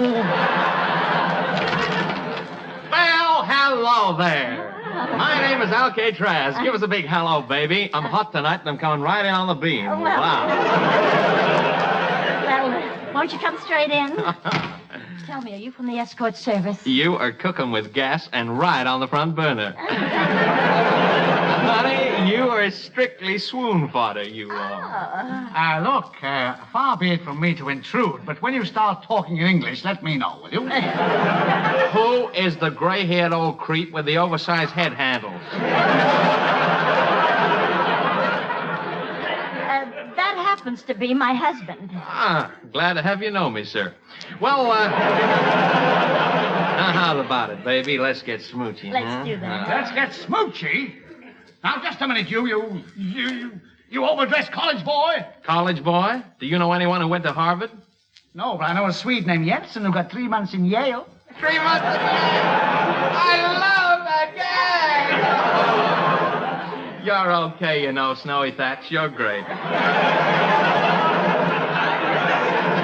But as for you, baby, you are strictly 3D. Well, thank you. Do you like dancing and necking and dancing and necking? Yeah. Love it, Mr. Traz. Of course I do. Well, let's get down to the hop hall and lend me your frantic frame for the struggle, baby.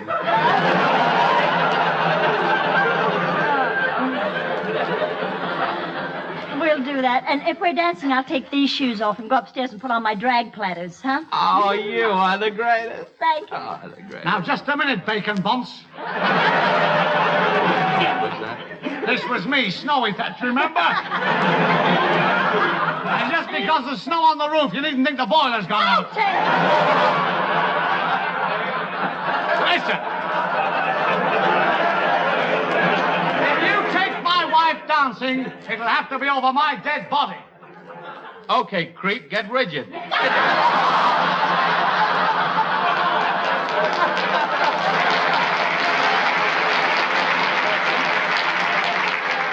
All right, now scram. Now, Ted, wait a minute. He's only doing what he's being paid for. Oh, is that so? Yes. Well, now listen to me. I am not paying anyone to take you out dancing.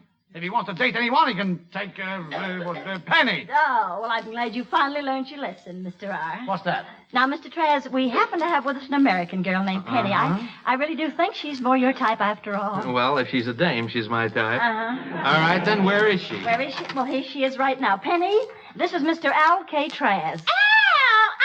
Dig that crazy neckwear man. Oh, Penny, what are you doing here? Am I losing my marbles or something?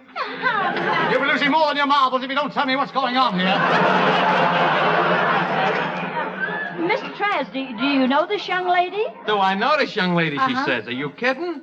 As sure as my name is Alcatraz, this is my girlfriend, Penitentiary. Penitentiary?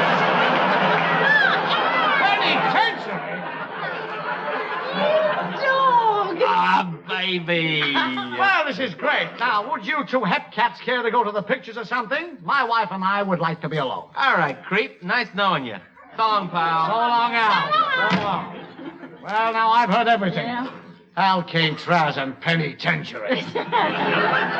Kitty, you can say goodbye to your daily help. You won't see that girl again. Any girl who spent an evening out with that Manasseh Mall has really had it. I wouldn't have her back at any price, believe me. I was getting sick of seeing you fawning all over her. Fawning all over her? That's right. Oh, I like that. Anyway, look, darling, we don't want to go through all that again. We've got no daily help, so we better set to and wash up. Yeah, I guess we better. And if that's Alcatraz, I hope he's brought us an interpreter this time. Mr. Ray, I've returned. I realise now that a feather in your hat doesn't make you a member of the aristocracy. Mrs. Easy. Mr. Ray, can you forgive me? I have bitten the hand that feeds me. Why did you try using a knife and fork? Come in. Who is it, Ted? Mrs. Easy. Oh, Mrs. Easy, I didn't ever expect to see you again. And I didn't expect to see you again, neither. When I shook the dust of your carpets off me elastic-sided boots, I never thought me hands would darken your tea cloths again. Well, why are you here then, eh? Well, if you'll have me, I've come back to work for you.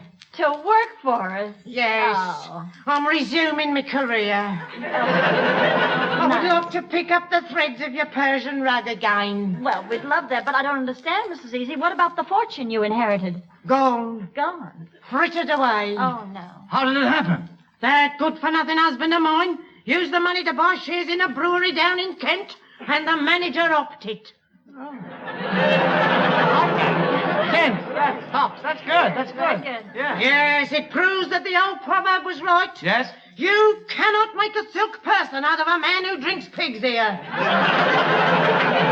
You know, she's put it rather badly, but I know what she means. Yeah. And it proves that the other proverb was right, too. What was that, Ted? Easy go, easy come back.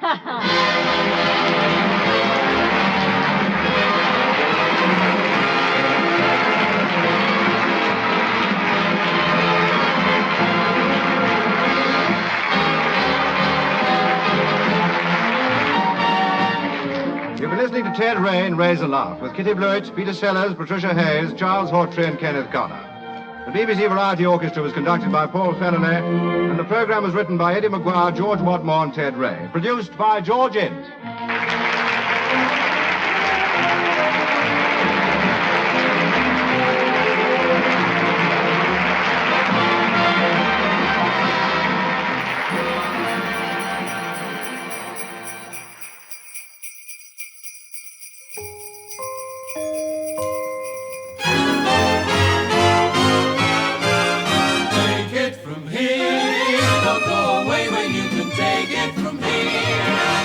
Stay and maybe join in the fun. Now the show has begun. Yes, Dick Bentley and Jimmy Edwards will be on hand for the next 30 minutes with June Whitfield, Wallace Eaton and the keynotes, all inviting you to Take it from me.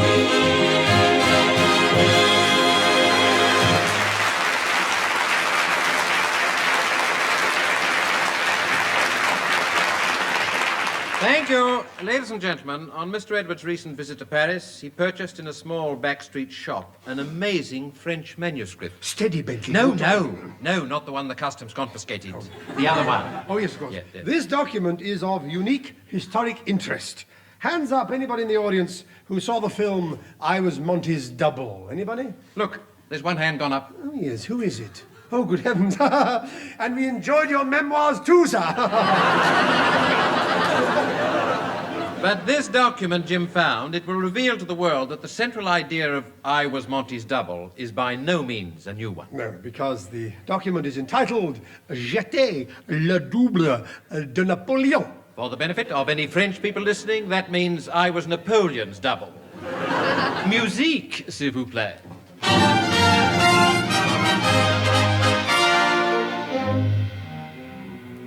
It is the year 1815. Napoleon's army is regrouping for the final assault.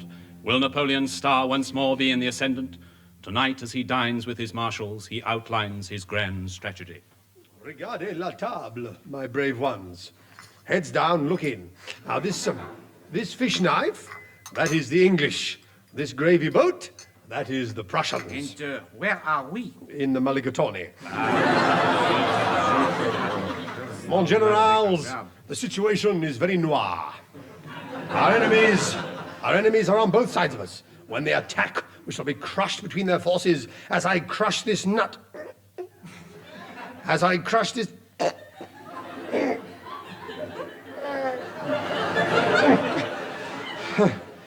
Take this nut and give me a grape. Merci. As I crush this grape between my fingers. Oh. Mille pardon, Marshal Ney. What I used to call a whiff of grape shot, you know. In our position, Marshal, there is but one military expedient left. Take your serviette. What do I do with it? Tie it on the end of your sword, push it out the window and wave it slowly to and fro. No. Josephine, this is most unexpected. What is? Hearing you say no. I said no to the idea of surrender. I have a plan by which you may outwit your enemies. Can I have my postilion brought round to the front?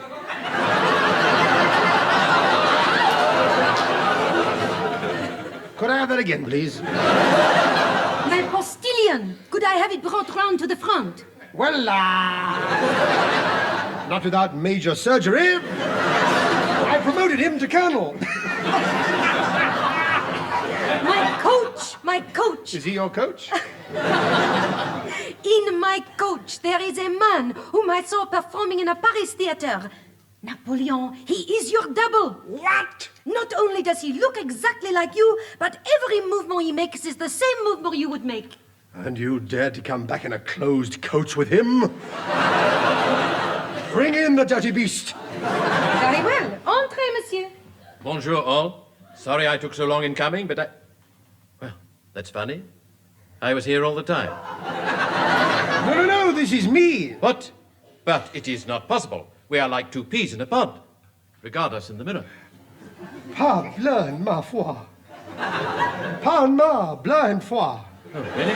Veritable pea in a pod, my word. How dare you have the impudence to look like me? Qui êtes-vous? Nobody at me. I look like this. I look like this because I once caught my face in a swing door. Tell us something of yourself, monsieur. I am by trade a performing actor. My name is Ladouce. Ernie Ladouce.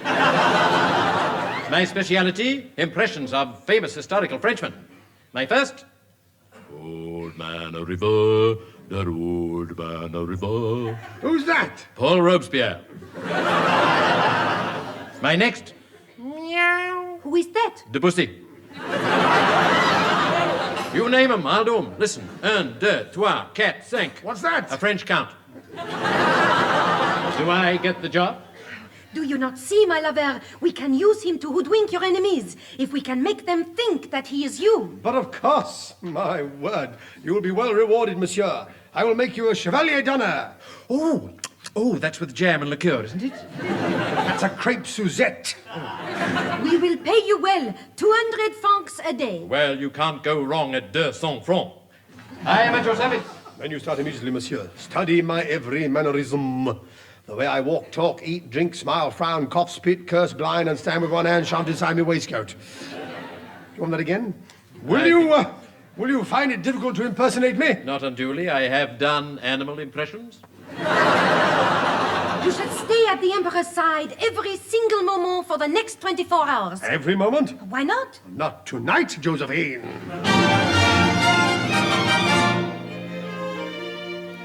So I took on the role of the false Napoleon, the phony bony. I worked as I had never worked before, regularly. By using every trick of the actor's trade, I grew so like Napoleon that the only way you could tell us apart was to stand us together. Napoleon could not believe such a deception should be carried off, but Josephine would have no arguments. In their boudoir the following evening, she expressed her confidence and delight. Oh, Napoleon, mon vieux, this man Ladouce is even better than I thought. The only person in the world who can tell you apart is me. Why do you smile, ma chérie? Just thoughts.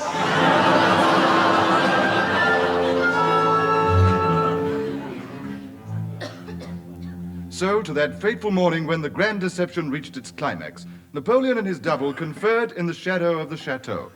This is it, mon double. Now do you know the plan? Oui, mon empereur. Josephine and I depart from the chateau as though we are going on a picnic. You have everything necessary? Oui, mon empereur. 4 cheese and tomato sandwiches, 2 hard-boiled eggs, and a pair of water wings engraved with the imperial initials NBG. Napoleon Bonaparte, General. Oh. Your movements will be observed by the enemy. See yon solitary figure who sits on his horse, gazing down on us from yonder hill. It is the Duke of Wellington. When he sees us leave, he will think Napoleon is taking the day off. So he will immediately follow to see where we are going. And with him gone, the British will be without a leader. I shall creep my lads round the other side of the hill, and then I shall cut through the British troops like this knife cuts through this hard-boiled egg. Through this hard...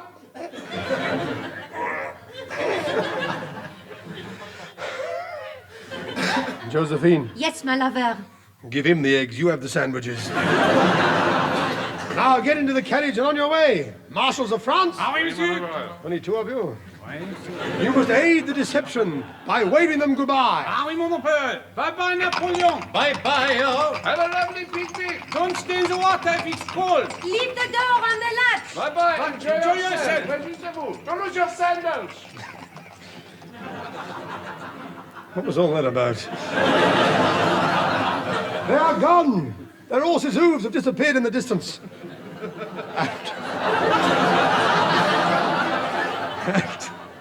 And what of Wellington? He has been looking at them through his glasses. See, now he puts spurs to his horse and he's trotting after them. Leaving the British leaderless. It's worked. We'll slaughter them. Ah oui, mon empereur. I can't lose now. No, mon empereur. It'll be Napoleon's greatest victoire. Wait a minute. I must make a note of the particulars for my memoirs.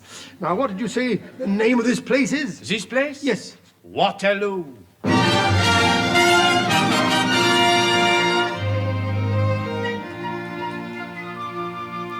The last scene of our story takes place aboard the HMS Bellerophon en route for the island of Elba.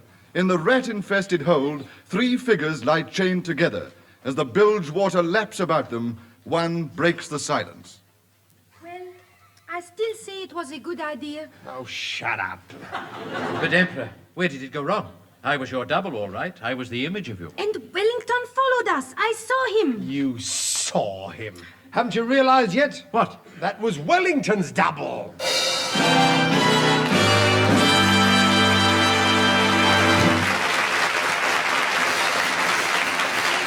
Now if you want to be happy and you want to be gay, just listen here to what we have to say. Just open up every one of your doors and let the light of love come into your heart.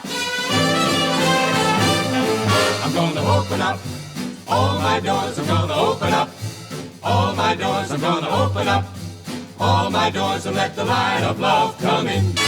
I'm gonna say a prayer every day till happiness comes my way. I'm gonna open up all my doors and let the light of love come in. Gonna open up the front door, the wide door, the back door, the side door, all the doors to my heart. Gonna open up the left door, the right door, the day door, the night door.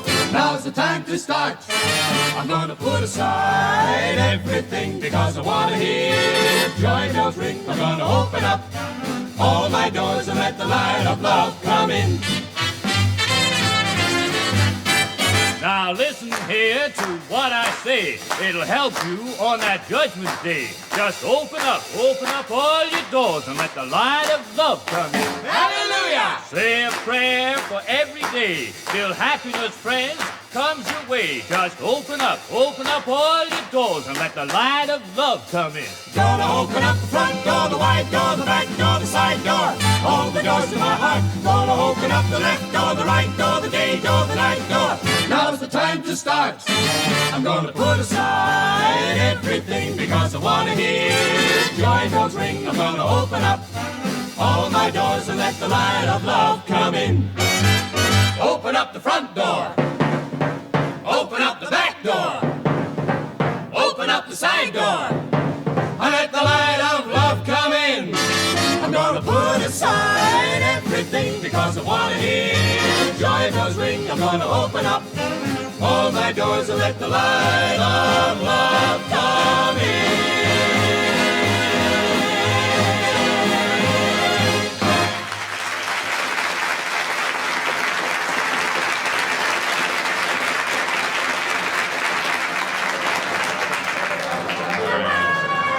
Time, gentlemen, please. All your glasses, please. Good night now. Come on, out with you. Out you go. That's a lot. Rosie! Hello! I just realised something. Mr. Glum ain't been in tonight. First time in 18 years. Oh, well, I'll bolt the doors. But, that's better. Open up! Open up! Open up the front door! Open up the back door! Open up! There's been an hideous accident! All right.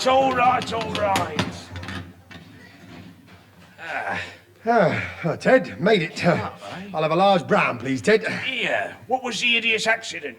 Me clock stopped. I'll hurry up with that brown. I'm parched on regular dry, Ted. It's coming. You know, Mr. Glum, when you didn't come tonight, I thought there could only be one reason. You dropped down dead. Wishful thinking will get you nowhere, Ted.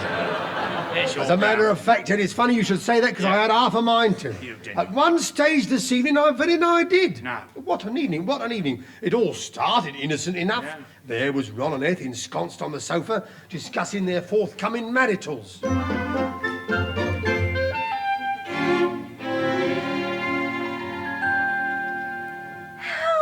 Ron.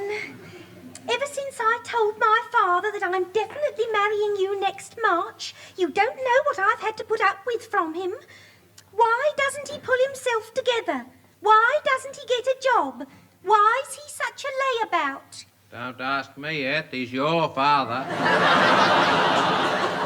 That's what he says about you, Ron. He says it's all very well me being the breadwinner now, but what about after we're married? He hopes I'll have to stop working eventually, Ron, because of, well, a happy event. Your old age pension? Long before that, beloved. I mean, I'll have to be blunt. I won't be able to keep my job if a baby comes along. Oh, Eth, they'd never give your job to a baby. If a grown-up came... Oh, Ron. What? Ron, you're forcing me to say this. My dad thinks that you should go out and get employment, and I agree with him. Ah. Oh, Ron, don't look so hurt. I know you've always said you didn't want to rush into the first position that was offered because it's better to survey the field first. But, Ron, you've been surveying it for 7 years. Why can't you go out tomorrow and definitely get a job?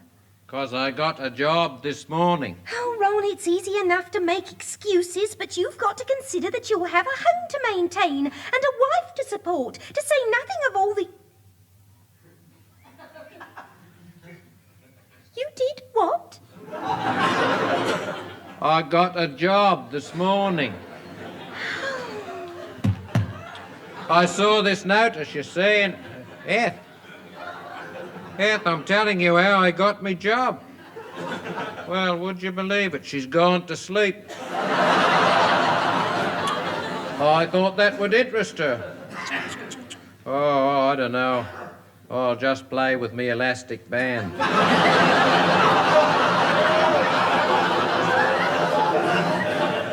If we sawed a bit off the end of it when we started painting the town.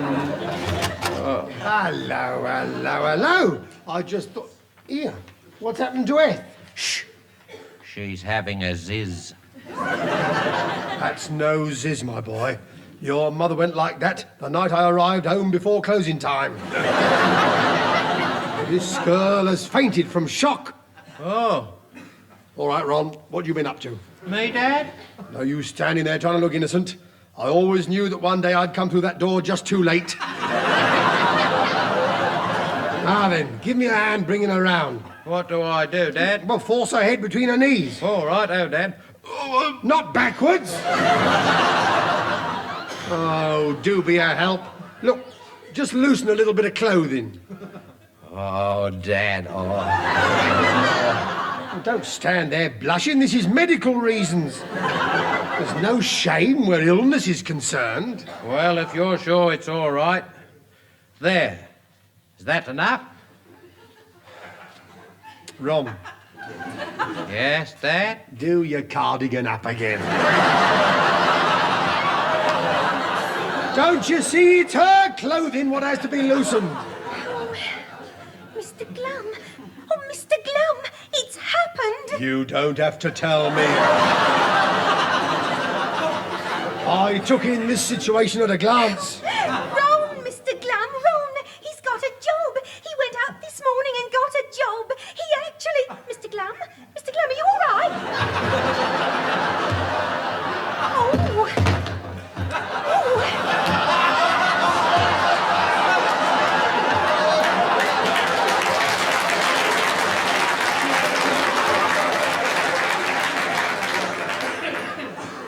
Can't understand why everybody's so sleepy tonight. Ron, he's fainted. Him too. Well, it's all right, Eth. I know exactly what to do. Now, Dad told me, so leave it to me. Righto then, I'll just... Ron, what you unbuttoning my woolly for? How dare you?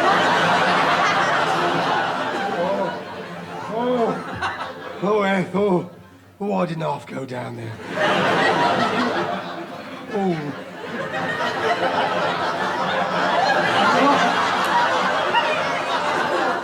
Right on me funny bone. Ron, my baby boy, did my old Harkers deceive me? Are you really in work? Yes, Dad. Oh, my son. Come to my outstretched arms. Lay your curly head against my toil-worn pullover.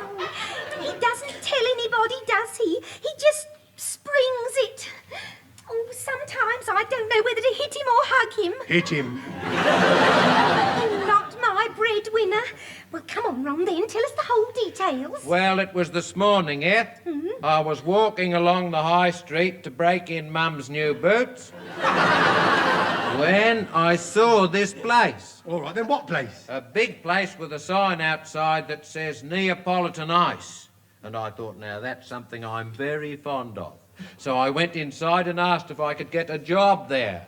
So they gave me a whole lot of paper to sign, and they measured me, and I got to go there Monday. Well, if that's not initiative, I don't know what is. Don't you agree, Mr. Glum? Yes. I'm just trying to think where that...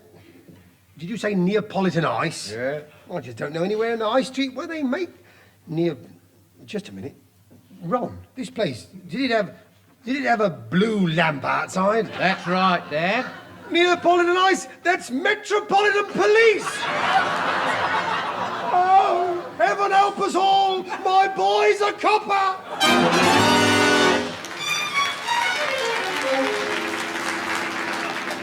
Now, Mr. Glum, you must try and snap out of it. You'll just make yourself physically ill. It's 2 hours now you've been sitting in that chair with your head in your hands, just staring into space. What harm have I done that I should have this visited upon me in my old age? My own son, a blue bottle. To think I cuddled him, clasped a policeman in my arms. I feel soiled. I feel soiled, Ed. Now, don't start again.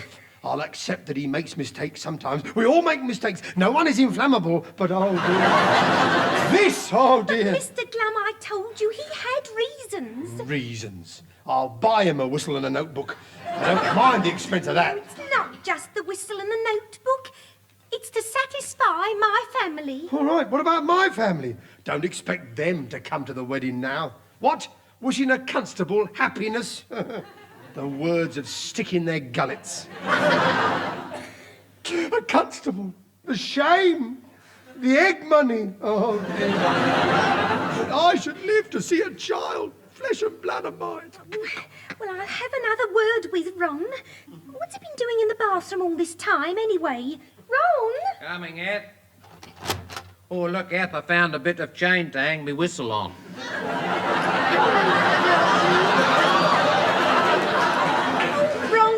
That'll just inconvenience everybody.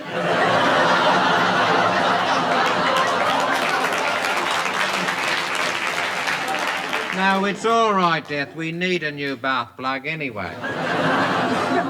Ron, come over here. I'm worried about your father. He just can't reconcile himself to your policeman work. Just look at him. How am I going to explain to Uncle Charlie? What words can I use? I can't face him. Not face to face. I'll have to write. He's allowed letters, now he's a trustee.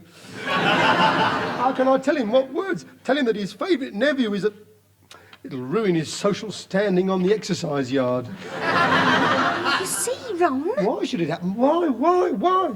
You raise a child. You do your best. You try and set him an example, and what does he become? I blame the television. Stands to reason, doesn't it? If they put on programmes like Dial 999 and Dixon and Doc Green, they must expect the children to turn out policemen. Ron, dearest, talk to him. What shall I say? Say something soothing. All righto. Dad? Yes? Cough syrup. Don't you talk to me. Don't you ever talk to me again. If you ever, by any chance, have anything to say to me, do me the kindness of giving it to me verbally. As far as I'm concerned, I no longer have a son. As far as I'm concerned, you're dead. Eth, Yes? come over here. All right, dear heart. Listen, Eth. Yes? I think he's annoyed about something. Ron, we can't live in this atmosphere. Mr. Glum, listen. What is it? If you feel so strongly, Ron will resign from his constabulary job. Resign, don't talk wet. He signed on it. He's in. The cast is died. It's binding. It's like marriage. Once you sign on, you've got to sweat it out.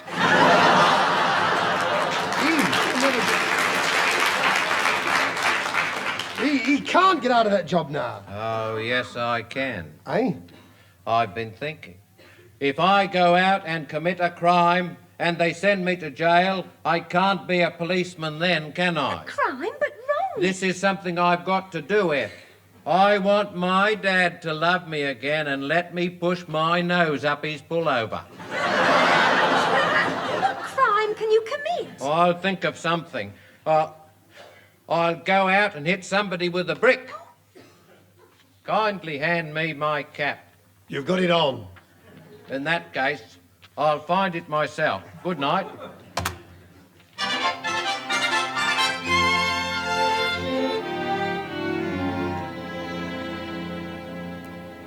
Well, Mr. Glum, so your Ron's out now, committing a crime just to stop being a policeman. Ah, yes, Cool. but also to regain his father's respect. It's about an hour ago that he set off. I reckon he's been nicked comfortably by now. That's what I always say, all's well that ends well. I never known a family like it. Well, I only popped out for a stiffener. I must get back to Eth. Right. It's a bit foggy, so I mustn't stay out too long. I don't want her to get worried. Good night, Ted. Thanks for the Right, brand. right, Mr. Glum, good night. Here, Rosie. Hello. When you finish the glasses, come in here. Them Glum's been at it again. Oh, dear. Excuse me. Excuse me, Mr. Ted. Hey? Has Mr. Glum gone long? Oh, you just missed him. Here. Told me the whole story. Have they copped Ron yet? Oh, Mr. Ted, it's awful. Eh? Ron's roaming the streets with a brick and it's all unnecessary. But they? Well, after Mr. Glum left, the police station rang up. Ron isn't a policeman. He failed the intelligence test. There's a letter in the post. Oh, that's it. Here. So if he hits somebody... He'll go to prison for nothing. no. Oh, Ron! Hello, Eth. Oh, Ron, have you done it? No, Eth, I couldn't. Oh, thank goodness. I tried, Eth, but I couldn't. Not even for Dad. I crept up behind an old man walking along the canal path, and I raised my brick, but I just couldn't, Eth. I couldn't do it. Oh, I knew you couldn't, beloved. You're too good, too decent to hit an old man with a brick, aren't you? I suppose I am, Eth. So what did you do? I pushed him in the canal.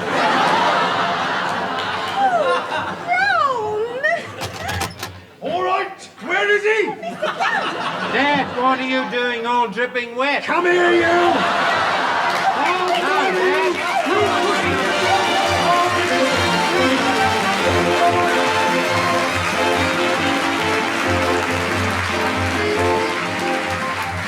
Harry Rabinowitz and the BBC Review Orchestra bring our recorded show to a close. Those involved were Dick Bentley, Professor Jimmy Edwards and June Whitfield, encouraged by Wallace Eaton and the keynotes. Frank Muir and Dennis Norton wrote the script, and the programme was produced by Charles Maxwell. We all invite you to tune in again next week and... Take it from here.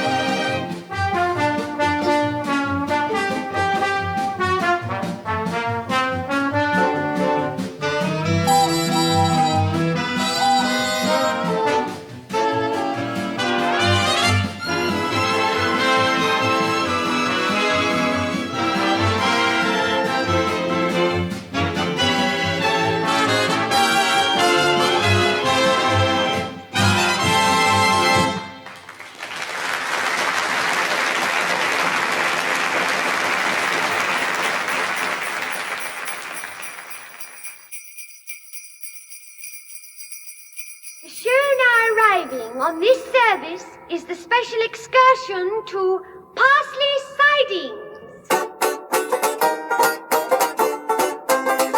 Welcome to a rediscovered edition of Parsley Sidings with Kenneth Connor, Liz Fraser, Ian Lavender, Elizabeth Morgan, and as the station master, Arthur Lowe. Parsley Sidings is not British Rail's busiest station, but there's always something going on there. At this moment, Porter Percy Valentine has been summoned to the station master's office.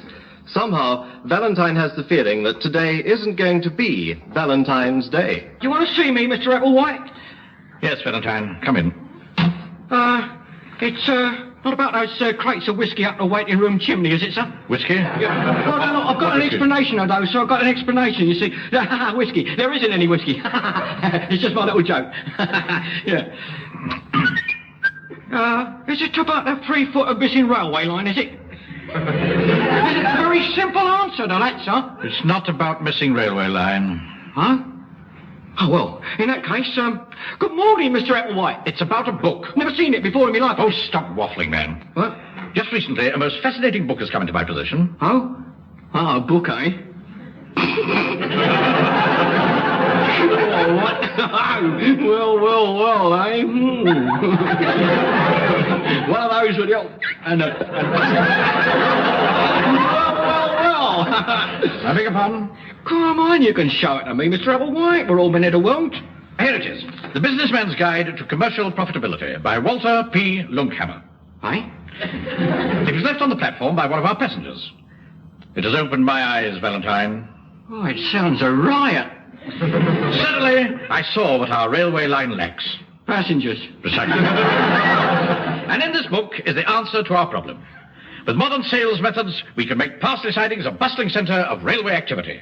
I quote, "Go out into your marketplace." The marketplace? What do you mean, stand out in the marketplace shouting, "Get your tickets here, lovely tickets." They return the waddle on thrust, sold to the lady with the little white basket. Thank you, madam. Valentine, the marketplace referred to is metaphorical. Oh. Euston would scarcely approve of street vending. I mean, we must show that we have something to sell. Yeah. What? Parsley Sidings. Oh, come on, you're not serious. The image of Parsley Sidings. We are not a busy station, Valentine, and I need hardly remind you that the axe is falling on stations that are not busy. Well, we got some regular passengers. There is always the commuter traffic, it is true. But once old Mr. Wren retires from his office at Potwhistle Halt, even that will be cut by half. No, Valentine, something more is called for, and I think I have it. Something to bring the customers back to our station.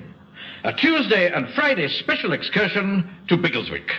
Well, I can't see them actually sort of storming the barriers for that. You forget, Valentine.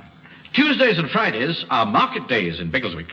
Yeah, get out into your marketplace. Precisely. The women will flock to it, especially when they hear about the special attraction. Oh, not more. I see this as a package deal. To add a touch of glamour, the ticket will include tea at the Robin Redbreast tea rooms in Biggleswick. Oh, Sodom. I beg your pardon? And Gomorrah. The whole extravaganza will be capped with a late-night show at the Bijou Cinema at about 6:30. Then home again to Parsley Sidings. Oh, it's got to be a winner, this. I think one can say that. Hey, well, how soon do we start then? I intend to start right away by visiting Biggleswick this morning. I shall call at the Robin Redbreast and make a deal on the teas.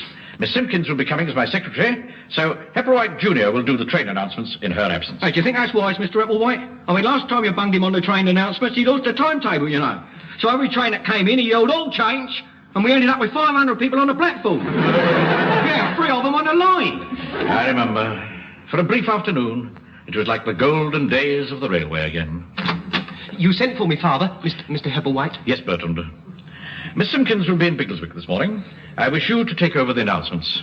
But what about my booking office? On the brief occasions you're called away, let down the position closed shutter. Yes. But, unlike last time, first take care to withdraw your head.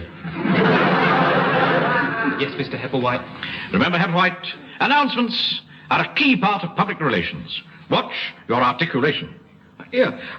Where do I fit into this fiddle? The scheme, Mr. Hepperwhite? Yours will be a vital role, Valentine. Oh, yeah? According to Mr. Lunkhammer, the poster is all important. You will be our advertising manager. Posters, eh? We could have a few of them busty brunettes, ain't we, the old... Valentine! It's the Biggleswick Market excursion we're selling, not the Kama Sutra. You just leave it to me, sir. By the time I finish with them posters, they'll be fighting for their seats. Good. Get Bertram to help you. He will be useful for sticking up posters. I'd rather use a brush.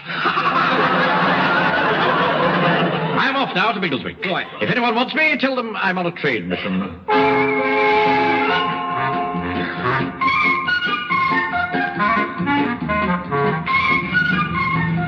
There we are, Miss Simpkins. The Robin Redbreast tea rooms. Very quaint, Mr. Hepplewhite. It's a dying craft, you know, that plastic wrought iron work. Certainly. I'm ever so glad you brought me. I want the woman's point of view. Oh, yes? I must be sure that my policy is geared to the media, as Mr. Lunkhammer says. What does that mean? Let's go in. Good morning, tea for two, is it? No, thank you.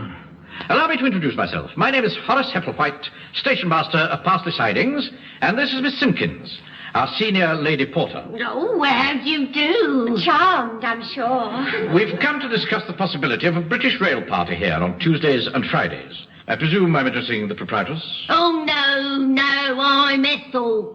Oh. But if you hang on, I'll call her Granny! Granny?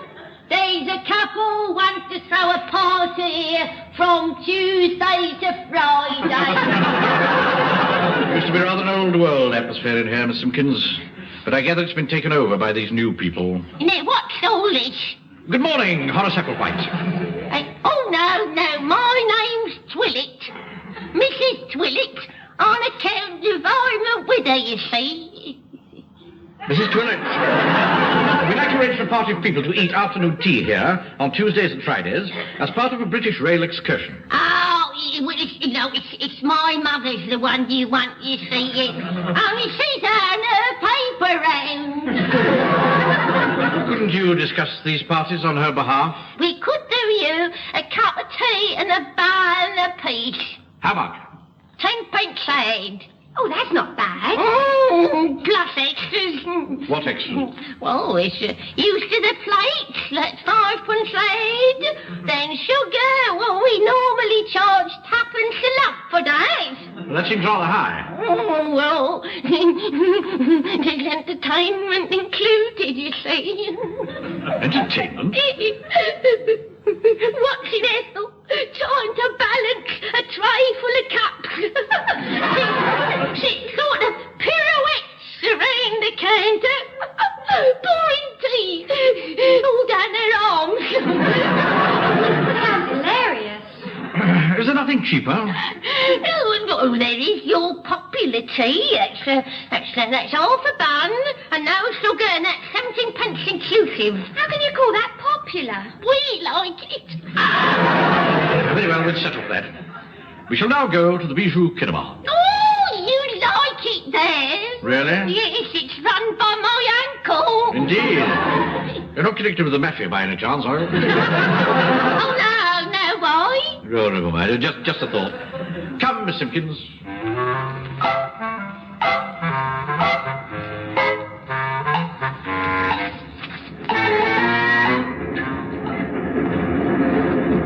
Parsley Sidings ahead, Miss Simpkins.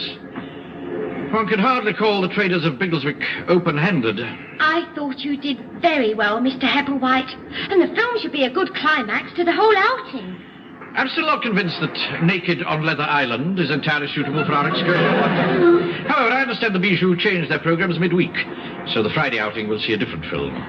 Let us hope that it's something with more decorum. Oh, it is. It's called The Thing Without a Thing. Perhaps bingo would have been a better idea. Here we are, Mr. Hepplewhite, home again. And Percy's here to meet us. Hello, Mr. Hepplewhite. Hello, Gloria. Good afternoon, Valentine.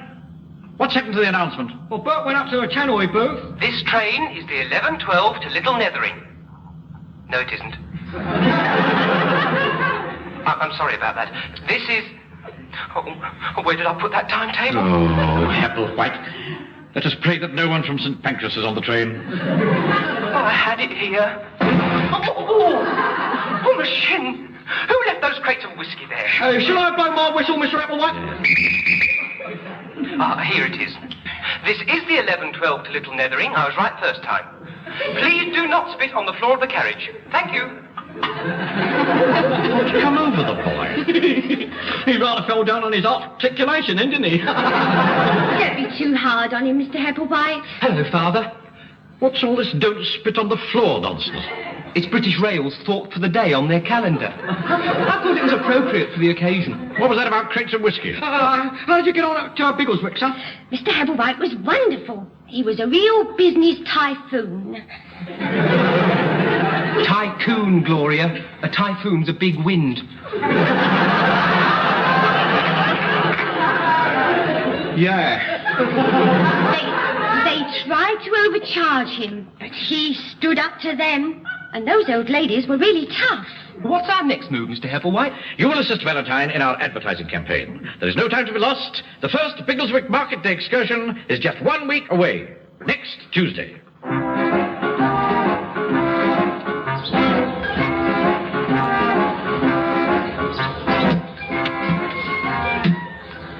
Come on, slap some glue a bit higher up, will you, Bert? Right.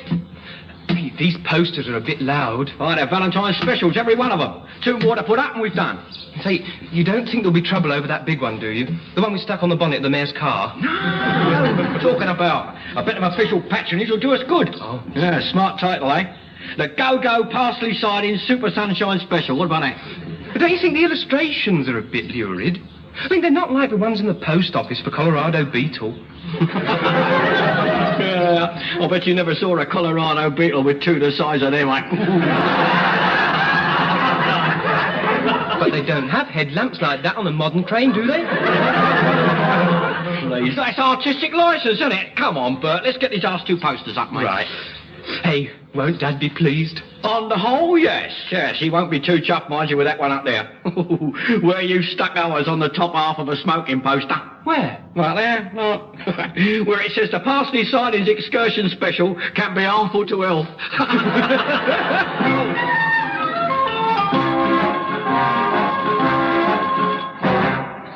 Well, Miss Simpkins, this is it. The world premiere of the Parsley Sidings to Biggleswick Market Special. I've told the manager of the Bijou to reserve the whole of the first 4 rows for us. I feel sure that this will be a success. They're leaving it a bit late, though, aren't they? The train's due in one moment and no one's actually arrived yet. We've sold no tickets in advance. The conservative spirit of the English, Miss Simpkins. At the last moment, a horde of Parsley housewives will rush the barrier and storm the platform.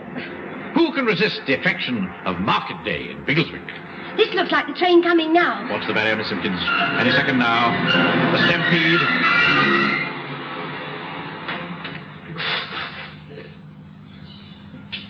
Not much of a stampede at the moment. The only life on the platform is Mrs. Potter's cat. Train's not early, is it, Miss Simpkins? Early? No, of course not. Silly even to think of it. We didn't notice the stampede sneak in while we weren't looking. No, Mr. Hepplewhite. Excuse me, Mr. Hepplewhite. What is it, Hepplewhite? Percy's just telephoned from Parsley Post Office. The post office? What are you doing in the village? Well, he went to find out why no one was coming on our excursion. And? Your publicity for Biggleswick Market worked a treat. Half the population of Parsley have gone there for the day. They've gone to Biggleswick? But how? Everyone went by bus. He said the bus was so full, 2 wolf cubs had to push it as far as the horse trough. Mr. Hepplewhite! But the Robin Redbreast tea room. The first 4 rows of the Bijou Cinema.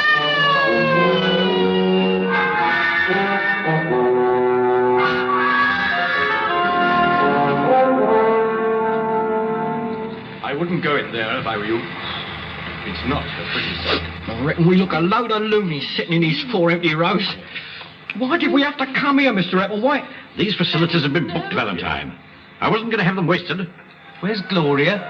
I've sent her off on some market research, as recommended by Mr. Longhammer. Oh, yeah. She's to ride to and fro on the bus and find out what the bus has that our railway hasn't. Shh! I beg your pardon? I can't hear the film with you talking and fidgeting. No, I'm sorry, madam. Stop fidgeting, Valentine. Well, it's not easy when you've just been to the Robin Redbreast of 47 cups of tea. Now I've got to sit through a film I've seen 8 times on the telly. And my drink on a stick's melted. Look, if you don't keep quiet, I'll call the manager. You look the same. You're only coming here to cause trouble, you skinheads. Here's Gloria. Where are you? Well, Miss Simpkins, what did you find out? Do you know why all those women chose the bus? Yes, Harry Adonis. Harry Adonis? The bus driver. I've never seen him before. Oh, he's ever so dreamy.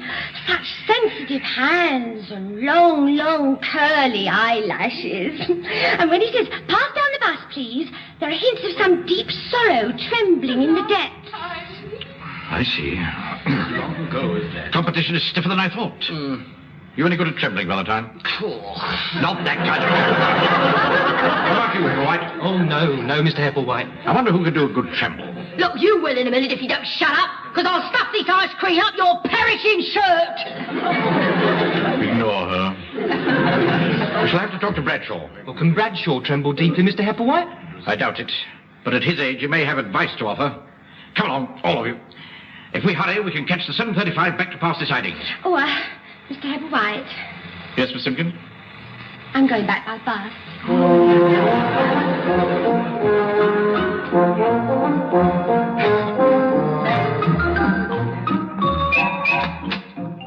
Night on, right, Master Horace.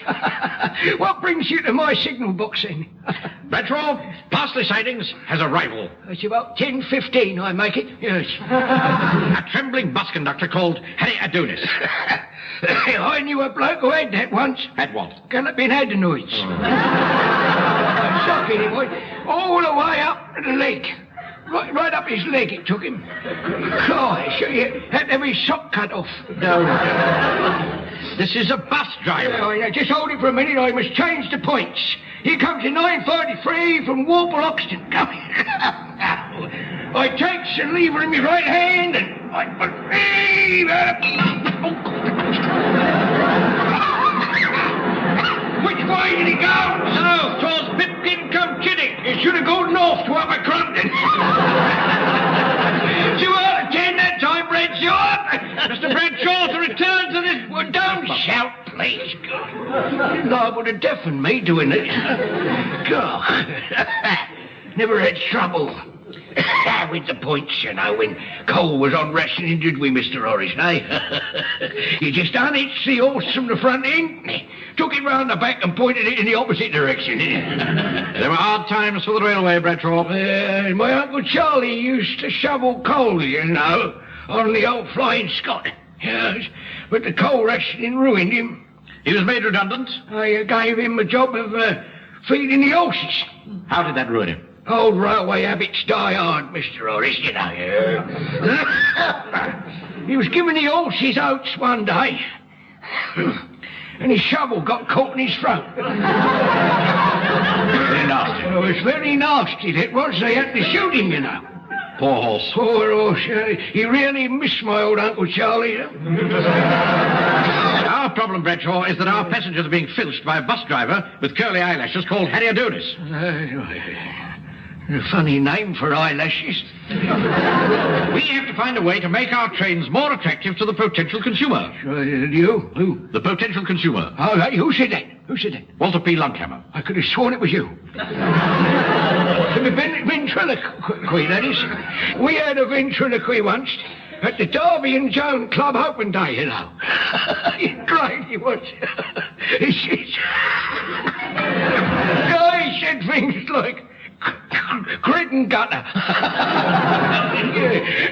and a bottle of gear, he said. And all the time he was drinking a gallon of water. Oh.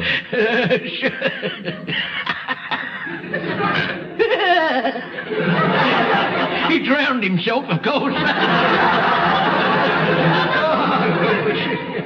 It was one of the best open days we ever had.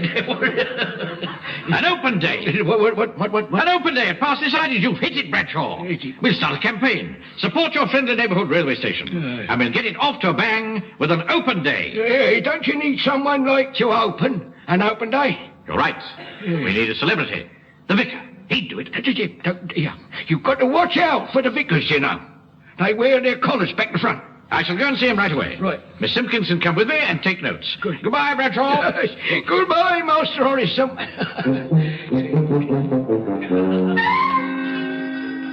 Do sit down, Miss Simpkins. Mr. Hepplewhite. How good it is of you to call. Thank you, Vicar. Miss Simpkins and I are here because we have a problem.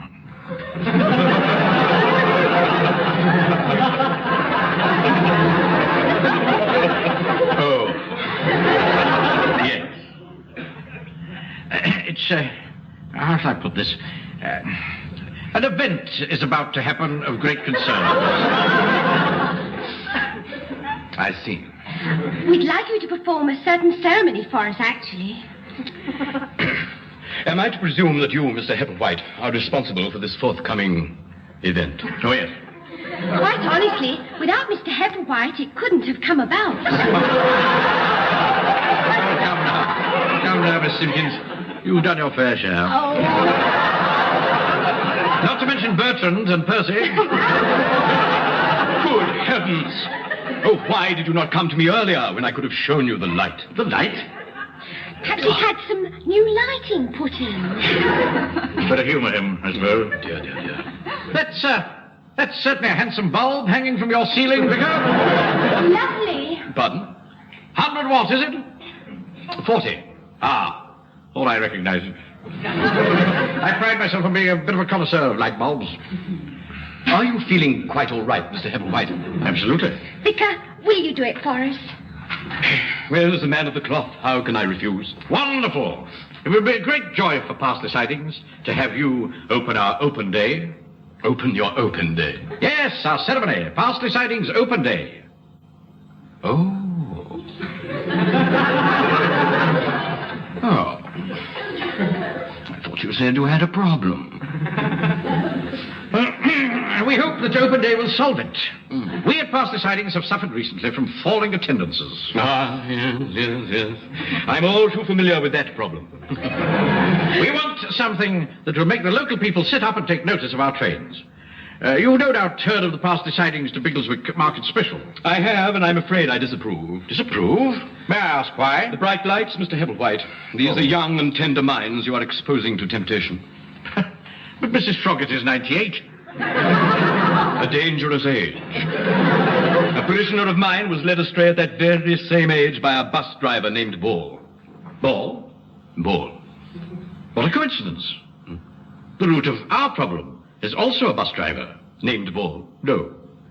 Our falling attendance is directly attributable to a local bus driver named Harry Adonis, who has seduced all the women into deserting the railway. He seems to be some sort of a greasy gigolo. Oh, no, Mr. Hepplewhite. Harry Adonis is so powerful. He's all man. And you should see those strong, sensitive hands holding on to his gear lever. See, Vicar. Even my own faithful Miss Simpkins. Every woman in town is after that man's tickets. It is our bounden duty to see that the people of Parsley travel by train. It is important to the whole moral climate. Well, be uplifted, both of you. Your words have not fallen on stony ground. I shall indeed open your open day. Vicar, I cannot thank you enough. I know you're a busy man. No rest for the wicked, Mr. Hepplewhite. Well, until your open day, then. Yeah? The collecting box for the restoration of the vicarage is on your left hand as you go out. I think you missed it as you came in. So I did. I'm so glad you pointed it out to me. Good day, Vicar. Good day. And as I look around me on this open day, I say to myself, yea, go forth and multiply. Notwithstanding the pressures of modern travel, the horseless carriage and the piston-driven bicycle, let us go forward to a new and brighter tomorrow, when we can look back and say, all our yesterdays have led to today.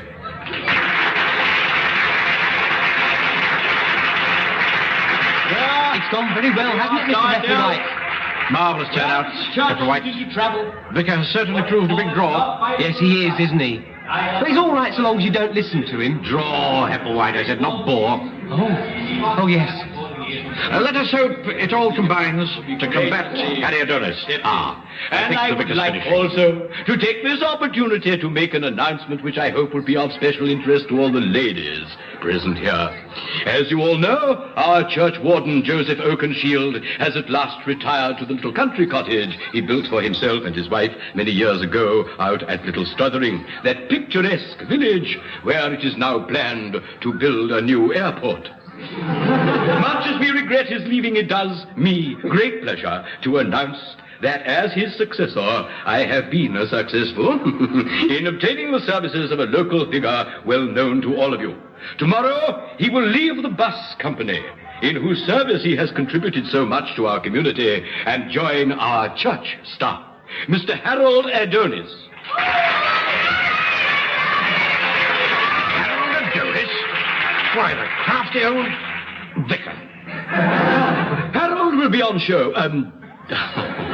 Harold will be in attendance every Sunday, and we look forward once more to seeing our little parish church bursting at the seams. I thank you. We're all right then, Mr. Applewhite. The bus company can't touch us anymore. True, Applewhite. Let us to the flower arranging.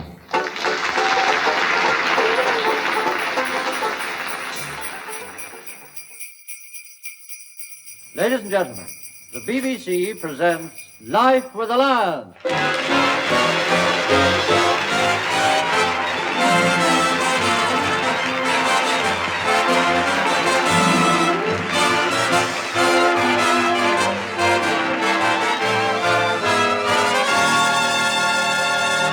This is the time of year when suppressed excitement fills the air. There's laughter and song, and our hearts are as young and gay as the fairy lights on the Christmas tree. So let's drop in on the Lyon family and see what Phoebe and Ben are doing. Well, we're doing exactly the same as millions of other families all over the country. There are big preparations going on in the kitchen, and in the living room there's a gleaming fire in the grate. And the cheerful rustle of Christmas wrapping paper. As we sit here, the beautiful voices of carol singers come floating through our window. The King Wenceslas looked out on the feast of Stephen, when the snow lay round about, deep and crisp and even. Oh, hold it, boys, hold it. Mrs. Lyon, is anything wrong? No, Aggie. I heard some very weird sounds. Richard and I were singing. Oh, good. I thought somebody was torturing the cat. I didn't expect that from you, Aggie. Oh, I was only joking. There's nothing I like better than a sad Christmas carol. And the way you sang that one was pitiful. Well, thanks. Come on, Richard. Let's practice some more. We've got to be perfect by tonight. You can practice later, boys. You haven't wrapped your presents yet. All right. Come on, Robin. Thanks, Phoebe. Hey, Daddy, hand me that Christmas paper, will you? Oh, here you are, son, but save half for your brother. Oh, I won't need much paper to wrap my presents. And why not? The week before Christmas, he always goes out and picks a fight with his friends.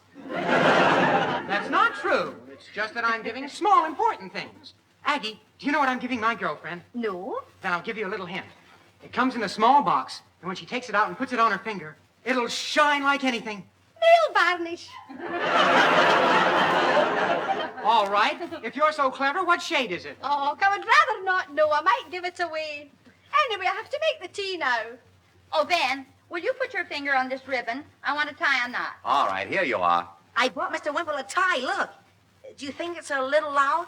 Well, the red stripes are nice, but I'm not so sure about the flowers and the purple horses. I think it's keen, don't you, Pop? Oh, yes, it's terrific. Of course, it'll take a very strong man to wear it. Well, I'm glad you appreciate it, because I'm giving you one just like it. Well, thanks. It'll be just perfect to wear under my turtleneck sweater. Robin, will you hand me the scissors? Here, Mommy. Well, I think I'd better wrap this present in the den. Why, Mommy? Because it's for the D.O.G., and I don't want him to know what he's getting. You see? He knows. Oh, Robin, what did you buy your mother? A blue lace handkerchief to match her new blue dress. Oh, that was a good idea. How did you happen to think of it? Well, I did something kind of sneaky. I opened her letter to Santa Claus. I got Ma a very rare gift, Pop. Son, anytime you give a present, it's really a very rare gift. Where do you see it? It's a beautiful handbag. Well, I'm all finished. Well, so am I. Come on, let's put our presents in the living room. Oh, Mr. Lyons, do you know how many we'll be having for Christmas dinner? Well, there'll be the family, of course. My new son-in-law, Mrs. Wainwright. Mm-hmm. And who else? Well, don't pin me down, Aggie. If I run into anyone who's at loose end, naturally I'll invite them. Oh, good. I'm cooking a beautiful dinner, and I want plenty of people to enjoy it. Ah, that's the spirit. You know, I have a feeling this is going to be the best Christmas we've ever had. Good King Wenceslas looked up on the feast of Stephen. Even in spite of that.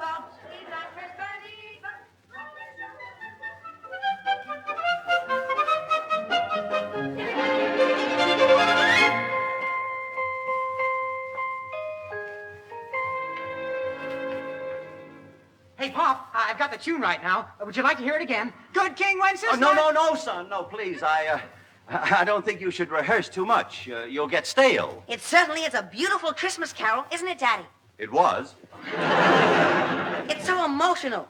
Richard says when he sings it, it does something to him. It does something to me, too.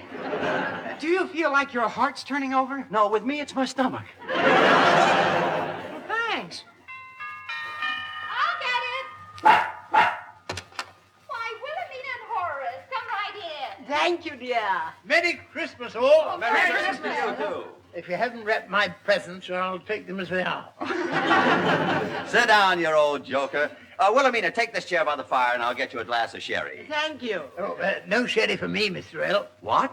No, I'll just have a large whiskey. I might have known. Bibi, dear, here are some Christmas gifts for you all. Oh, thank you, Wilhelmina. Boys, will you get our presents for the Wimple family? They're in the dining room. All except mine to Mrs. Wimple. Here he is. Oh, what an adorable little kitten. Thank you, my dear. Come on, Robin. Let's get the presents. Okay. Oh, Horace, look at its big pansy eyes and its sweet little nose. Oh, and it's so cuddly. You know, Wilhelmina, there's something about that kitten that reminds me of you. Really? Yeah. Of course, its whiskers aren't as long. Oh, Mr. Wimple, you're such a tease. Well, here's your sherry, Wilhelmina. And here you are, Wimpy. Thank you, Ben. No tar, Mr. L. Bibi, you hadn't noticed the new sweater Horace gave me for Christmas. Oh, it's lovely. Blimey, she's worse than the kids. Has to open everything. Oh, Wilhelmina, you have a wonderful figure for a sweater. Thank you, my dear. As a matter of fact, some of my friends say I have a figure like the Venus de Milo. Isn't that silly?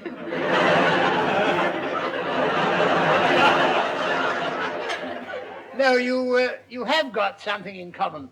Only in Venus de Milo's case, it's the arms that are missing. Horace Wimple? That's a fine thing to say. And it's not the first nasty remark you've made today. Well, it's your own fault.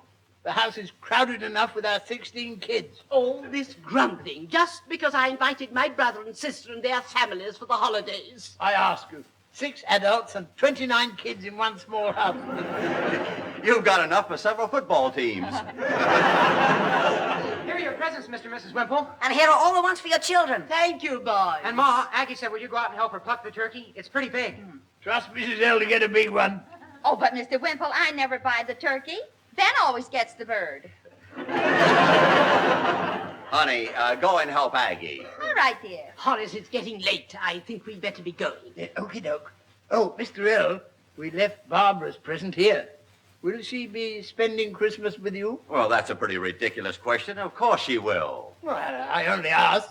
After all, her husband has a family too, you know. Yes, we thought perhaps they'd invited the young couple to their house. Oh, I'm sure they wouldn't be that selfish. Well, forget we said it. Come along, Horace. All right, my little red-nosed reindeer. Toodaloo. And a very happy Christmas. Merry Christmas to you, too. Of all the silly ideas. Imagine Barbara staying away from us on Christmas. Yeah, it's fantastic. Don't worry, she wouldn't think of doing a thing like that. Would she?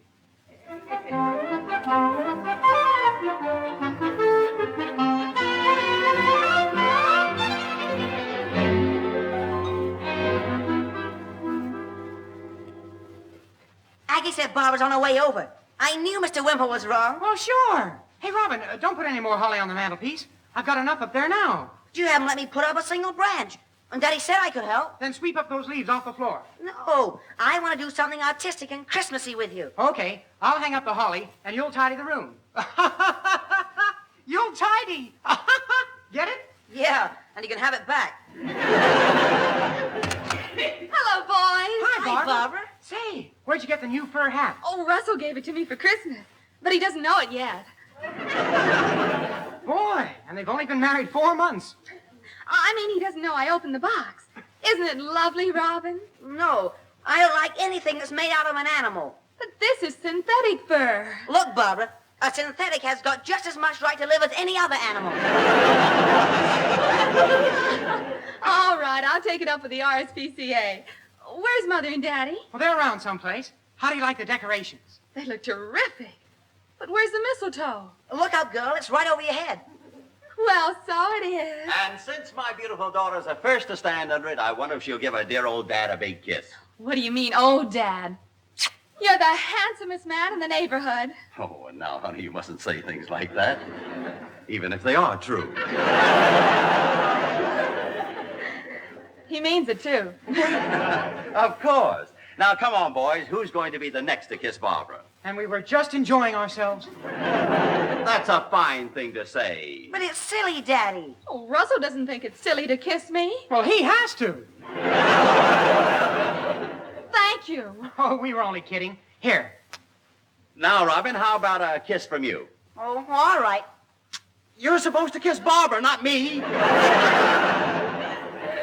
Honestly, I could make a fortune showing you two nitwits in a circus. Well, Mrs. Turner, how does the old homestead look?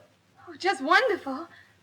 Daddy, you know I'd rather spend Christmas here than any place in the world, don't you? Of course.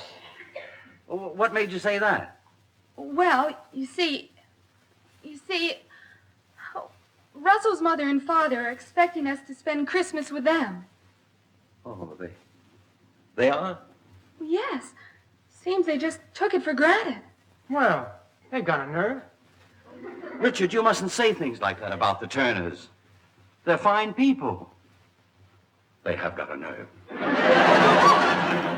I hope you told them you wouldn't go. How could I? After all, Russell feels the same about his home as I do about mine. Well, I think that's very narrow-minded of him.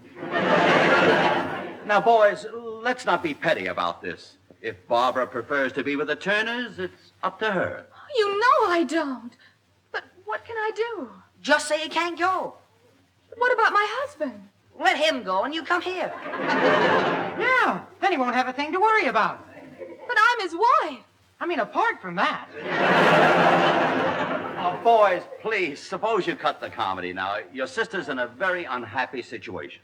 I certainly am. Well, stop worrying, honey, and go to your husband's family. Believe me, it's the right thing to do. Oh, Daddy, you're so understanding. Now, all you have to do is make your mother understand. You mean you want me to tell her? Well, naturally. You aren't afraid of your own mother, are you? Oh, no. But if I hurt her feelings, I'll die.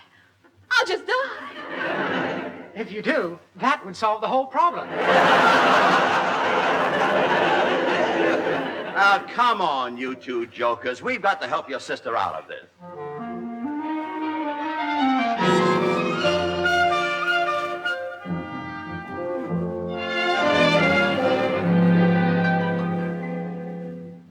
Hello, Mother dear. Hello, darling. Boys, don't eat those chestnuts. I'm using them in this turkey stuffing. We won't, Ma. Honey, Barbara wants to tell you something. Yes? Well, it's about Christmas dinner. Oh, that reminds me. Tell Russell we're having the Christmas pudding the way he likes it. You know, with hard sauce. Oh. Well, I thought you'd be pleased about the pudding. She is, but you must realize Barbara has her mother and father-in-law to think about now. Oh, well, then I'll send them a pudding, too. Pop didn't mean about the pudding. He just wanted to remind you that Russell has a mother and a father. Well, I didn't think he was found under a gooseberry bush. Why shouldn't he have been? I was.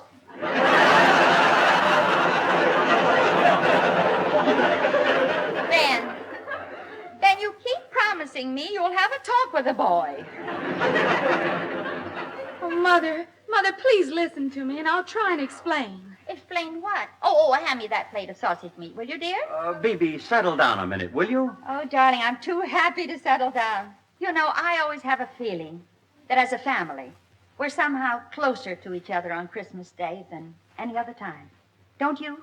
Well, yes, dear, but... It's so wonderful to have your children around you at Christmas, especially if you're parents. I think we'd better stop beating around the bush, dear. Bibi, what we're all trying to tell you is this. Russell's mother and father expect Barbara to go to their home for Christmas. Oh.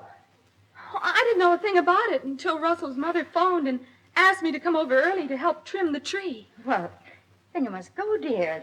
They'd be terribly disappointed. What about you? No, I'm staying here. Oh, Mother. Mother, you know I wouldn't hurt your feelings for anything in the world. Oh, but darling, you haven't. Now, you go right ahead and have a wonderful time. All right. I'll miss you all terribly. And where are you going? To her mother-in-law's for Christmas. Well, that's a fine thing, I must say. It's not Barbara's fault. Mrs. Turner just took it for granted.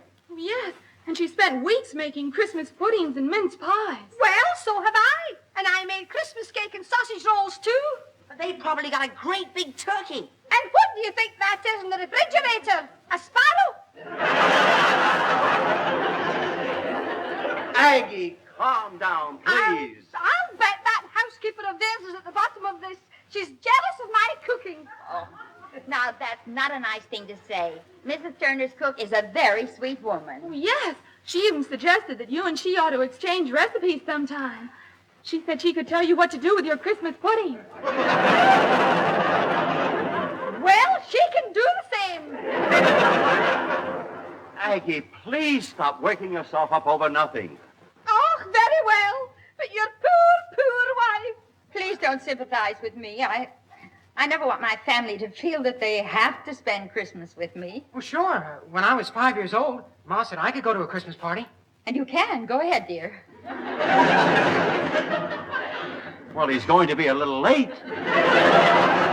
Now then, please, get your coat, Richard. But I don't want to go anyplace. Neither do I.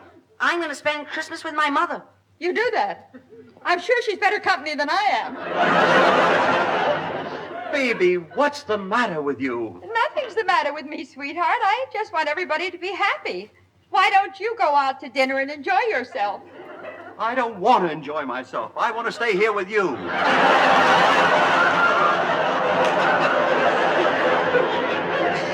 Darling, don't worry about me. I'll be perfectly content with my little self.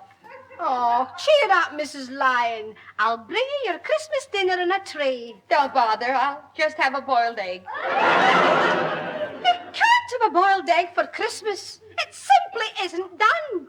It will be if you give it 4 minutes. Baby, are your senses leaving you? No, but if they want to go, let them. Mother, please. Goodbye, Barbara, darling. Have a wonderful time and give my love to the turkeys. I mean to the Turner. Goodbye, Barbara. I've never seen Ma act like that before. She's hurt. I'm going to telephone the Turners and tell them I can't come. I know they'll understand.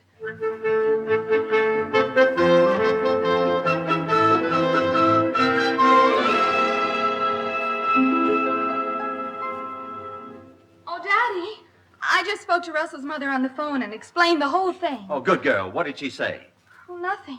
She just cried. Now we're really getting nowhere. I wish I could catch the measles, and then I could spend Christmas in quarantine. Oh, come now. There's no sense in going off to some foreign country. I think I'd better telephone Russell and try to straighten things out. Well, I already have. And he said we'll have dinner here. Barbara, I'm not going to allow you to upset your mother-in-law. Now settle down and let's not make things any more complicated than they are. Then you better keep out of this. I just telephoned Russell's mother, and everything's arranged for Barbara to have dinner with them. They're expecting her at 4 o'clock to help them trim the tree. Well, she still has plenty of time. It's only 3 o'clock. Oh, yes. Would you like me to help trim your tree before I go? Of course I would, sweetheart. Well, I'd better get on with the dinner. You want me to help you, Ma? No, thank you, dear. I'm going to dress the turkey, and it may be a little self-conscious. Now, come on, kids. Let's start working on that tree.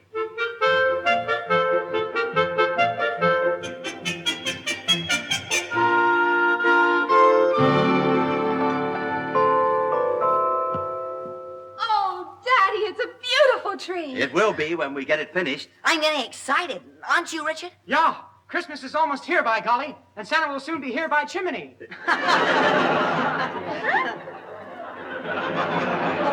Not if he heard that joke. Go on, Richard, up the steps. Don't you want to put them on? No, I want that string on the very top. I think it's better if you do it. But suppose I fall off the steps. Then I'll know I was right. What's the matter? Are you scared, Daddy? No, but I should be. 10 years ago, I almost fell off a 40-rung ladder. Gosh, did you hurt yourself? No, lucky for me, I was on the bottom rung. Mr. Lion, the tree looks beautiful. Well, it does look pretty good at that. And the whole idea was Daddy's. All we did was the work. Don't you believe him, Aggie? Why, Miss Barbara, you should have left 15 minutes ago. I know, but I just have to wait until our tree is finished. Oh, it's all finished now, honey, except for the ornament that goes on top. And I'm afraid your mother forgot to buy one. I heard that, Ben, and it's not true. I bought a lovely ornament for the top of the tree, but when I got it home, it had a crack in it. So you took it back? Well, naturally. Why should I pay for a cracked top piece? No, it'd be silly to buy something you've already got. Miss Barbara, look at the clock. You're going to be terribly late. Oh, you're right, I am. I guess I should be going. Well, goodbye, Mother. Goodbye, darling. Goodbye, Daddy. Goodbye, dear. Goodbye, Richard. Bye, sis.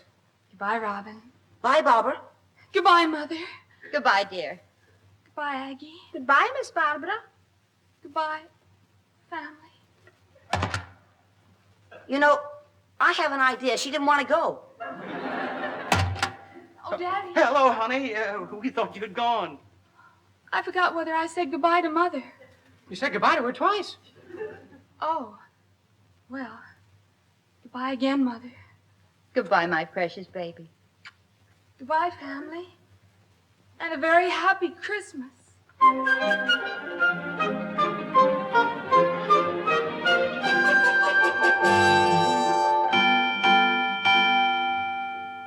Hey, where's Mom? Oh, she's upstairs changing for dinner. Daddy says she's trying to be very brave.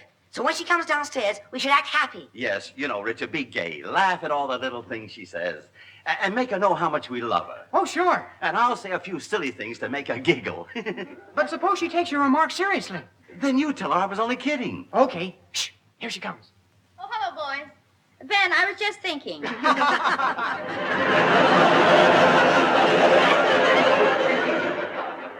Now, boys, please don't make so much noise. I've got a terrible headache and it hurts. I don't see what's so funny about that. I must expect an occasional headache at my age. After all, I'm 32. I am not joking. Can't you see I'm serious about my headache? Look at my face. Thanks. So you think my face is funny?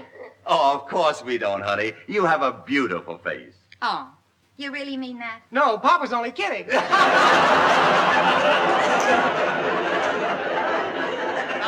Hold it, you two. Sweetheart, I'm afraid that went a little wrong. You see, we were just trying to give you a few laughs. Oh, well, that was very sweet of you, and you've made me very, very happy. That's better. Oh, come on. Let's give Mummy a big kiss. You bet. Hey, wait for me. Well, what a loving family group. Oh, hello, Florrie, dear.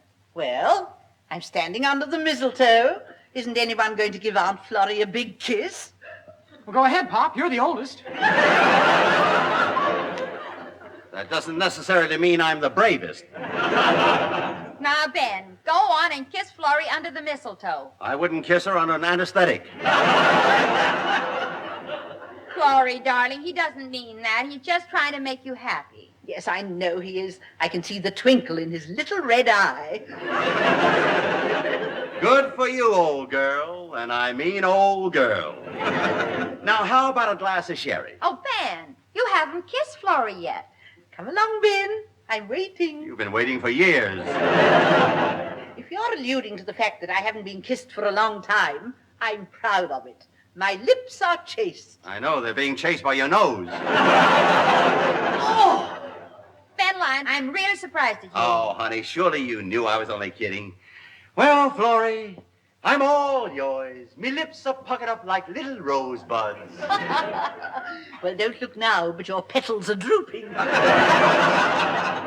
Touche. Well, come here, you silly old character. Thank you, Ben. I say, where's Barbara? She's spending Christmas with her in-laws. Isn't that a laugh? Well, I don't think it's funny at all. And I'm sure your poor mother doesn't either. Flory, what do you say we change the subject? Yeah, let's tell some jokes. How can you all be so indifferent? Baby, darling, you must be simply miserable. Flory, close your mouth. There's a bus coming. Oh, you be quiet. Baby, I can see you're trying to hold everything in, but believe me, dear, it's no good. It's best to let yourself go and have a good cry. You're so right. Please don't cry, Mummy. You still got me. And you've got me. And you've got me.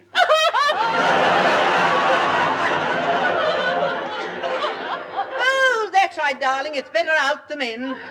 And so are you. Now, go home. Mrs. Lyons, look who's here. Hello, family. Barbara, darling. I'm not having Christmas dinner with the Turners after all. No, I've decided that both families should have dinner at my house. That's a wonderful idea. But of course we'll have to bring Aggie. Fine, bring everybody. Would you like another turkey? Oh, yes, please. Then I'll bring Flory. Barbara, come here. What is it, dear? That's for making us all so happy. Oh, isn't you wee darling? Robin, stand under the mistletoe so that I can kiss you. You don't know what you're saying, kid. The last girl that kissed me under the mistletoe went home with a broken heart and melted lipstick.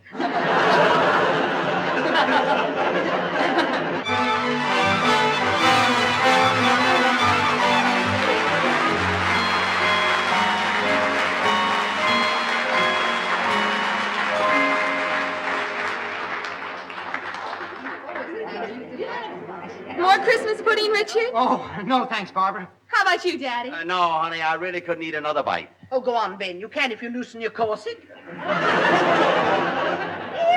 Here, Miss Barbara, give me those dishes. Oh, thank you, Aggie. I'm afraid our little house is a bit small for so many people. Nonsense. That only makes it all the cozier. Yes, even if we do have to go outside every time we want to pull a cracker. Oh, maybe I better go in the kitchen and see how the others are getting on. Oh, before you do, Robin and I would like to show our appreciation for this lovely dinner by singing you our little Christmas song. What do you say, Daddy? Well, it's up to you, darling. This is your house, and next door are your neighbors. I'll tell you what. I'll put on a Christmas record instead, and we can all sing it. That's the best suggestion I've heard today. I don't know that song. Good. I do. Daddy, you spoke too soon. Go ahead, Barbara. Chestnuts roasting on an open fire. Jack Frost nipping at your nose. Yuletide carols being sung by a choir. And folks dressed up like Eskimos. Everybody knows a turkey and some mistletoe help to make the season bright. Tiny tots with their eyes all aglow will find it hard to sleep tonight.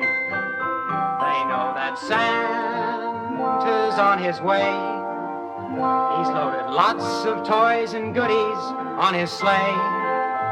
And every mother's child is going to spy to see if reindeer really know how to fly. And so we're offering this simple phrase to kids from 1 to 92. Although it's been said many times, many ways, Merry Christmas to you.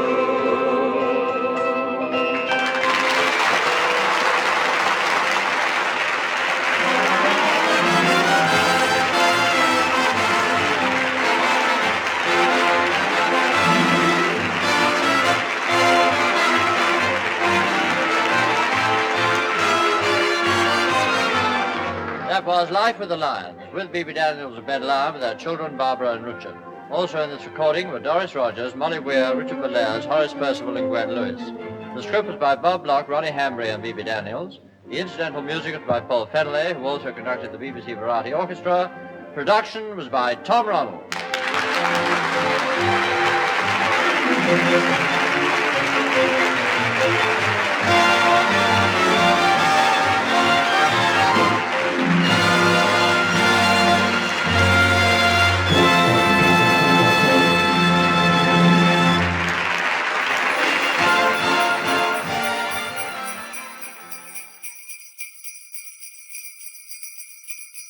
We present another episode in a radio series based on the world-famous BBC comedy success Steptoe and Son.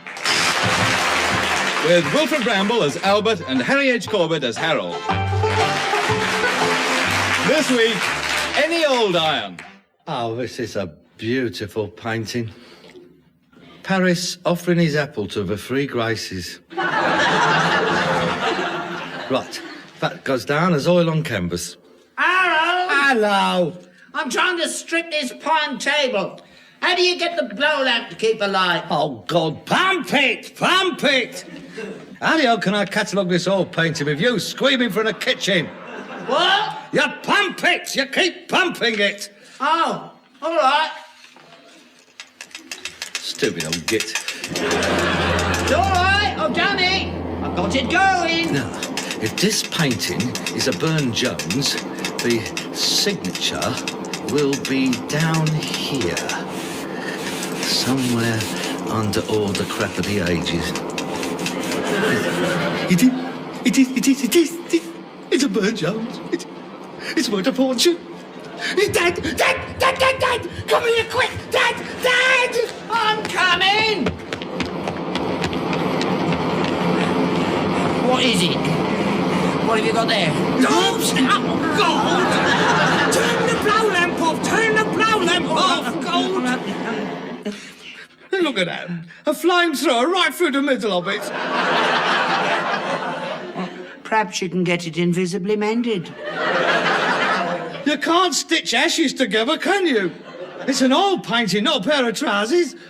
Well, it wasn't valuable, was it? Not valuable. Do you know what that is? That is a genuine example of the English school of pre-Raphaelites. It's a Burne-Jones. Look at it. I've got more Burne than Jones now. It could have been worth thousands, that could. Yeah, that's no Burne-Jones. It is. I uncovered his signature. Look, in the left-hand corner, the one bit that is left. His signature there is Burne-Jones. That's Bert Jones. Where? There you are. B-E-R-T. Bert. Hello. That was still a good picture. I mean, I could have got a tenner for it. A tenner? Yeah, for the frame maybe, and you still got that. That is not the point. It could have been real. You're a menace, you are, to any decent art collection. I mean, the good stuff you've ruined of mine. You could have sacked Rome on your own, you could. I mean, Attila the Hun wouldn't have had a look in with you. Born in the wrong century, you were. You could have swept across Europe with your blow lamp, destroying everything in your path. Accidents will happen. Accidents? You shortened the legs on my Chippendale armchair because it was too high for you. It wasn't even for you. Well, you shouldn't have left it on the cart. I left it on the cart because I was taking it to Sotheby's. Cutting off 4 beautiful ball and claws and nailing on iron casters. That is criminal. Well, I like to move about when I'm sitting down. Yeah, well, you'll have all the room you want to move about in soon, because I'm clearing my collection out. I'm not leaving it here for you to destroy. As soon as I've got the conkers, I'm going to open a shop of my own. An antique shop. I've always wanted that. What about this place? Oh, we'll keep this place going. We'll just sort all the stuff out. And all the good stuff goes in the shop with me, and all the rubbish stays here with you. Ah, thank you very much. That's typical of you, that is. In any case, where's the money coming from? It costs a lot of money to open a shop. Yeah, I know. But that's what I'm working towards.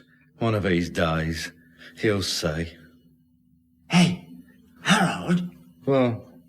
Come over here. Look, a customer coming in the yard. He must be mad. Cool, blimey, just look at him. A toff. Well, he ain't here after any second-hand gas stoves, that's for sure. He looks a good touch, Harold. Will you go or me? Oh, well, you go and see him. I've done my stint for today. Ah, all right then. Here I go. I've got my porcelain cataloguing to do.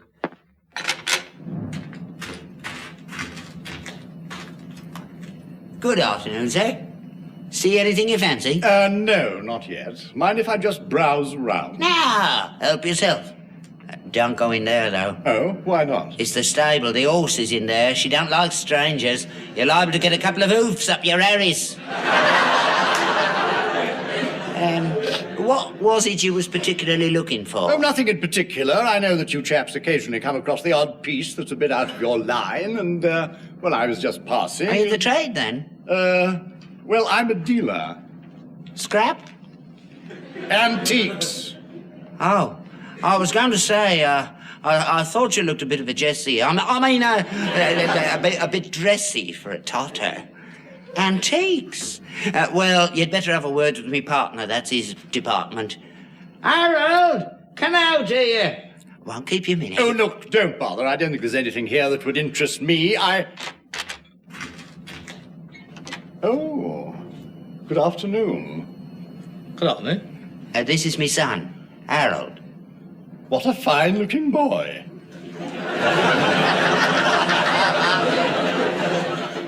This gentleman is an antique dealer. Oh, yeah?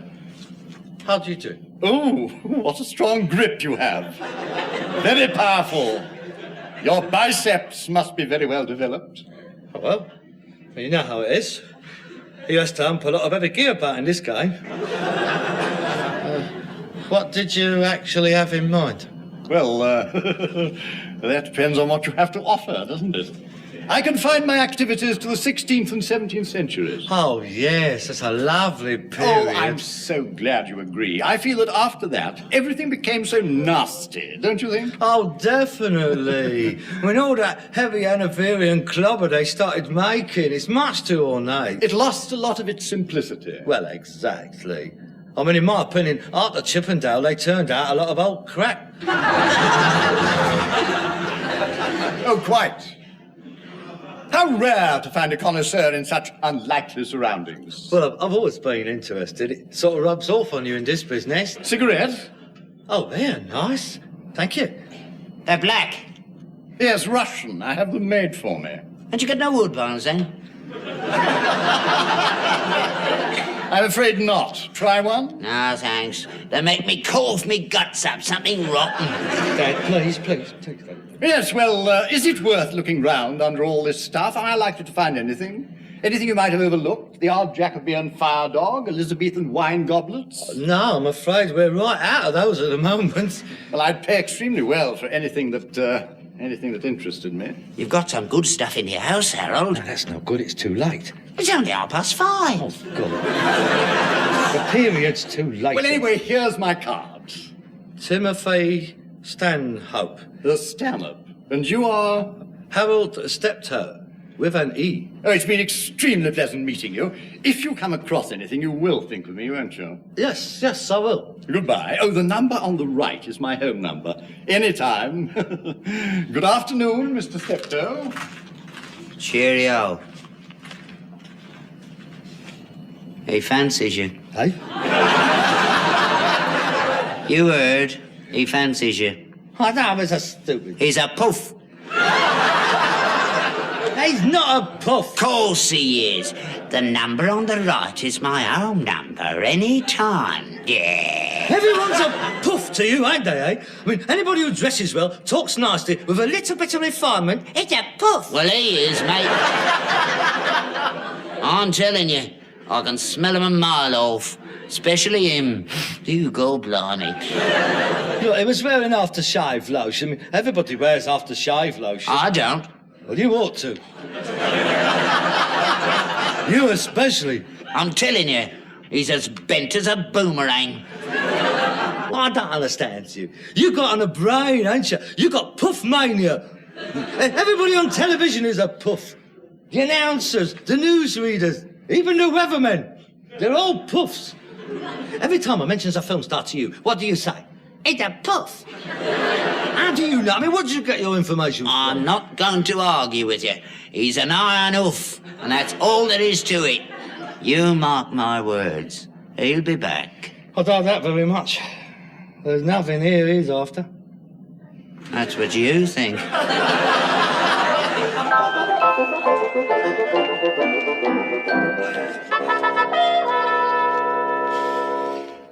She's here again.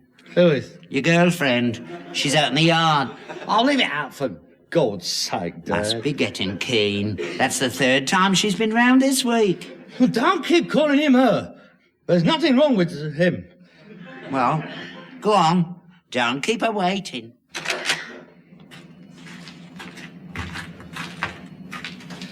Good morning. Hello, Harold. Hello. I haven't found anything for you yet. Oh, no, I didn't expect you to. That's all right. The main reason I popped round is that yesterday I came across some rather amusing Italian Renaissance buttons. Oh, yes? And I recalled our most interesting conversation about Florentine art the other day and how keen you were on the period. Oh, well, I don't know all that much about it. Oh, no, you're a very perceptive and cultured young man. Well, I'm always ready to learn. Well, anyway, I had these buttons made up into cufflinks, and I'd like you to have them. Oh, they're lovely. Oh, no, I can't take them. Oh, you must have. No, I couldn't. I mean, you don't even know me. Oh, please, Harold, it's bad luck in the trade not to accept gifts. Besides, you're the only one I know who can really appreciate them. Well, I don't know what to say. Well, then don't say anything. It's my pleasure. Well, I must dash. I'm going to a midnight charity auction, of all things. Are you? Oh, by the way, what are you doing tomorrow? Eh? Oh.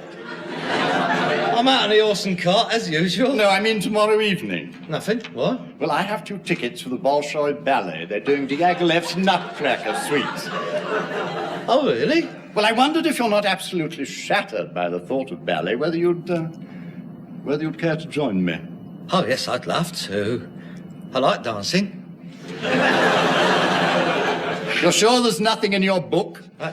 Oh, no, I have no engagements at all. I am completely free. Oh, good. Well, I'll pick you up at 8 then. Oh, black tie. Why, is somebody dead?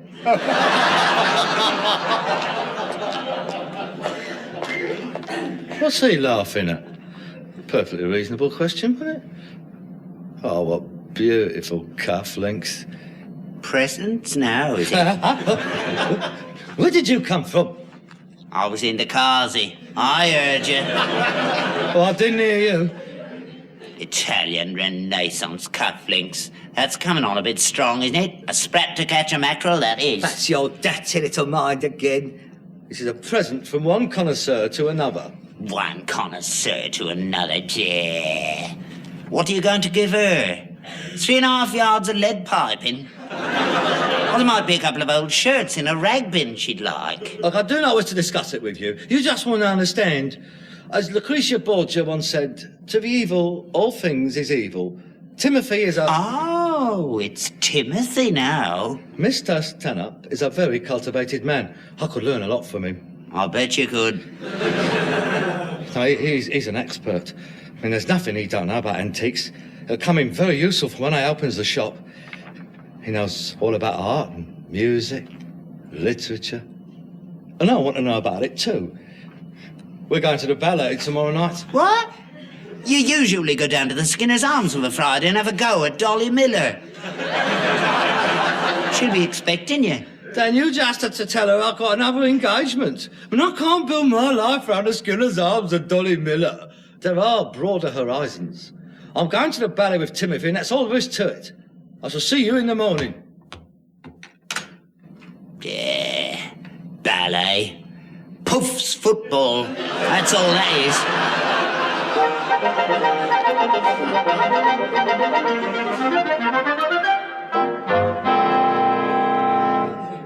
Harold, what are you doing? You've been up in that bedroom for hours. Who are you calling, Father? Oh, God blimey. What does he look like? You're not going out dressed up like that, are you? You look like the fairy off Liberace's Christmas tree. I'm glad you don't like it. That proves it must be all right. Did she buy that lot for you? No, he didn't. I bought it myself. I pays my way, don't you worry. Ah, I see you've got your handbag with you. This is a gent's shoulder bag. It's to prevent any unsightly bulges in the trousers.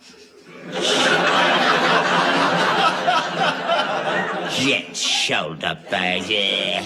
Harold, stop it before it's too late. You don't know what you're letting yourself in for. Oh, Father, stop fussing around me like an old hen and get on with your fromage.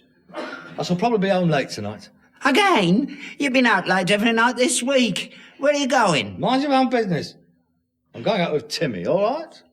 Harold, I am here to tell you you'll get yourself talked about. Talked about? By whom, pray? Well, the neighbours, for a start. The neighbours? Do you seriously think that I am concerned with the tittle-tattle of the local petit bourgeoisie?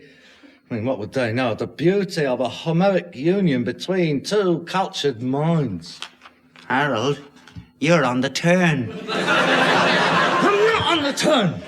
Will you realise that what Timothy and I have is a strictly aesthetic and a platonic relationship?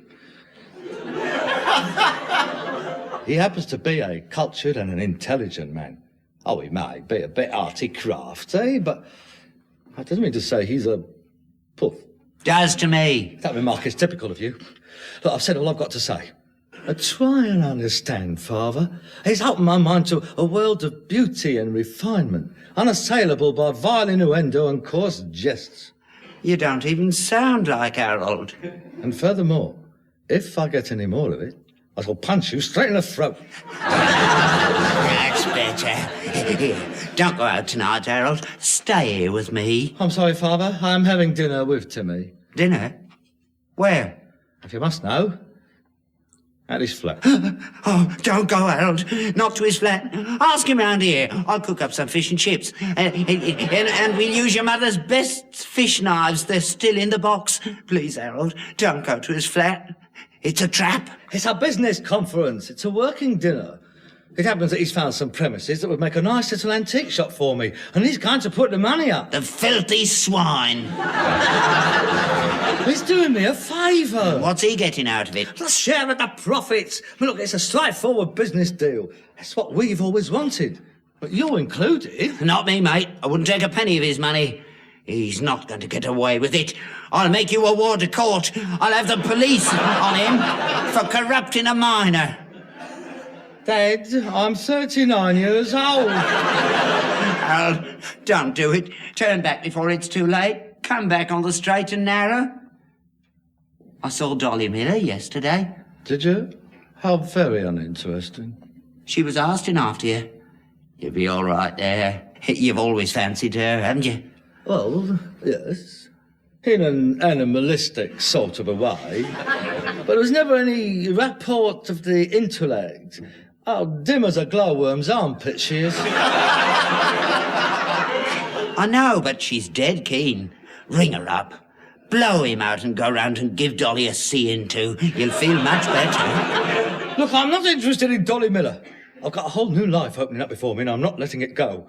I've lived in ugliness long enough. Be careful, Harold. I'm quite capable of looking after myself. Here, put this in your handbag. It's a cosh. Just in case. If he tries anything, hit him. Look, the only thing that's going to get hit round here will be you. For the last time, there is nothing wrong with Timmy.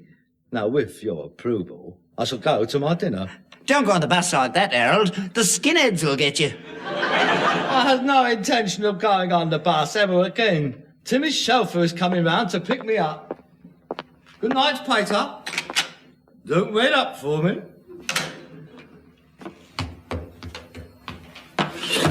All right, then. Go. I don't care. I know what's going to happen to you, mate. You'll finish up in a drag show down to Skinner's Arms.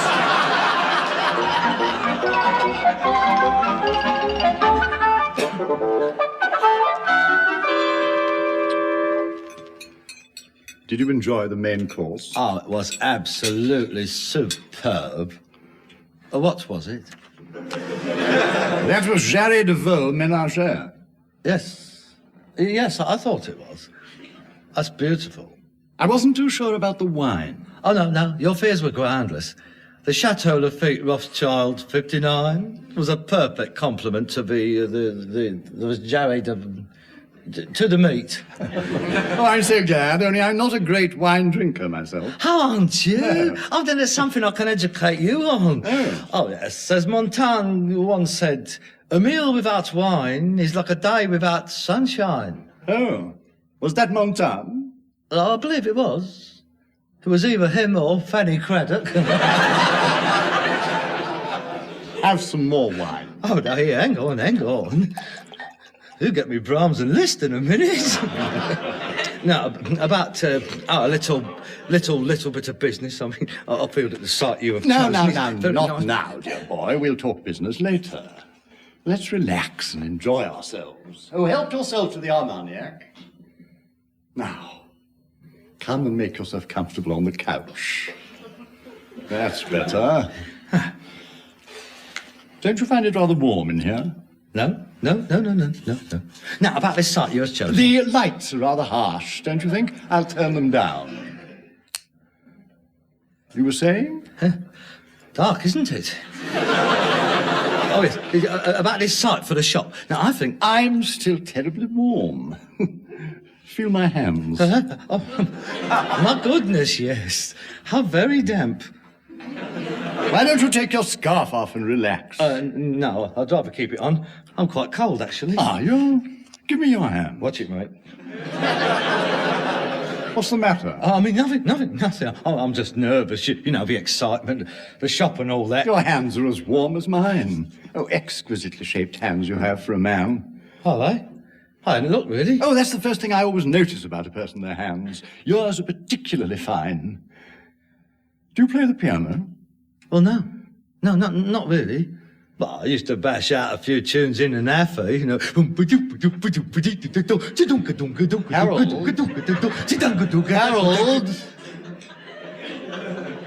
You're nervous of me, aren't you? No, I'm not. Yes, you are. You're very tense. I'm not. You don't have to be frightened of me. I'm not going to hurt you. No, no.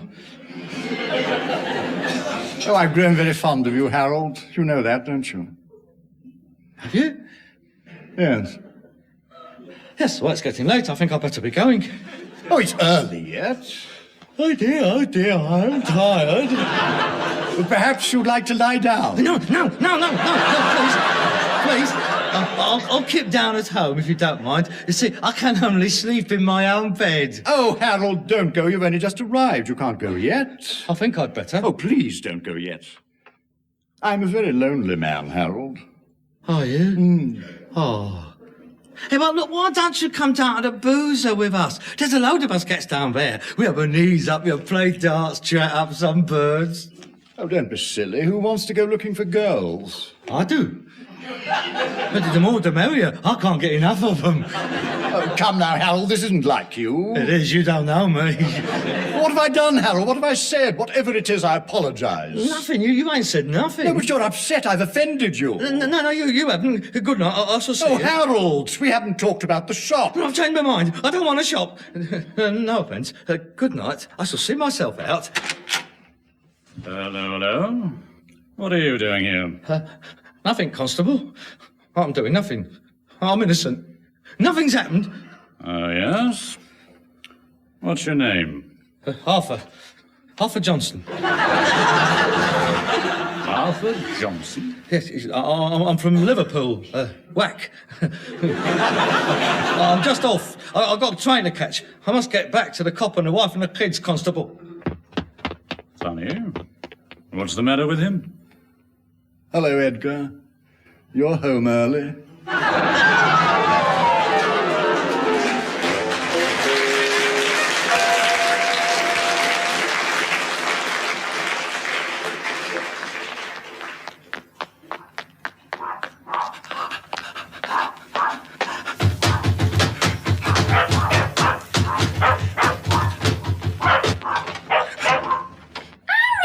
What do you want at this time of night?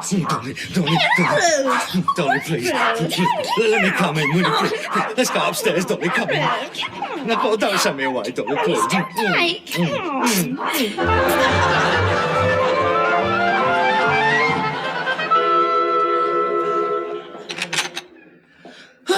me, Dad? Oh, it's good to be alive. Oh, what a night. Oh, dear, oh, dear, oh, dear.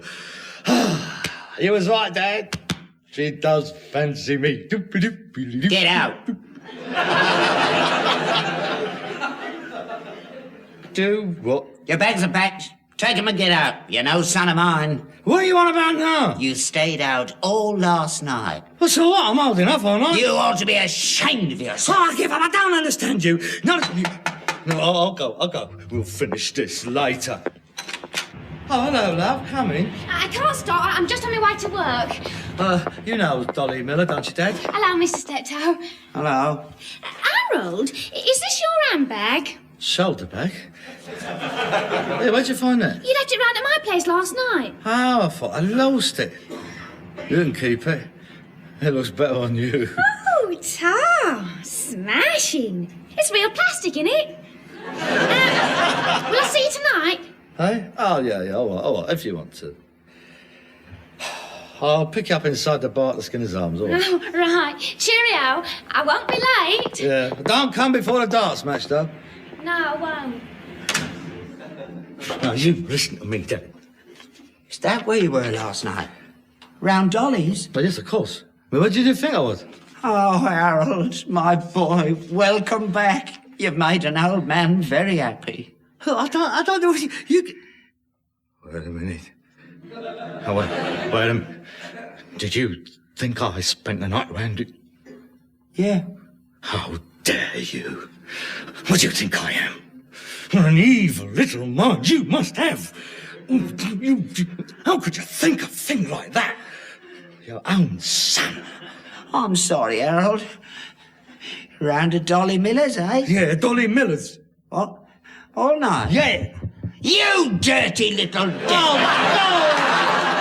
What sort of behaviour's that, then? Look, It's disgusting. You weren't brought up like that. It may be a permissive society, but not in this house. Your mother wouldn't have allowed it, no more will I. You keep away from Dolly Miller. Oh, for God's sake, make up your minds, will you? You can't win in this house. Don't you walk away from me when I'm talking to you. I want you in here at 11 o'clock in the future. Yes, You're Dad. not too old to get my belt across your backside. No, Dad. Your mother was a decent woman. Have some respect for her memory. Yes, Dad. Where are you going now? I'm going round to vets. I might just as well. I'm not putting up with this for the rest of my life.